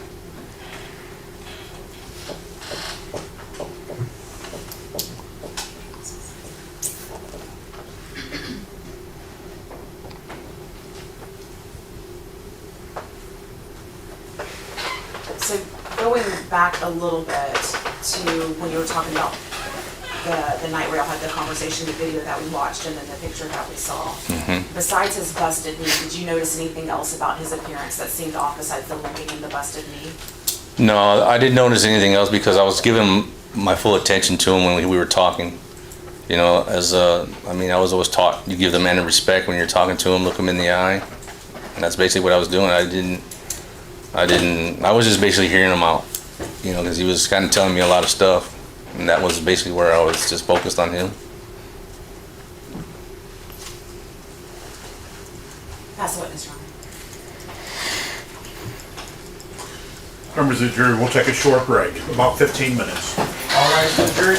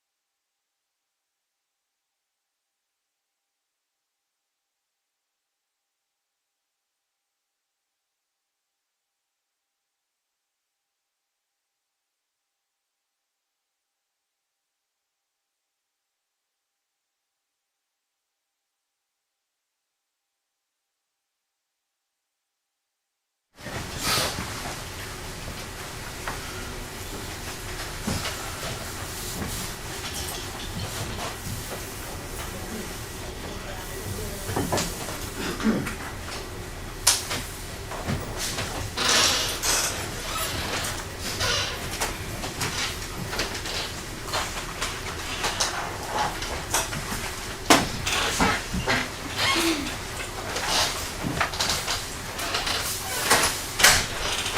may be seated. All right, welcome back, members of the jury. Where we last left off defense, we were at your cross. Thank you, Judge. Marvin, we've met before, right? Remember? In court, yes, sir. Okay. And like you said, this happened a while back, so it's kind of hard to remember some of the stuff, right? Yeah. Okay. One of the things you said originally was, you said the trucks did not have cameras, but is it possible that some of them did and some of them didn't? And you are for sure back then none of them did? I think at that time they were just starting to put some in, so possibly maybe one or two had them. Okay. Now, back then, how was it determined who got what truck? Did you make that determination, or did the drivers pick what trucks they got? The drivers that had been there for quite some time already kind of knew what trucks to take, but for the most part, I would assign them. Okay. And you only had so many trucks. So like one guy drove the truck during the day, and then like if Lupe got there at night, he got a truck that somebody had already driven earlier that day, right? Possibly, yeah. And then when he got out, the next day somebody would get in and keep going. Yes. If it was business, you got to keep rolling, right? Yes, if it was used. Not all our trucks are used all the time. And you said the police came at some point and wanted to look at the truck he had used, right? Yes. And that truck, I'm assuming, had been in continuous use from the night you're talking about until the police came, right? I don't know if it was used day before.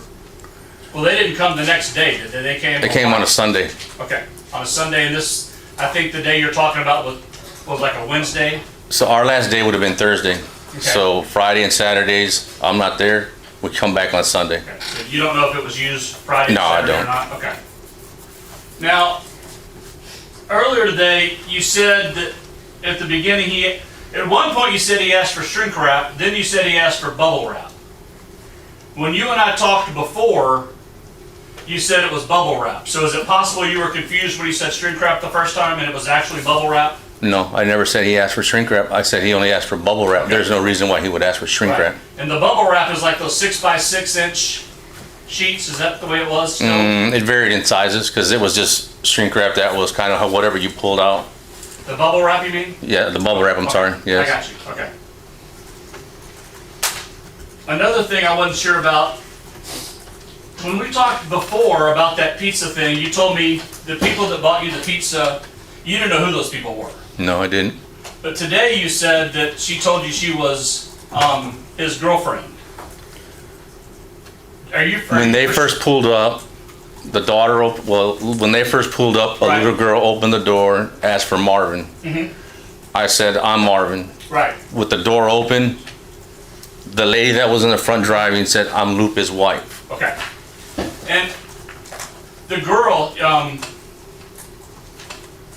she got out of the same car, right? The little girl? Yeah. Yeah, she was in the back seat. Okay. And that car stayed there until Lupe got off work. Did you know that? I don't know that. Okay. In fact, every time that car picked up Lupe from work every night. I'm not sure about every night, but I've seen the car out there to pick him up. Right, okay. And that car also, did you know that car also dropped him off? Once in a while, yeah. Okay. Now, the conversation about the insurance. I'm kind of confused because you said a minute ago that when you were watching the video, you said when y'all were talking, that's when y'all were having the conversation about the insurance. No, No? Okay. that's not correct. Okay, I just want to make sure because that was some day when he's after lunch one time, right? When he got his 90 days, which is when all the employees at 90 days, they get insurance. Right. Okay. It was about his 90 days. I don't know the exact date, hour, time, minute. I don't know what the weather was like. I don't know none of that. All I know is he asked me if he could go to lunch early. And that's when he came back and talked And that's about when he that. came back upset. Got you. Now, the office we see you in that night, well, you get the video accurately shows the lighting conditions, right? Yeah. It's well lit. You can Well see lit clear. up. Yes, you could see everything clear. And I know they asked you if you noticed anything unusual, and you said no. You were talking to a man to man. You were looking at him in the eye. But when you and I spoke before, I specifically asked you if you saw any blood or anything on him. You said no, you did not. Is that still correct? The only blood I saw on him, like I said to you before, was what was on his knee. I didn't observe blood on his clothes. I didn't look for blood on his clothes. I was eye-to-eye contact with him, man-to-man conversation. But certainly that black T-shirt had a big white. I don't know what it was. It's some kind of white pattern on the shirt. You remember that? Yeah, on the picture it showed it. And you can't see anything. There's no visible blood splatter all over that shirt. You agree with me there, right? Yeah, that would have to be detected by test or something. Oh, you'd see it. I didn't see it. I wasn't Right, you focusing just- on his I shirt. agree. Okay.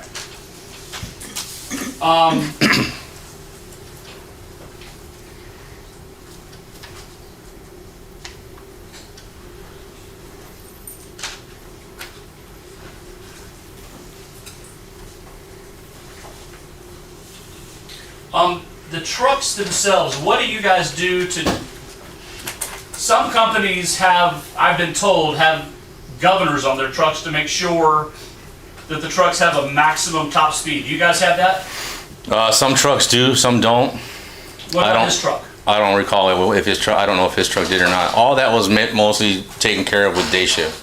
It was all set up for us just to go in, jump in the truck, take off, come back. How could we find out if there was a governor on that truck?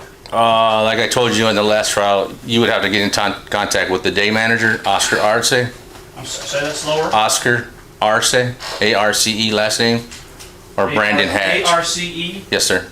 Okay.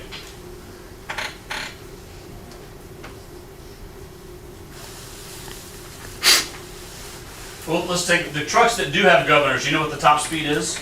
No, I don't. I would imagine 70, 75 because speed limits going out to some of the routes are 75, like I-10. What about the way, it sounds like you're familiar with the GPS and the setup. Are you alerted if the trucks go above the set speed limit? If I'm on GPS monitoring it, I don't think at that time those gave an alert. I don't really remember. I just know it was more visual. What does that mean? I'm sorry. Like if I'm looking at this monitor right now and let's say the truck is driving, he went past, it's not gonna go beep, beep, beep, beep, beep. You know what I mean? It's gonna show word, speeding or something like that. Okay.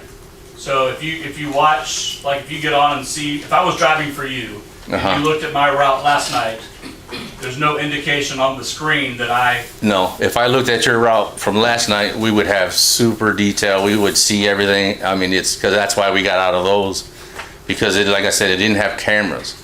Right. So we couldn't monitor the drivers.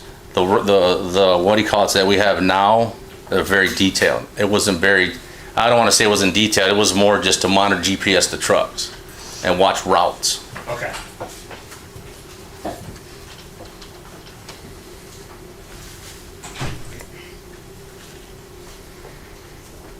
Now, after you got the pizza, did you say that you called him to ask him about the pizza? I believe I called him. I don't remember if I called him or if when he came in. I think I called him. Would it surprise you that you didn't? Would it surprise me? Yeah. No. Okay. Actually, you know what? I'd take that back. It would surprise me. Because in my mind, I was thinking, why is this woman bringing me, with all due respect, why is this lady bringing me a pizza at 11 o'clock at night? I don't even know who she is. Okay. So I guess I was curious to find out why and who she was and all that. I only asked because I have his phone records and I know that you didn't call him. Okay, that's fine. Okay. I'm not saying you're wrong, I'm just saying you could. Well, that would make me wrong if I didn't call him. So that means that when he came from his route, then that's when we talked about it. All right, that makes sense. Could have been one of the things you were talking about in the office that night. Could have been, but you could see where the pizza was sitting there, so Yeah. it looked as if we didn't even talk about the pizza. But like you said, you got records.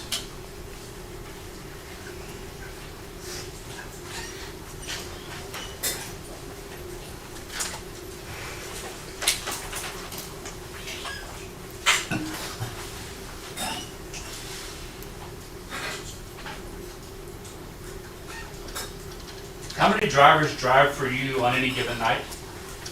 6 or more, Six possibly or, 6. 6 or more?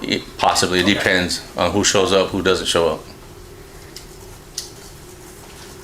His truck that night, it looked to me like it was, I call him a dually, because I'm from country town. Is that? Yeah, 2 tires in the back, right? It's a dually. Okay. So is that what one, you said a 550 or a 750? Is that the 750? No, both 550s and 750s are dualies. Okay. Would you agree with me that his that night was a dually? A 550, yes. Okay, got you.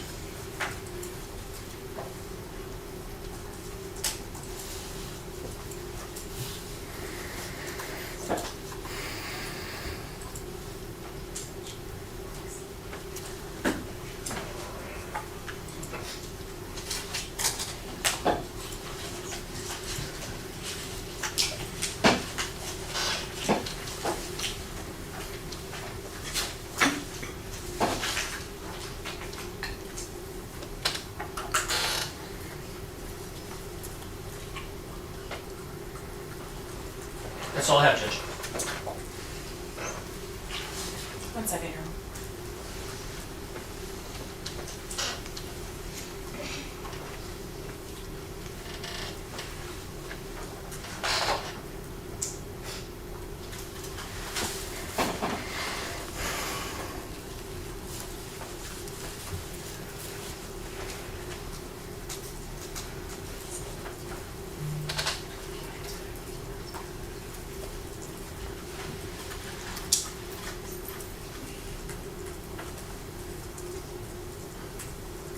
Nothing further, Your Honor. All right. The rule's been invoked. You know what that means? You're not allowed to talk to any other witness about anything related to this case. As it relates to their testimony, you're not allowed to talk to anybody about your testimony other than the lawyers in this case. And that's going to last till the trial is over. Okay? All right, you're excused. Thank you.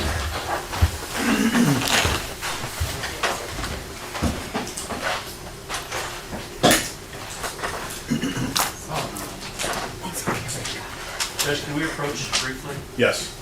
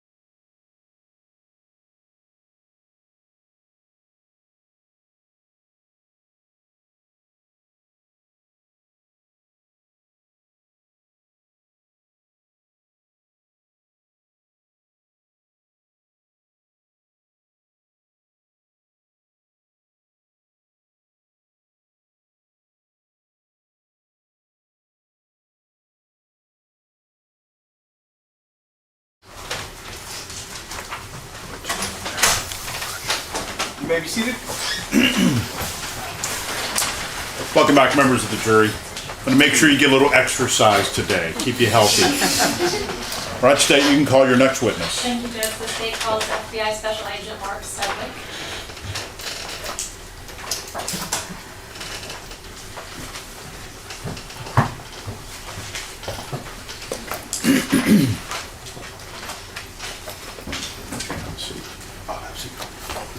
Everybody's different. Yes, sir. Do you solemnly swear or affirm that the testimony you give in this matter will be the truth, the whole truth, and nothing but the truth, so help you God? Yes, Your Honor. All right. May need to adjust the microphone. It is powerful. Make sure everybody can hear you. Okay.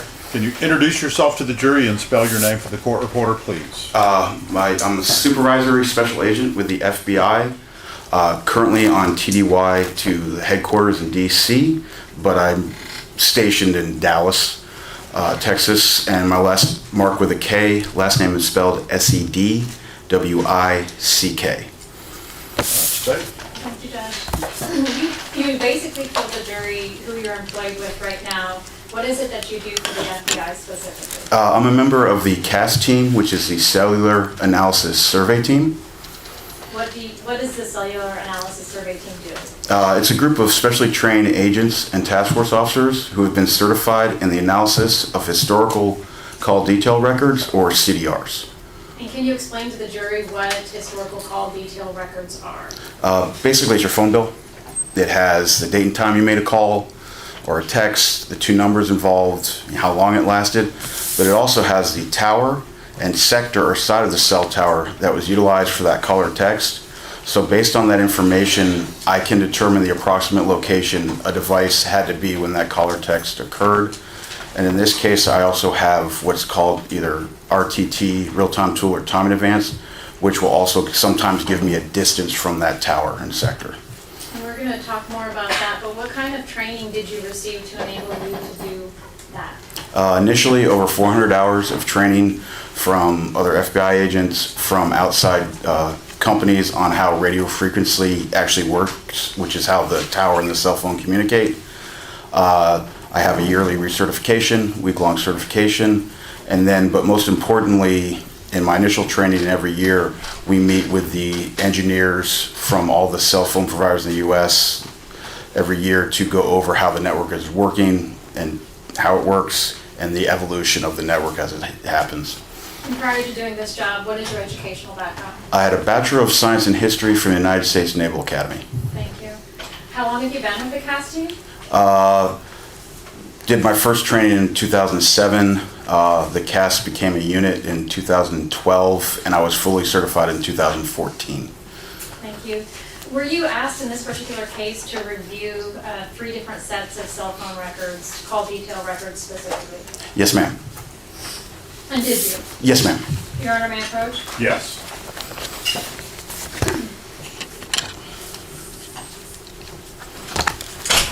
I'm going to hand you what has previously been marked as states 70, 71, and 217 for identification purposes. Can you look at these and identify what they are and tell me how it is that you can identify them? My initials are on them. Okay. And one is a disc with the AT&T records. One is a disc with the Verizon records. One is a disc with the GPS data from a vehicle, truck. And then the other disc is just a digital copy of my report. Thank you. I'm going to leave the actually, I'll take these.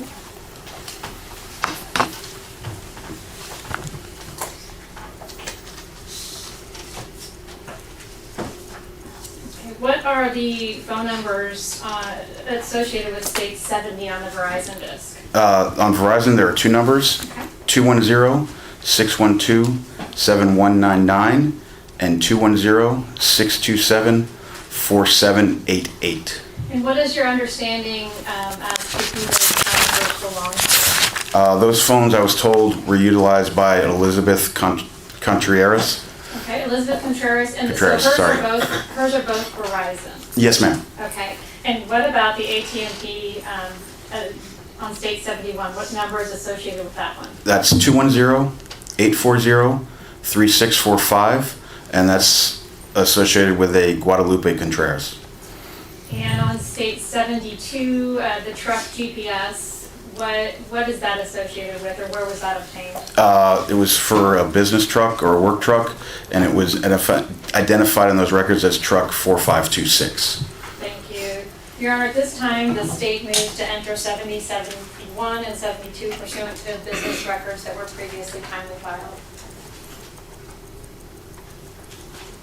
Sorry, that's 70, 71, 72? Wait, yeah, sorry.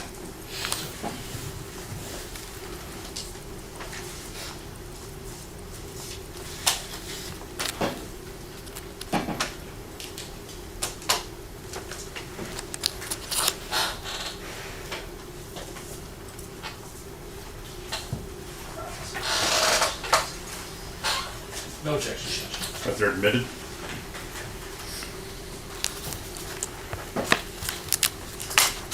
What type of information is contained on the particular cell records that are contained in states 71 and 72? For AT&T, it is the voice and text message with the cell tower information. For Verizon, it is the CDR with the call details for the phone calls. Verizon does not keep the the tower analyzed on the text message. So I have records that show the text, but there's no corresponding location data for it. And then the Verizon records also have that RTT data on them. And the RTT, could you explain again what that is? Stands for real-time tool or round-trip time, depending on which engineer you talk to. But basically what it is it's what occurs in the background of the network, and it's basically measuring how long it takes a signal, measuring how long it takes a signal to go from the cell tower to the device and back, and then they can compute the approximate distance that device was from the tower when that happens, but there doesn't have to be a phone call or a text happening for that to occur, it just occurs in the background. Please explain to the jury what a cell tower is and how a phone reacts to it, or how you can determine the location based on the cell tower. So every cell tower, like Verizon has their own towers, AT&T has their own towers. They're each numbered specifically so they only exist in one spot on the planet. So I can take the towers that are contemporaneous to the time frame of the crime. Obviously this crime happened in 2017. I don't want to use the towers that exist now because they would not be the same. So I'll take those towers, I'll plot those on the map, and then I'll plot the usage of the phone on the map along with any pertinent information I was provided, addresses, pertinent time frames, stuff like that. Okay. And how is it that you record that information? I make a map. Basically, I make a PowerPoint with maps in it to show it visually. And how do you know if there's interference between the towers and the cell phone? If there's interference, the call wouldn't have occurred. It would have dropped. It just won't be on the tower. The records show a good connection. So if your call doesn't go through, there would be no record. There might be a record of the call attempt, but there would not be any tower. Okay, is there less interference, or is there a difference in urban areas versus rural areas with regard to the cell tower data? Yes, because the more people there are, the more devices, towers are going to be closer together to provide that good service. So in a downtown area, towers might only be a couple blocks away from each other. You get in a rural area, they can be 5-10 miles apart. The engineers get paid a lot of money to determine that data and build the towers where they're needed to be built. Got it. And you mentioned it just a second ago, but you said that you record the data on a chart or a graph. Did you prepare a report in this particular case based on the information that you analyzed in those two phone records, or 3 phone records? Yes, ma'am, I did. Your Honor, may I approach? Yes. I'm going to hand you what's been previously marked as States 217. You previously identified it. Is that a copy of the report that you made after analyzing States 70 and 71? Yes, ma'am. Okay. How do you know that it hasn't been altered or changed? Did you have an opportunity to look at it? I looked at it and my initials are on the bottom. Thank you very much. I'm now tendering to defense for any objection. Or state moves to admit, tendering to defense for any objection.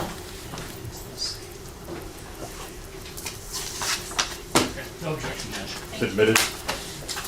Commission of Health, Judge? Yes.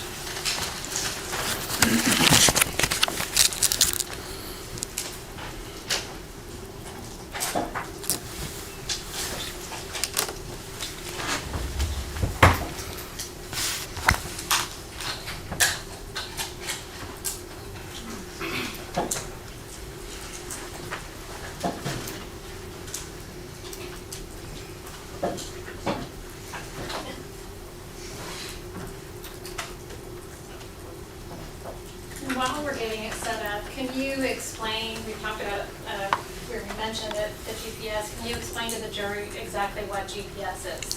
GPS is the global positioning system or satellites. Basically, it's a bunch of satellites in space, and they basically can locate your device. And the clearer signal you have, so the more satellites you see, the more precise a GPS location can be. I think everyone has seen it, like most phones have a GPS unit in them, so when you pull your maps up and you're driving down the highway, that's generally GPS. And how precise is GPS these days, and back in 2017? It really depends on how many satellites were seen by the device at the time. Obviously, right now, my GPS would have nothing because it can't see a satellite. Outside, if it sees 7 to 10, it would be, can get very precise. It really just depends on the environment the device is at that moment. And what are some of the things, you stated in here, but what are some of the things that can restrict or I guess, make GPS unusable? You're in a tunnel. Basically, if you just can't see the satellites. Okay. Otherwise, like nowadays, you can track your UPS driver or your FedEx driver. Is it pretty reliable in that sense where you can see where somebody is in real time? Yes, ma'am. Okay, has it changed very much since 2017? I'm sure it's evolved, but it's still the same. The science behind it is the same. Up on the screen for the jury to view is a copy of the report that you made. What is it that we're looking at here? The first is just the title slide. It shows the date that it was completed, which was June 2nd of 2023. At the time I was still in Dallas when I did this report. Okay. And then it shows the 3 numbers and the truck, and you'll see that the numbers are kind of color-coded. The 2 numbers associated with the victim will be in red and black, 7199 red, 4788 in black. And then the AT&T number for the phone associated with the defendant, 3645, and the truck will also be in blue, and that'll be consistent throughout the presentation. Okay, so the Verizon numbers, both Elizabeth Contreras, the AT&T and truck in blue are the defendant? Associated with the defendant, yes, ma'am. Okay. And then the second page, what's here on the second page? This is basically my written report. The background that I was asked by the Bexar County DA's office to look at the records for the 3 numbers for a homicide that occurred around August 2nd or 3rd of 2017. And then my methodology, which I kind of talked about earlier, is I take the towers that were in existence at the time, plot them on the map with other data I'm provided, and then plot the usage provided in the records. And then my conclusions will be in the following slides. Sure, so I'm going to move on to page 3. I'm going to kind of do it this way, and stop me if I forget something on here, but tell us what's on page 3. Describe what we see. Page 3 is just kind of, it's my example slide. So on the left-hand side, you can see an aerial view of a cell tower. I think most people have seen that on the side of the road. But if you'll notice, there are 3 distinct sets of antennas for the 3 sides. The vast majority of towers in the United States are broken up into 3 sectors or pieces of pie. In the records, in the tower list, I'm given the latitude and longitude of the cell tower, but I'm also given the orientation or azimuth that antenna is pointing at. And basically, there are 360 degrees in a circle. Each sector covers a little more than 120 degrees for an overlap, but I'm given that center azimuth. So if I'm in the right-hand side, if I'm given a center azimuth of 60 degrees, that tower covers approximately from 0 degrees to 120 degrees, or on a clock face from 12 o'clock to 4 o'clock. And those are provided, so that's how I can plot the coverage area of the tower or the direction the energy is going out from that cell tower. And did you take all of that information into consideration when you mapped out the details on your report? Yes, ma'am. Okay. And so moving on to the next page, page 4. What is it that we're looking at? This is how I'll kind of display the coverage area. So on the left-hand side, that'll be for a call or a text. In this case, this tower is orientated at 0 degrees or 12 o'clock. So you can see the sector arms going out to 60 degrees to either side of that center azimuth. And that shaded area is just showing how the energy from the cell tower is going out in an upside down funnel shape. It's not inclusive of the entire coverage area of that tower. It's just showing how the energy goes out. The coverage area of the tower is based on the other towers around it. And then the one to the right, you kind of see that arc with some space in it. That's that RTT. That's how I show the RTT. The phone will be somewhere within that arc or closer to the cell tower. And the RTT again was for the Verizon phones. Yes, ma'am. At this time, AT&T, also because it's the way the network works, had time in advance, but it was not provided at that time. They didn't start providing that till a little over a year ago. Okay. And so when you use RTT, just remind us what phones those are. Those are the Verizon phones for the phones associated with the victim. I'm pretty sure you know more than everybody in the room about this kind of stuff. I really appreciate it. Sorry. No, that's okay. What about the next page? Scrolling down. This is, and also I think you asked me the question, but I don't think I fully answered it, about how the phone and the tower connect to each other. Basically, when you hit send on your phone, it's going to reach out to the cell tower that it sees the best at that time. The strongest signal with the least amount of interference, generally the closest tower. That's the tower that will be reflected in the call detail records. For an incoming call, the phone is still in charge. The network just will page. You'll have an idea where your phone is. Like right now, the network knows my phones are in downtown San Antonio. So if I got an incoming call or text, they would page all the towers in the area, and I would respond to that page. Again, the tower my phone chose as the best would be reflected in the call detail records. Okay. What is it that we're looking at on this page that's at this page 5? On the left-hand side, you can see the 3 phones that we've talked about, with the color coding and the truck. And then on the left-hand side are the 5 addresses that I was provided, or locations by the prosecution, that were important for this case. Okay. And so is this a sort of key for your, or legend for your map? Yes, ma'am. And the first is the victim's residence, 2031 La Mesa in San Antonio. It's a purple flag with VR for victim's residence. Then I was told where the phone and clothes were recovered, roughly 9000 East Alamos Drive in San Antonio, Texas. And that's with a dark red or maroon flag. A warehouse, 5003 Chive Drive in San Antonio, Texas, which is a green flag, where the vehicle was located. And it was a latitude and longitude was provided, 29.295219, negative 98.394936. That's the blue flag. And then where the victim herself was located, roughly the 12,800 block, of Old Corpus Christi Road in Elmendorf, Texas. It's okay. It's been a mouthful the whole trial. So, and where it says warehouse, that's actually a Chive Drive location, correct? Yes, ma'am. Okay. Last time we talked, we figured out that that's actually Chive Drive. Yes, ma'am. Okay. So let me go to the next page. What is it that you're showing the jury here? Okay, so this is where I started my analysis. So I started my analysis on August 2nd at 3:53 p.m. and this slide runs from 3:53 p.m. to 6:12 p.m. And basically what this slide shows is the phone associated with the subject had one outgoing call at 3:53 p.m. That call was to the victim's, that call was incoming from the victim's phone, 7199. Or wait, I'm looking at it wrong. I apologize, let me say that again. It was from the device associated with the subject. And the subject, I'm sorry to stop you, is it the defendant? Yes, ma'am. Okay. The defendant to one of the victim's phone ending in 7199, and that call lasted 16,079 seconds, which is 4 hours, 27 minutes, and 59 seconds. So it was almost a 4.5-hour phone call. And during that time, the phone associated with the defendant was near the San Antonio International Airport, as you can see by the blue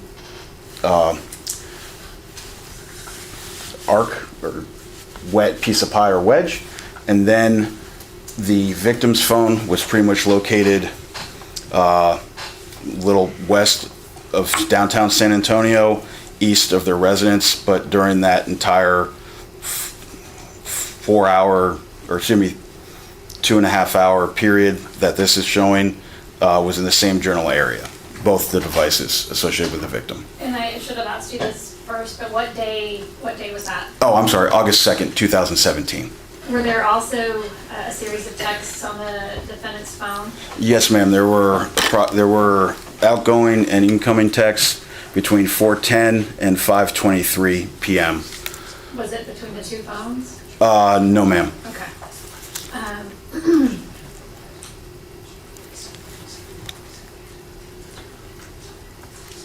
And do you know where or are you able to determine where the ingoing or outgoing texts are going to, or just that there were incoming and outgoing texts? I only showed if it was a call between the phone associated with the defendant and the phones associated with the victim.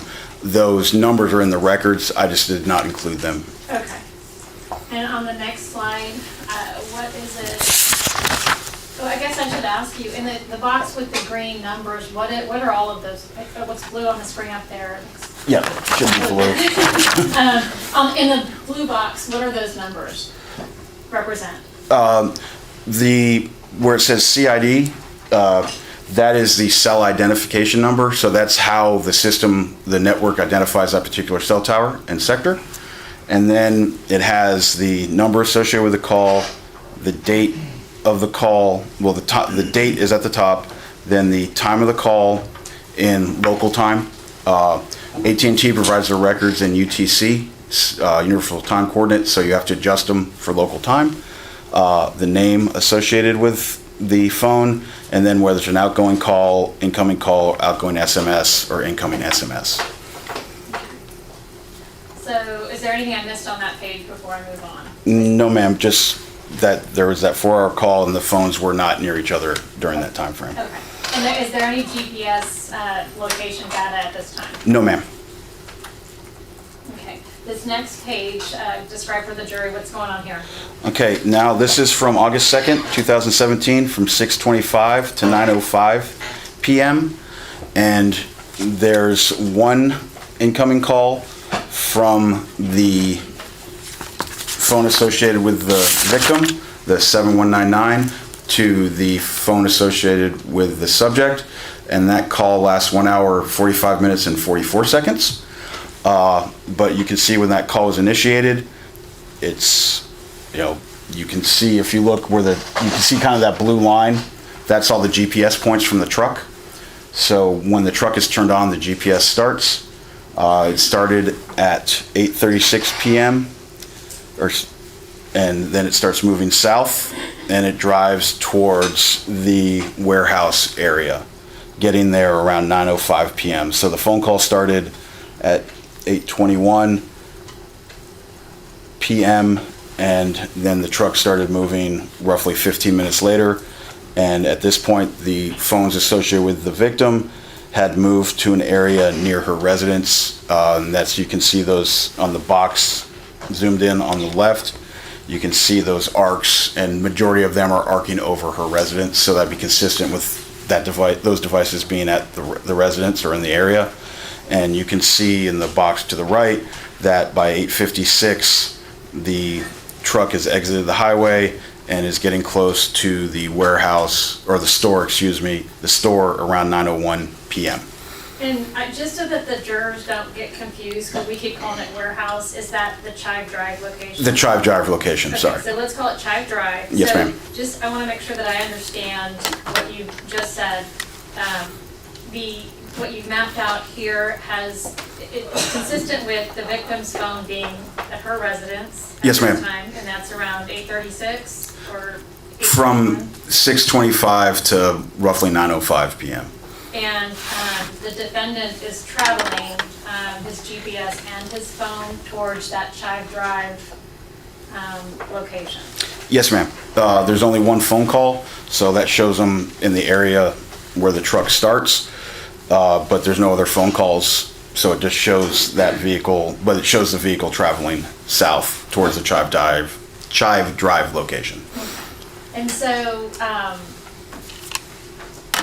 that blue line there, is that only mapping out the GPS, or is there an overlay there of a cell phone and GPS? There's only one phone call. That's the one that lasted an hour and 45 minutes, and that's at the north side of the blue line. Okay. So when, as I stated earlier, the phone call started at 8:21, and the vehicle was turned on and started moving at 8:36. Okay. So roughly 15 minutes before that long phone call started, and then the truck moved south, and then I just plot the beginning. I don't plot the handoffs or handovers of the cell towers, so I just show where the call initiated.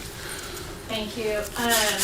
In the GPS, how is that initiated in this case? With this vehicle, basically when the truck is on and when it's moving, there are a couple instances where there's gaps in time, and then the next time frame is exactly the same spot. So I don't know how this GPS is set up exactly how to work, but it seems to be when the vehicle's in motion is when it's going to provide data, and the records provide a speed of the vehicle or approximate speed also. What if the vehicle is turned on but not moving? Is it mapping its location?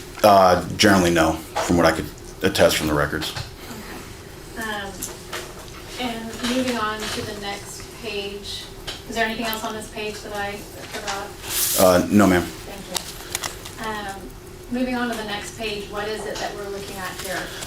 This is from, again, August 2nd, 2017, I'm sorry, from 9:06 p.m. to 10:14 p.m. And basically the truck at 9:06 leaves the area of the Chive Drive and drives south, basically south-southeast. And the victim's phone stays in the area of her residence. And then there are 3 phone calls, 10:07 and 10:10. The phones associated with the defendant call the victim. One is 151 seconds, one is 145 seconds, so roughly 2.5 or a little longer minutes. And then at 10:14, the victim 7199 number calls the device associated with the defendant, 3645. And that call lasts 3,119 seconds, so roughly almost 52 minutes. Okay, so I'm going to back up a little bit. It's some information, we don't have to change the other slide, but I want to ask you. You stated that the GPS was traveling to the area of Chive Drive around 9:01. Yes, ma'am. Okay, and then it's driving, it's there at 9:01 and driving away at 9:06. Yes, ma'am. Okay. And at 9:06, it's going southbound. It's south-southeast and heads towards, I believe that's Kennedy City. The Kennedy store, yes. And then there's a call, the next call between the two of them, the defendant and the victim, is at 10:07? Yes, ma'am. Okay. And those calls are utilizing towers. There's a total of 5 calls during this time frame. And they utilize 2 towers. If you could scroll up a little, ma'am. As you can see, those 2 towers are kind of pointing at each other. That's kind of showing the overlap of the network. So it's basically the phone is in the general area where the truck is. It's in the coverage area of both those towers includes where the vehicle ends up at that point, around 9:56 p.m.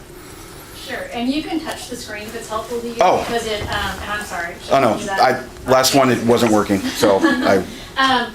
On this particular page where you're showing that his phone and the GPS are in the same general area, where are you showing that her phone is? Are you mapping her phone on this? Yes, ma'am. As you can see, you can't really see it on the large map, but I zoom in the upper right, and her phone between 10:07 or 9:15 for for one device to 10:14, again, is in the vicinity of her residence based on the time in advance or the RTT data and the calls. Sure, and the red dots and the blue dots, because if you look up there in the left-hand corner, there's a bunch of stuff. What is that? I'm sorry, the red dots are the Verizon towers, and the blue dots are the AT&T towers. Okay, so that doesn't have significance as to where the devices are at this time. No, that's just showing the network in the area, and as you can see, when you're near downtown San Antonio, you can't see downtown San Antonio because there's a ton of towers when you're zoomed out this far, but as you start getting away, the towers get spread out farther and farther. Okay, so on this slide, she's still at her house, he's down heading towards the Kennedy location. And by a little before 10 o'clock is in the Kennedy area. Thank you. How do I clear it? You ready to move on? Yes, ma'am. Hit I'll clear, there it is. Clear it? Thank you. There you go. The next page is page 9 of your report. What are we looking at here?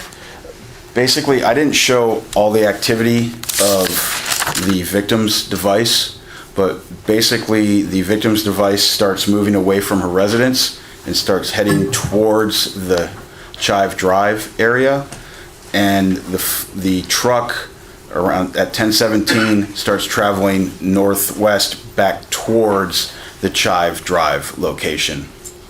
Okay, what time is it that you show the victim's devices moving away from her residence? The first time is at 10:20, and then it starts to move like through San Antonio and then turns south towards the Chive Drive residence. Okay.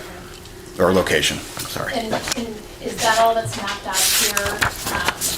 Yes, there was no phone calls or texts on the device associated with the defendant, so all I have is the GPS from the truck.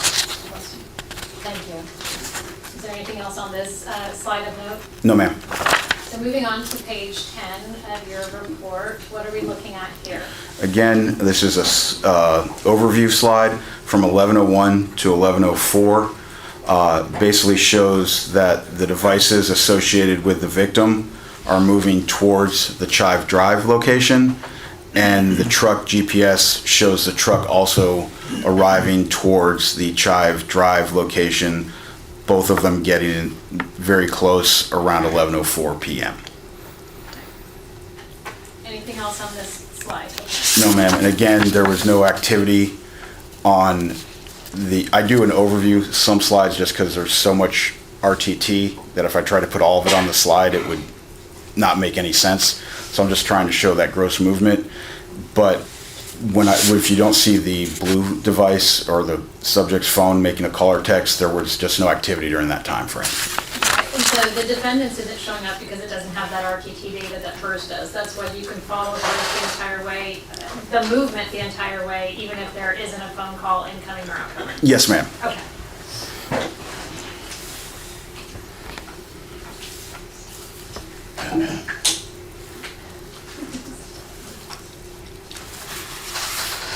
Moving on to page 11, what are we looking at here on page 11? This is from 1105 to 1139. So by 1105:55, the truck stops transmitting and it's turned down the road that heads towards the Chive Drive address. That actual address it kind of dead ends, and it's at the Chive Drive address is actually at the dead end of that road, but it shows the truck stopping, partway down that road. And then the time in advance for the two victims' devices are consistent with it being in the same area. As you can see, they're the arcs are a little bigger than 120 degrees because of the built-in overlap. And as you can see, they kind of overlap because right around where the vehicle stops, that area is right at the line between two sectors. So there's overlap. So if I had this kind of data and I was looking for a missing person or a fugitive or something, the place I'd start looking is probably like right around in where that circled area is, because when I have that overlap very close together, that's telling me that it's seen both sectors of that tower, and that gives me kind of an X, marks the spot kind of thing. And again, the little, next to the circle that you drew, the green square is Chive Drive. Yes, ma'am. The blue is the defendant's vehicle. I believe it was the victim's vehicle, ma'am. The blue flag. I'm sorry, the blue flag or the blue pin? The blue square on the I-37 down low? That's where the victim's vehicle was located. Okay, got you, thank And you. the blue, the 11:05:55 p.m., the last pin is right within that circle I drew. Thank you. And then the red little square down there in the kind of bottom of the screen towards the right is where her body was found. Yes, ma'am. Thank you. Is there anything else of note on this that you haven't talked about? No, ma'am.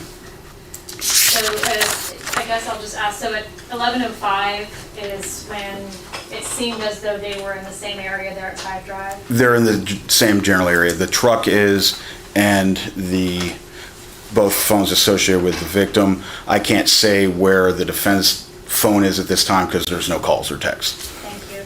And what is the duration, or I guess, how long were they in that area before there was additional movement?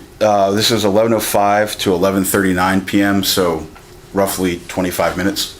And at 11, and is that reflected on the next page? Yes, ma'am, the next time frame. At 11:39, what happened next? So starting at 11:40 to 11:50, you can see there's no GPS data from the truck, so the truck is stationary.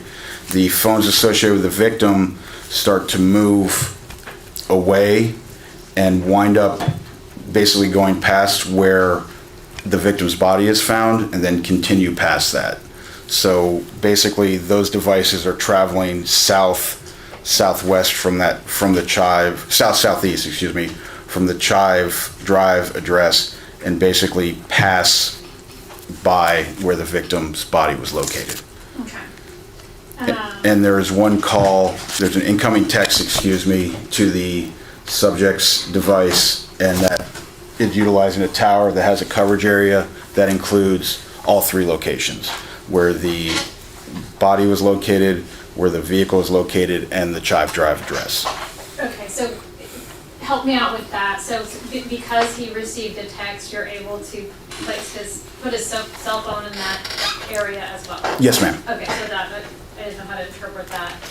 Yes, ma'am. So there was a large gap in time where there wasn't activity on his device, but he got an incoming text at 11:43, and the blue arc shows that. And as I stated, that tower has a coverage area that includes all three of those locations: the Chive address, the vehicle, and where the victim was located. And so how do you explain, or how could you possibly explain the phones traveling past the point where her body was found?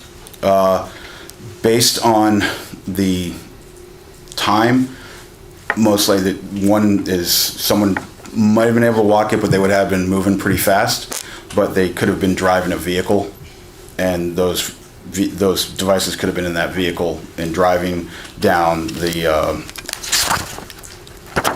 Old Corpus Christi Road.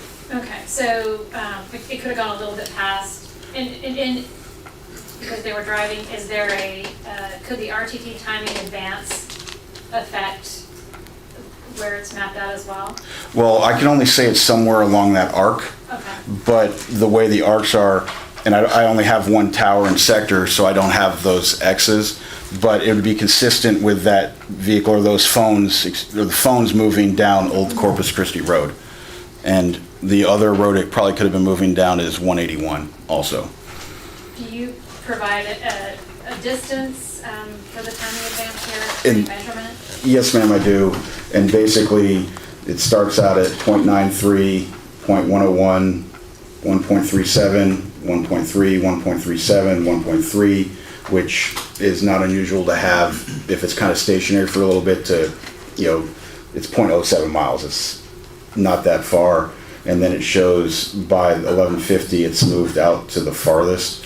So from 11:41 to 11:49, that phone is generally, it could be moving along that arc, but it could be stationary during that time also. Which phone? Both phones associated with the victim. Okay. Sorry. Based on the time in advance. Sure. Is there anything else on this page of note? No, ma'am. Okay. What are we looking at on page 13? This is from 1152 to 1155. This looks kind of complicated, but basically based on my training experience, what this is showing is that the phone is most likely moving west and then starts to travel a little bit north back towards the Chive Drive address and where the vehicle was located. Okay. So it went to the area where the body was. Then it continued a little, then looking at this, it looks like it went a little farther south. Okay. And then possibly could have made, either it could have started going north, and it also could have gone west and then north. Okay.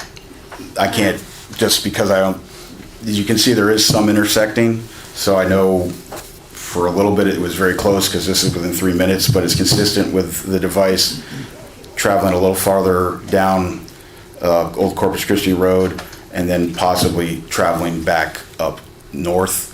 And based on the next slide, makes me feel more confident in that statement. Sure. And so how long did the phone, was the phone stationary in the area where the body was found? It was in that area roughly from 11:41 to 11:49. So for about 8 minutes, it was stationary where her body was found in that general area? I can't say it was stationary because, again, that device could have been anywhere along that arc, but that would be that statement would be consistent with the data that that phone could have been stationary near where the body was located. And then it started moving potentially west? Went like kind of a little south and then west. Okay. And so back towards the road? Yes, ma'am. Okay. So going to the next slide, on 14, what are we looking at here? Then this shows between 11:55 and 12:10 a.m. on August 3rd. So we're, it's past midnight, so we're going to the next day.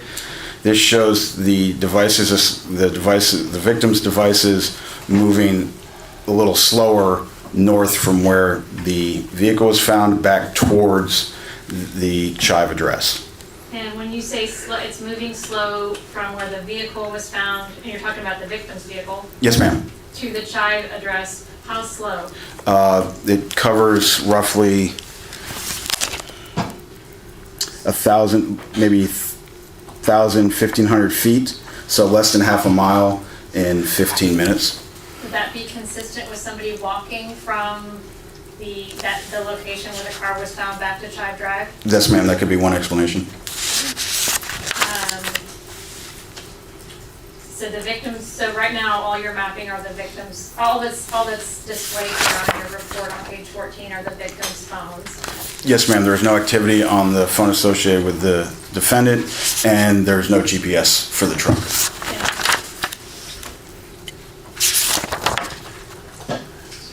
Give me one moment.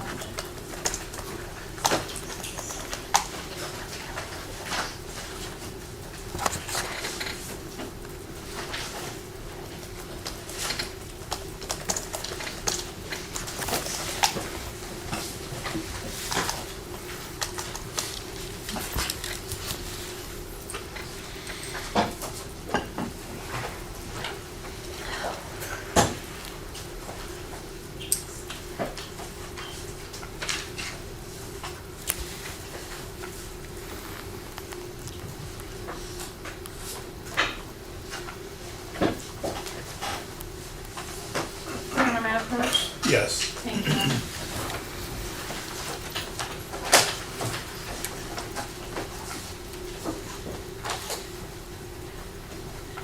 I'm going to do what's been previously marked as States 51 for identification purposes. Now, you and I have looked at this previously.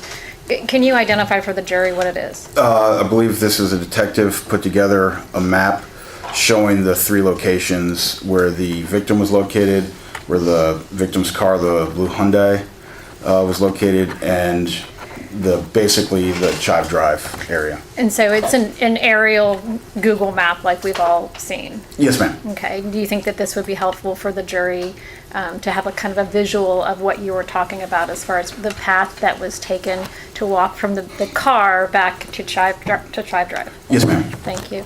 This time I'm going to offer State 51 pending in.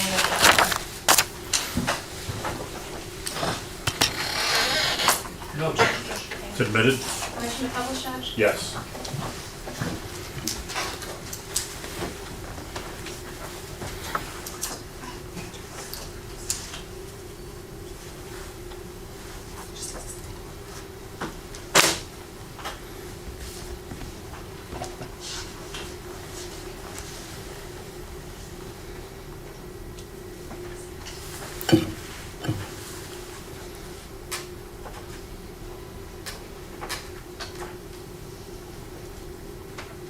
Okay. And can you sit up just for me? Yes, ma'am. Okay, and so and this is just to give them a visual kind of what your report is stating the same thing, but if you could draw a line basically where the body was found, kind of the direction where the car was, and then back to Chive Drive. The body was found, so if you were in a vehicle, you would have gone south, it's cut off, but there's a road that then goes west. Then you would have traveled north, and you would have been where the blue Honda was found. Mm-hmm. And then from there, you could have walked, basically cut across the field to that dot, which is basically where the GPS for the truck stopped. Okay, and so that last line with the circle that you drew, that was, it took the phones, you said 15 minutes from that line to the circle? Yes, ma'am. Okay. Just wanted to make sure that we were talking about the same thing. Take that off.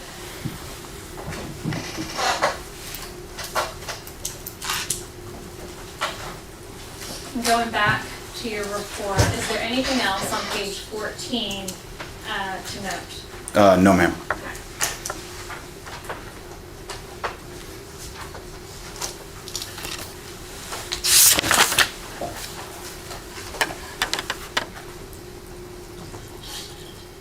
What are we looking at here on 15? This is from 12:11. If you could scroll up just a little, ma'am. Sure. From 12:11 to 12:15 a.m., so 4 minutes. What you can see is at 12:11:46, the GPS for the truck turns back on. It's in the same spot it was when it turned off or stopped reporting. The vehicle then starts going east off of Chive Drive onto Old Corpus Christi, and then starts getting on the highway heading northwest. And the time in advance RTT for the victim's device is consistent with it tracking with that vehicle. Okay, so the GPS and on the vehicle and the two phones are traveling together? That's one plausible. I can't say that is what happened, but that is one explanation for the data. I guess I should say the data that you collected, it could be consistent with them traveling together. Yes, ma'am. And then there's an outgoing call at 12:12 a.m. that at 12:12, which utilizes a tower that has a coverage area that includes where the truck would be at 12:12 a.m. An outgoing call from the defendant's phone? Yes, ma'am. Okay, And so that's shown by the blue in the upper left corner. The sort of partial triangle? Yes, ma'am. The piece of pie or the wedge. Okay, and so the data would be consistent with the defendant's phone, both of the victim's phone, and the GPS being in the same location? That is one plausible. I obviously can't say they were there, but it's consistent with that statement. Is there anything else that you're reporting on this slide that's of note? No, ma'am. So moving to 16, what are we looking at? It shows the truck continuing to travel basically north, going to where by 12:27, so 12:16 to 12:27. The GPS shows it traveling, the device traveling north. I just show some of the time in advance from the victim's device. showing it as consistent with the same travel with the vehicle. And then there's another incoming SMS at 12:21. That tower has a coverage area that includes the GPS location of the truck at the same time. And then I stop at 12:27 a.m. And so again, the information that you've mapped out and the information that you were provided is consistent or could be consistent with the defendant's phone, the victim's 2 phones, and the truck's GPS being in the same location. Yes, ma'am. And is there any particular significance to where you stopped? The maroon flag, that is where the clothes and phones for the victim were found. And the next slide is a zoom in a little extra time in that area. Okay, so are we ready to move? Yes, ma'am. Okay. What are we looking at here? So this is from 12:27 to 12:36 a.m. So 9 minutes. And what you can see is, and there's another slide where I zoom in on it, but the time in advance for the victim's devices is consistent with it being where the phones were actually found and her clothes. And then the truck has at 12:27, and if we could go to the next slide. Sure. So at 12:27:21 a.m., it's at the bottom pin, blue pin, and then at 12:27:31, so 10 seconds later, it's the blue pin just north of approximately where the phones and clothes were found. I was told they weren't found on the highway; they were found kind of underneath it, but I can't show through the highway with an aerial view. And as you can see, the truck from 12:27, there was no activity till 12:36 a.m., so roughly 9 minutes. The truck was not reporting its GPS location, so it was most likely stationary. Okay. Were you provided with any other explanation as to, or let me rephrase that, do you have any knowledge of a driver being able to independently disable the GPS? Not to my knowledge, no, ma'am. Okay. And so that truck was stationary in that location, and then the data that was provided to you about the victim's phones was consistent with it being stationary in that same location? Yes, ma'am. For a number of minutes? Okay. What about the defendant's phone? Did you have any information? There were no phone calls or texts during this time frame. And moving on to the 19th page of your report, what are we looking at here? This is from 12:37 a.m. to 11:48 a.m. So basically, for the truck, there's no activity on the phone associated with the defendant. From 12:37 to 12:53, the truck continues and stops reporting near the airport, which is pretty much right around where it started up at the beginning of the presentation. But you can see that the device associated with the victim, the number 4788, is having time in advance data. It's receiving incoming calls. There's no outgoing activity on this device. All the incoming calls are rolling to voicemail at this time. So it's consistent with the phone just sitting there receiving phone calls and reporting its RTT data, and it's consistent with it staying in the area of where the phone was located. Okay. In the box, the red box that's on the left-hand side, are those the calls that are coming in? Yes, ma'am. And you'll see what looks like there's 71 outgoing calls. That's a Verizon kind of quirk. Is if a call goes to voicemail, it shows the incoming call, and then it shows a forwarded call or an outgoing call to the voicemail system. And that's how I can tell that there's a voicemail on because if you look at the call-up box, it shows outgoing activity, but that's actually just the device independently connecting to the voicemail system. So there were 71 incoming calls, and then 71 of those calls kicked over to the voicemail? Yes, ma'am. Okay. Does it indicate how many texts you received? No, because Verizon does not provide a location for the text, so I didn't put any of her text message in this report. During the time period from the defendant leaving that almost basin area where the car was stationary to the time that he got back up to Elliott Electric by the airport off Broadway, did he receive any incoming calls or texts that you were able to map? There were a couple. From when he starts leaving, there was one right as he's leaving there's an outgoing call at 12:12 a.m.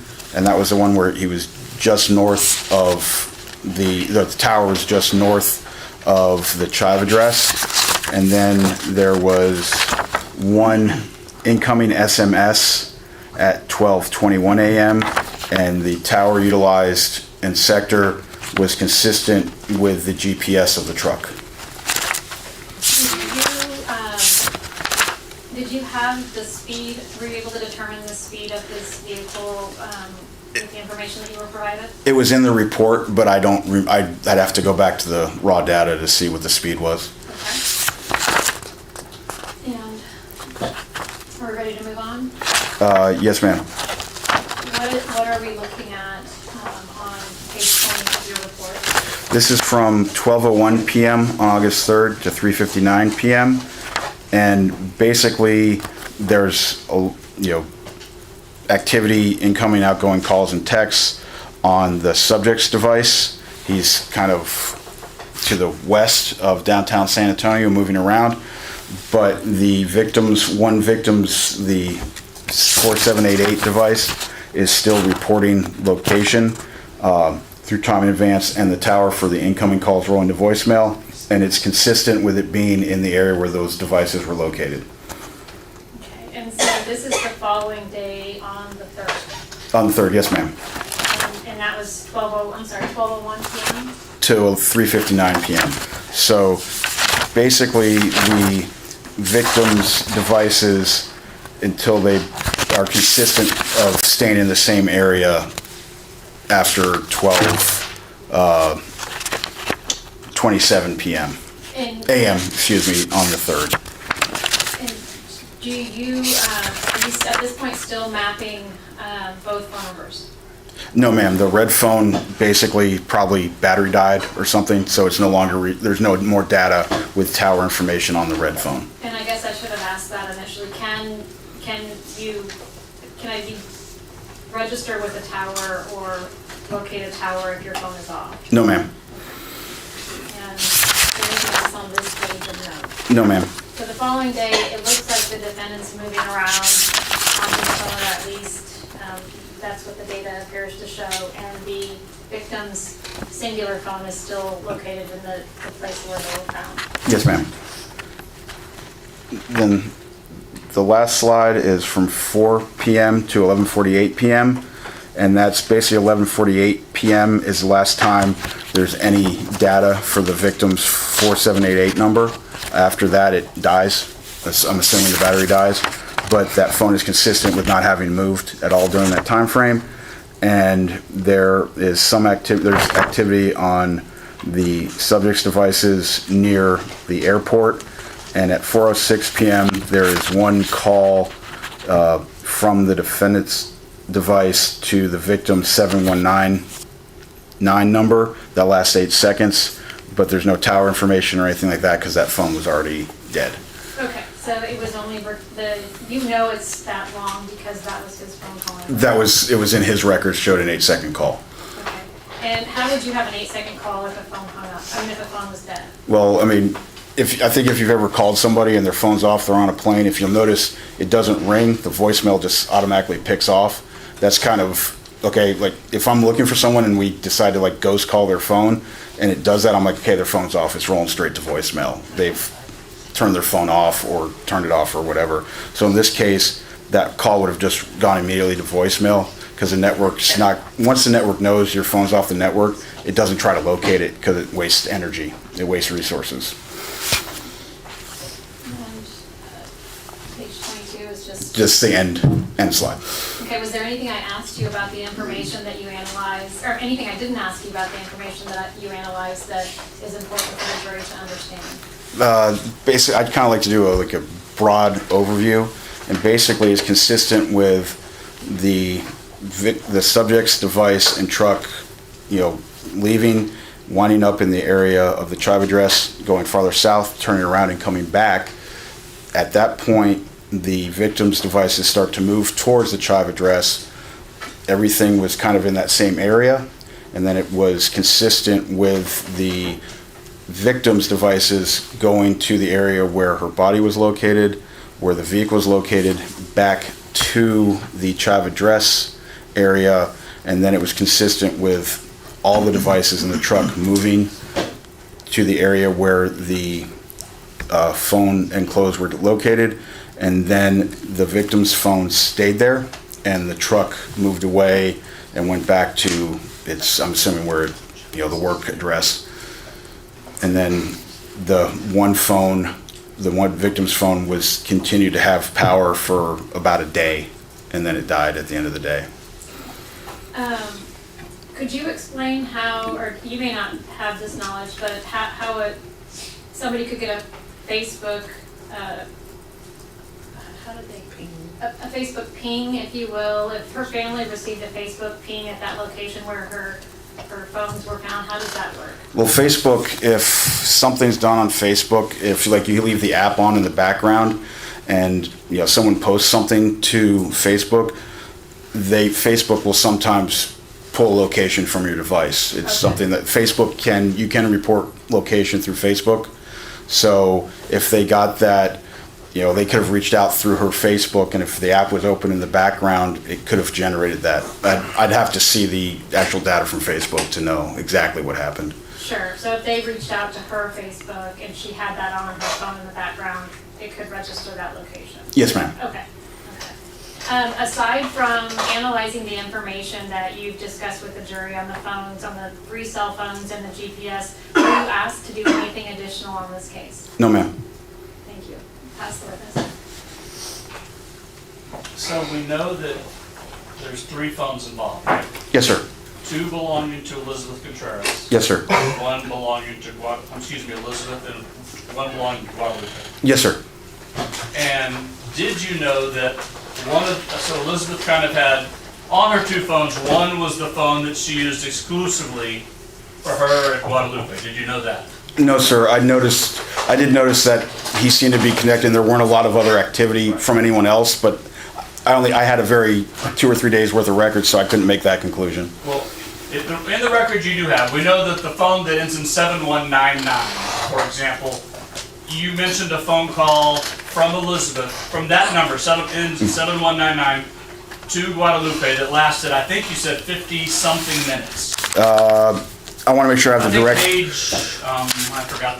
When he was driving to Kennedy. Yes, sir. You called him, and it seemed like they talked almost the whole drive. Yes, sir. Right. The one that started around 10:14. That's when he was. Yes, that's when that one started when the phone was already down in Kennedy. And that was from the 7199 number. Am I correct? Yes, sir. Okay. May I approach? Yes. Now, you and I have met before. We've talked before. Yes, sir. I asked you this question before, and I didn't have this at the time, so I'm going to try it again. I'm going to show you what's marked as Defense 1, and it's another map similar to the map you've showed the jury, and it kind of shows San Antonio and some of the locations you've discussed. Yes, sir. And what this map shows is kind of, once again, the drive between the Chive Drive location and the location where the phone was allegedly found. Is that correct? Yes, sir. Okay. It's dark, but that's what it looks like. Yes, sir. And when we talked before, I asked you if you knew in miles what the distance was, and you said you did not. I don't remember. I think I didn't want to give an exact, correct. But yeah. So I've asked Google to help me with this. Yes, sir. And does this appear to be an accurate reflection of what Google believes the distance to be between those 2 addresses? It shows it about 17 miles. Yes, sir. Does that seem to be correct? If Google says that's correct, does that appear to be accurate in your eyes? I'd hedge within a mile or 2. Yes, sir. Judge, at this time, I'd offer into evidence what's been marked as Defense 1.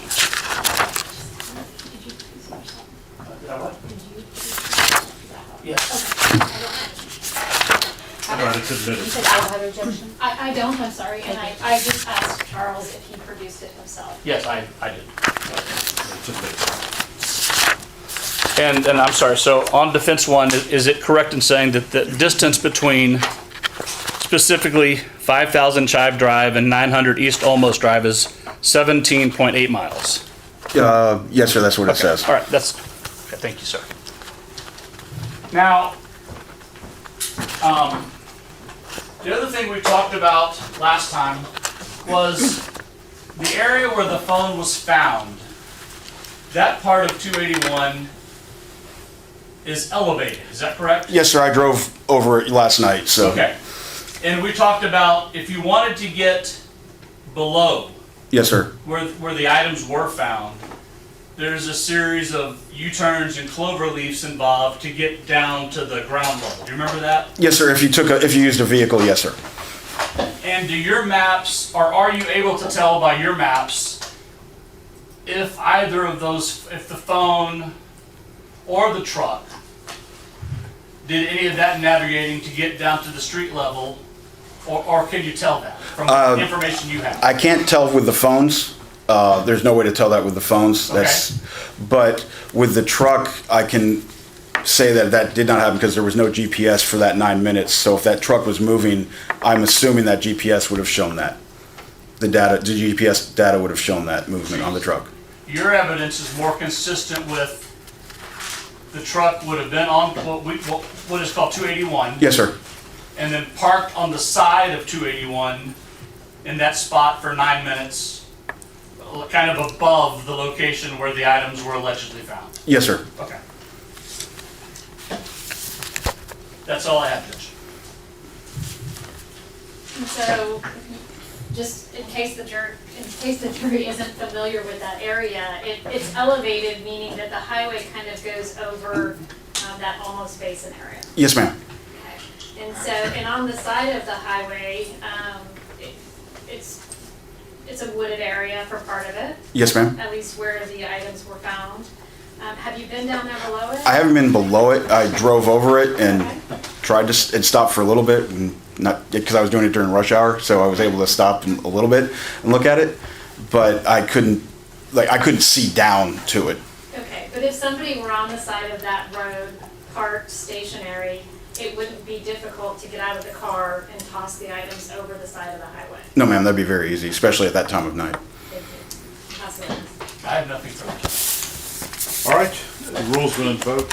Your excuse. Am I excused totally, sir? Actually, Judge, I'm sorry, I have one more question. Yes.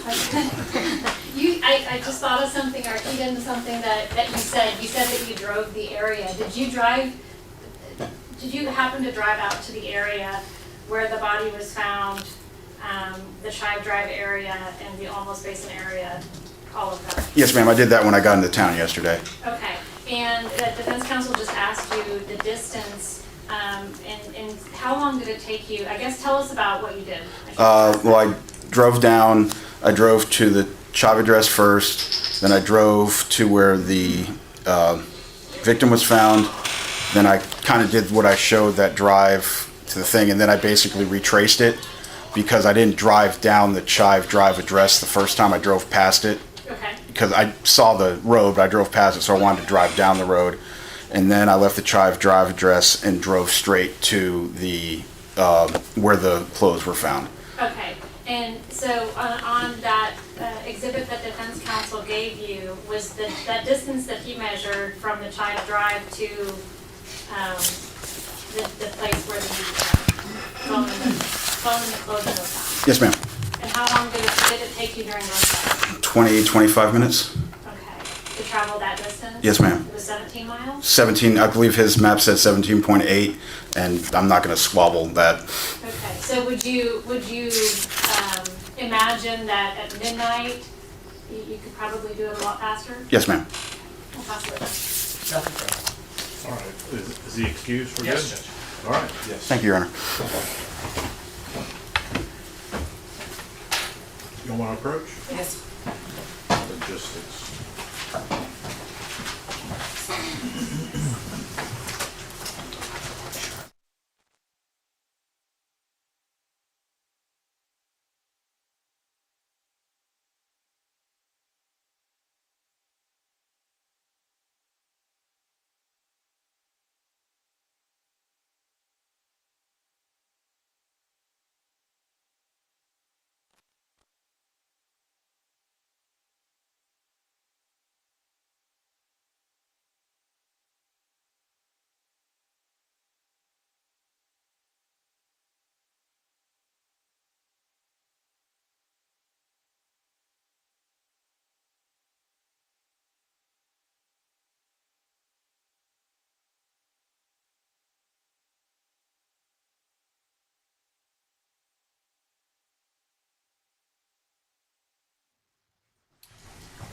All right, members of the jury, we're going to break for the day. Remember the instructions I gave you this morning. They're going to apply to the conclusion of the trial.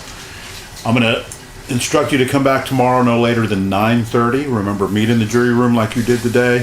When we're ready, we'll bring you back in. All right, have a good evening. See you in the morning at 9:30. All rise for the jury.